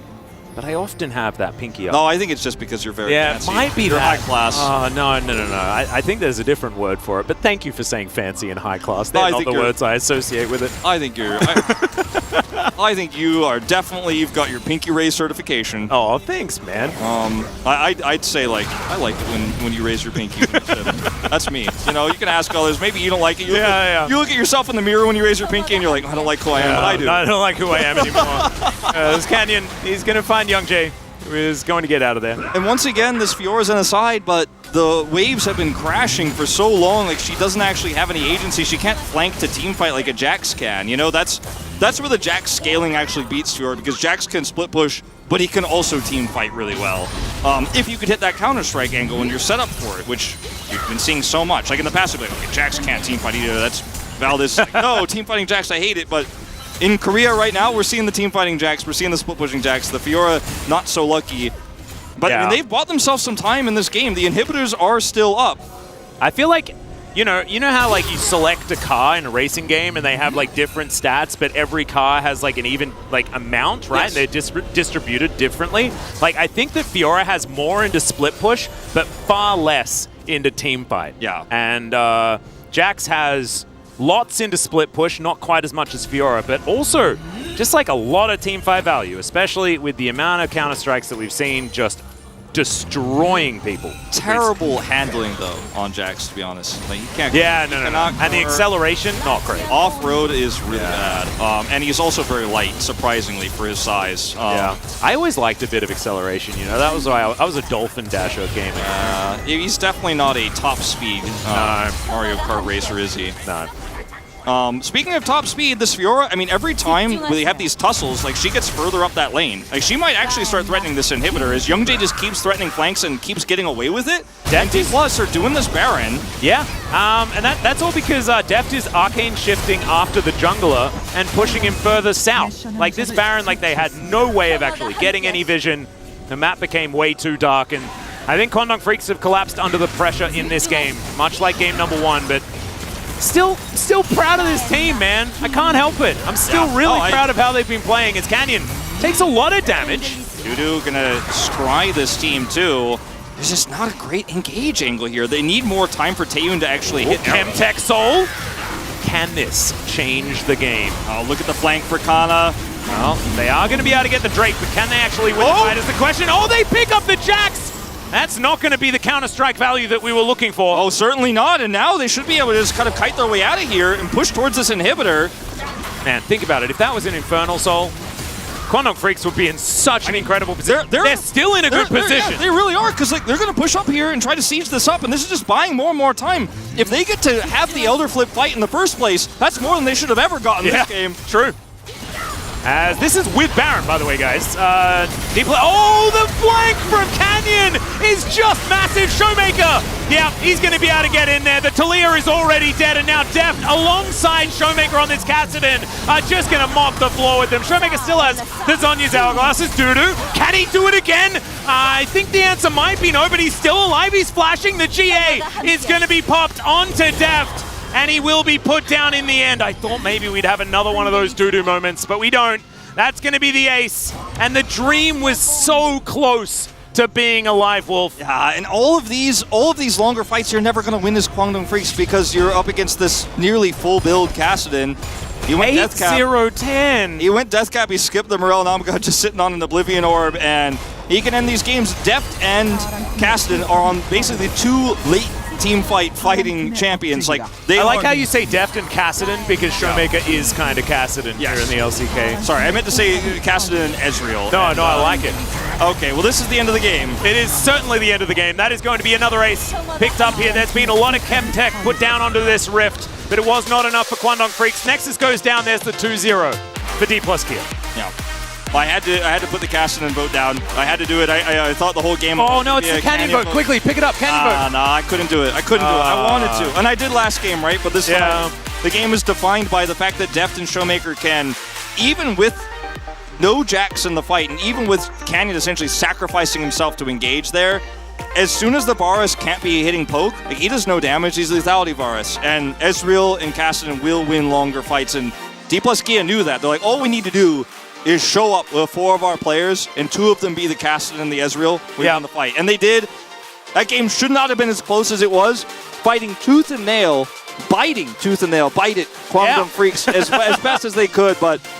And I think it's not even one of these situations where, like in game number 1, I think it was D+ underperforming. They also kind of had a bit of a egotistical draft, one could say. But in game number 2, I think it was just good League of Legends on both sides. Both these teams playing to their win conditions. I think Bulldog had a much rougher game 2 in comparison. But outside of that, I felt like the team play, the decision making from Kwangdong Freaks throughout game 2, I really enjoyed. Yeah, Kana looks a little bit down. So Showmaker, let's be happy, appropriate with his frames of burnout, but Kana looks really down on himself. The whole coaching staff has kind of come over to tell him, like, hey, like, you know, it's a good play, though, overall. You know, he had some really good Counter-Strike plays, but he seems a little bit down on how he played that, getting a little bit outclassed in some moments in the laning phase especially, but his flank, where he died on that last Drake fight, was really just because the rest of the team was a little bit too slow to rotate around the pit, and he was actually doing the exact right thing. I would 100% champion Kwangdong's decision to collapse on Kana more than blame Kana for that moment. No, I agree. I think it was a lot of... it was a really interesting game. And And I actually think that Kwangdong, they went up in the tier list in my brain after this one. They've had a lot of them, and I want to believe in this team because it's a lot of young prospects. As Kellen, yeah, that flash, pretty unfortunate. But still, the wall placement from Bulldog, really, really nice. Yeah, the thing about these teams, like, remember Hanwha last year too, where they built this roster of really new players and they kind of cheaped out, so to speak, but they had a lot of development potential, and then they just got rid of everything. They are now. Yeah, I mean, yeah, they got rid of everything and they're 6th place now, and we'll talk about that more later when they play the next match later on this week. But I hope that Kwangdong Freaks actually stay together for next year if they continue to develop at this pace, because yeah, they're still, you know, bottom 4th of LCK, let's say, but I think that the rate at which they've improved and how confidently they've been playing, you know, over the last 2 weeks or so means that there is a chance this team actually becomes one of the greats, is a potential playoff team for summer if they can continue to grow. And that means maybe next year things get even better, as this fight was bonkers. But this is one of those great moments for Kana with Canyon setting this up for him. Yeah, the Canyon setup just beautiful. The fact that they then have Kassadin and Ezreal for just DPS that can be maneuvered so comfortably as well, like, from ahead, this composition team fights in the most terrifying way. It really does. And this is Canyon setting this up. How does he find Bulldog in that? Yeah, it's crazy. And look at Taeyun. Like, Taeyun is just instantly deleted. And yeah, he survives, but so what? He's lethality virus versus a Kassadin and an Ezreal. Yeah. And Dudu, oh man, I wanted to believe. Because we've seen it. We actually saw it last week, right? We know that Dudu's capable of insane things, but I mean, that was barrened up minions and 3 people and the Fed Kassadin that hasn't died all game. It was going to be tough. Yeah, you could see, you know, Kana not looking too happy. Everyone else, like, feeling pretty good. I think, you know, Kanner's like, there's hints of a smile. Yeah. I think Canyon looking happier than usual, and we could see that in his play. He was like rampaging the Rift throughout the entire game, making plays whether they were good or not. It did not matter. He was going, he was pressing R and throwing a prison at someone, you know? Not the cleanest series you expected to see for D+, but again, rather than blame them, I'd like to champion Kwangdong Freaks for especially the game plans. Like, the strategy they used in the early to mid in both of those games was much better than what we've seen from them recently. No, I agree. Actually, it was a much more fun series than I was expecting. Yeah. Just because, yes, it's a 2-0. Yes, it's an expected 2-0. But Kwangdong Freaks, this is a team that I think has so much potential. And speaking of people with potential, let's throw it over to Valdez and Chronicler. Hello, thank you, casters, for your wonderful cast. Is that a today. burn? I don't know. I think Jax is pretty good nowadays, by the way. Just saying. But, you know, times change and opinions change, and that's the way it all goes. But one thing that's also changing for the better is I want to echo what they said. Like, Kwangdong's looking much better. They're giving a lot of teams a lot of trouble, even if it is 2-0s. It's very close games. And same with DK here, who are a strong team, you know, struggled to get over the line against Kwangdong because, you know, not only because of their own, you know, some issues within their draft or whatever their play, but because Kwangdong are playing a great game. And the draft I didn't love, even though Kwangdong was able to bring it very, very far. Heimer specifically has just not been that good since the change. Again, particularly into the double ranged melee or lanes that you're generally going to fight it into. If it's a counter pick into melee, I'd be okay, but it's tough because teams are also struggling to find something that can deal with the karma shove, and Heimer is not a great answer, but it's like, I guess the best we have now. Maybe just try something else. We need to brainstorm this because the Heimer to me isn't working.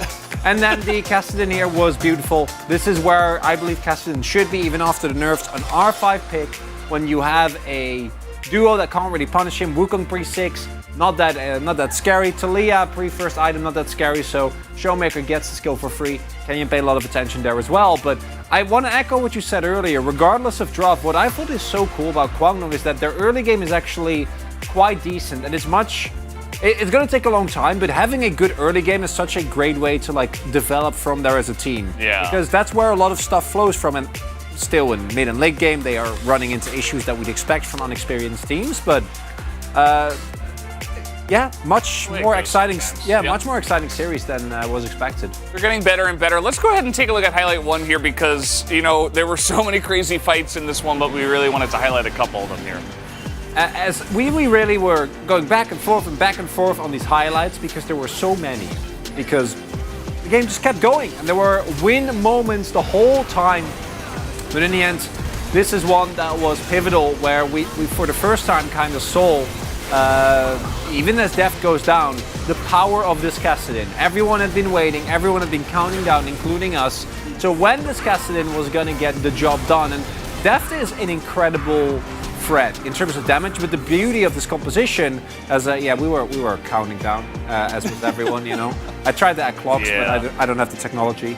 And particularly when the Kassadin is accelerated the way that Showmaker was by Canyon, it's just so tough to play out. Yeah, it's really rough. I mean, Showmaker was 3-0-1 like 15 minutes into the game, and everything else was kind of burning around him. You know, like Dudu was getting ahead. There were a lot of other plays that Kwangno made. It didn't matter because they weren't able to end the game before the Kassadin came online. We can take a look at the ending fight as well here, because this one was... This was insane. Just immaculate. It's also, if this is an Inferno or a Mountain, I think Kwangno winner. And I think we're right now talking about how we're going to game number 3. But what happens instead is, as they push in trying to use the death timer from Jax, we get a hard force fight 4 versus 5, which is such a cool call here. And Showmaker is only bait to distract, and it's Bulldog crucially that gets caught. And out of all the members, Talia at this point in the game is going to be one of your most important, because she is the consistent damage output. Yes, Lafella Tiveras and Fiora are okay, but it's very much about the burst.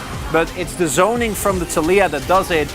And if someone else can catch that ultimate, if they don't step too far forward and get baited in by Showmaker moving up there and Bulldog stays alive, this might have been a different game, but it's that clutch factor from D+, recognizing we need to go in now, we need to catch them off guard, and Kwangno weren't ready.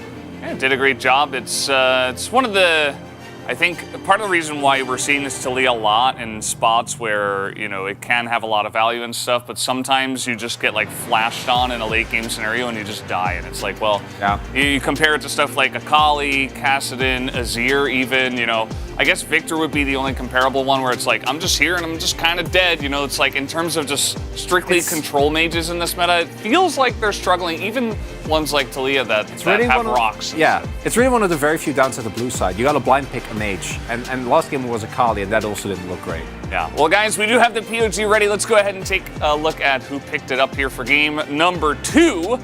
As it was, the man in purple, Kassadin. No, actually it was Showmaker. 500 points here, 8-0-11 win to Legendary, and he played it really well. And we don't always vote for Kassadin, and Canyon was front runner for my POG vote, but he did have a lot of mid-game oopsies that didn't end up working out, although a bit of a redemption moment with that final ultimate that he did found on top of Bulldog. But the main thing for me was that Showmaker got to the point where Kassadin should hard carry, and then he did. And we haven't always seen that. We've seen Kassadin's in-game states like this, even when they do reach their power spike, struggle with actually getting the most damage, right? Like getting all the DPS out that we noticed this champion is able to if he can just stay alive in fights. As I would have gotten a Canyon vote. Media's just struggling a little bit today, you know, it's the way it goes sometimes. But guys, Showmaker does pick it up in the end. No Kana votes, no Canyon votes. I'm a little bit surprised about that, actually, after that game too. But either way, we are going to the interview now. We do have it ready, so let's hand it over to Ji-sun for the translation. Thank you very much, guys. This is Ji-sun for the POG interview translation. We are here joined by Showmaker Callan for the interview. Thank you very much, guys. How do you feel about the win? Callan, would you like to start? Well, I think we lost so many games where we were behind, but today we were able to turn it around and we got a comeback win, so it feels amazing. And what about you, Showmaker? Today, well, I cannot really say our performance was, stable, but still, I just wanted to make sure that we are having fun, while playing the game, and I think we were able to accomplish that, so I'm so relieved.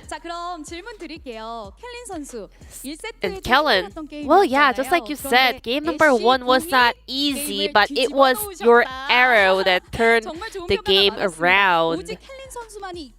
And Kellen, you are able to bring your team to victory with with those arrows. Were you aware of that? Did you know that you had the responsibility to actually create, plays for your team?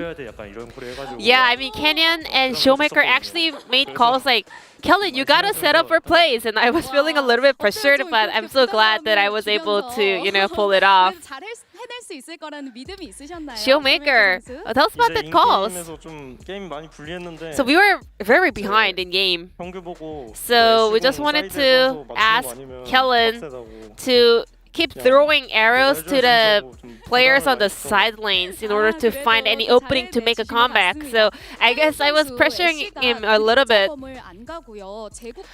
Well, today we didn't really see the standard itemization from Ash today. You rather focus on the mandate and then the healing reduction. Did you want to focus on the cooldown reduction maybe? So we were so behind. So yeah. So we didn't think really we could actually snowball off of the early items, so we just wanted to skip it. So we just wanted to go for the long-term build, which was healing reduction. And then maybe thanks to that, we were able to see so many Ash Arrow finding the opponents. And then, Showmaker, you were also able to create a solo kill on the top lane with the help from Kellen's arrow.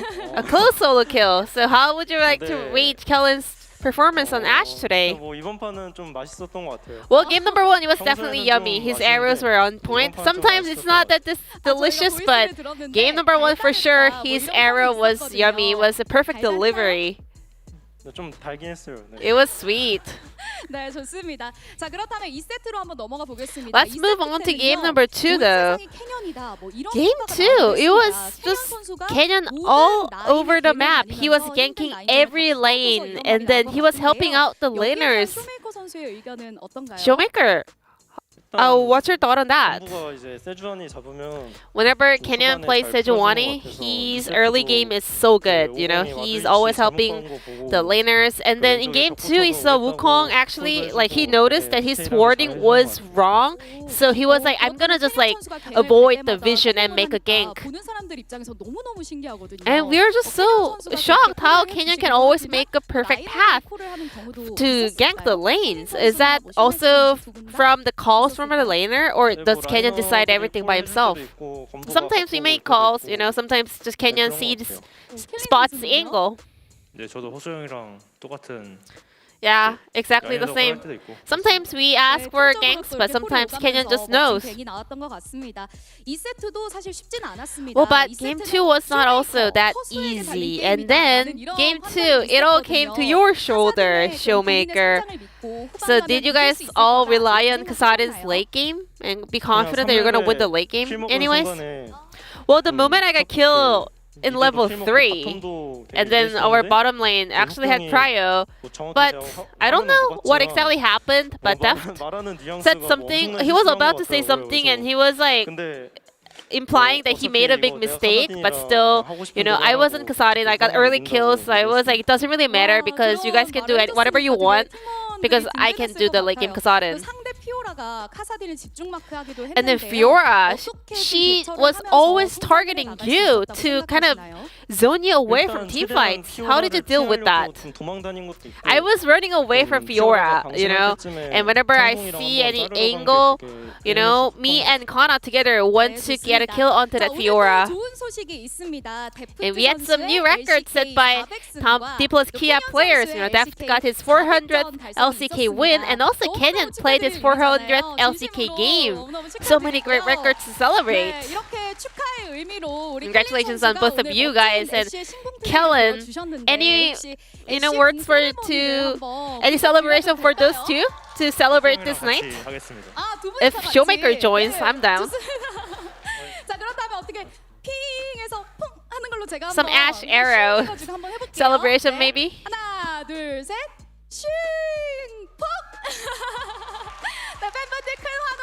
Thank you so much, Kellen and Showmaker. Please give it up for the two players who made a cool ceremony to celebrate Deft and Canyon's record. And D plus Kia's next opponent is DRX. How are you guys going to prepare for that match? 일단 저희가 되게 So 발전하는 것 같고 I think we are developing quite well right now. So we will do our best in the DRX match as well and make sure to get a win. And Showmaker. 이게 대길이가 생일이 So 얼마 안 남았는데 I think Deokdam is having his birthday soon, but I heard he's injured, so I wish for his quick recovery, and I hope to play against him when we have the matchup. And this will be the end of the interview from Showmaker Kellen from D plus Kia, and I'm gonna pass it back to Valdez and Chronicler. Thank you.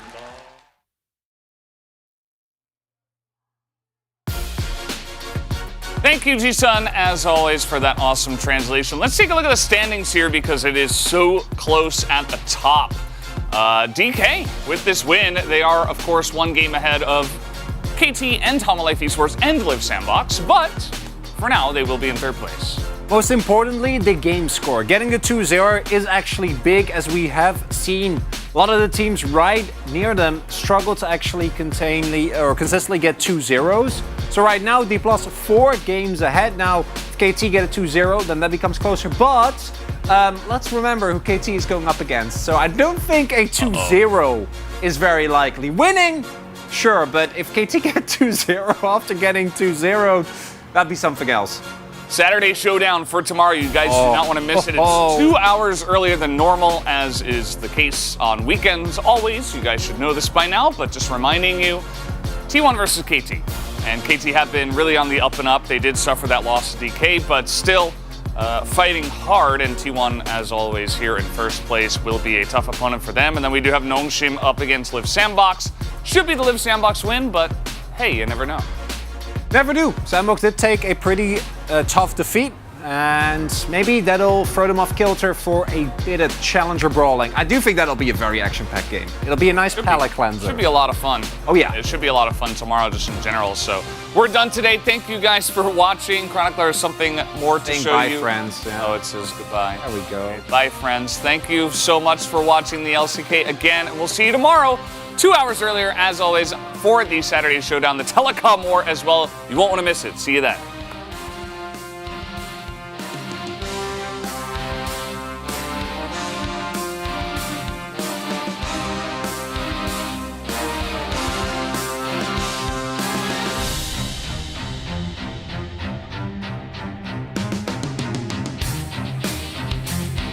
Standing on the edge of this big love, I'm not looking down, baby, I'm ready to jump. I never believed love could set me free. You break down the walls I build around me. It's a strange magic every time we touch. Yeah, I'm falling for you. I'll keep falling. I'll keep falling. You are my greatest weakness. You are my greatest. You are my greatest weakness. You are my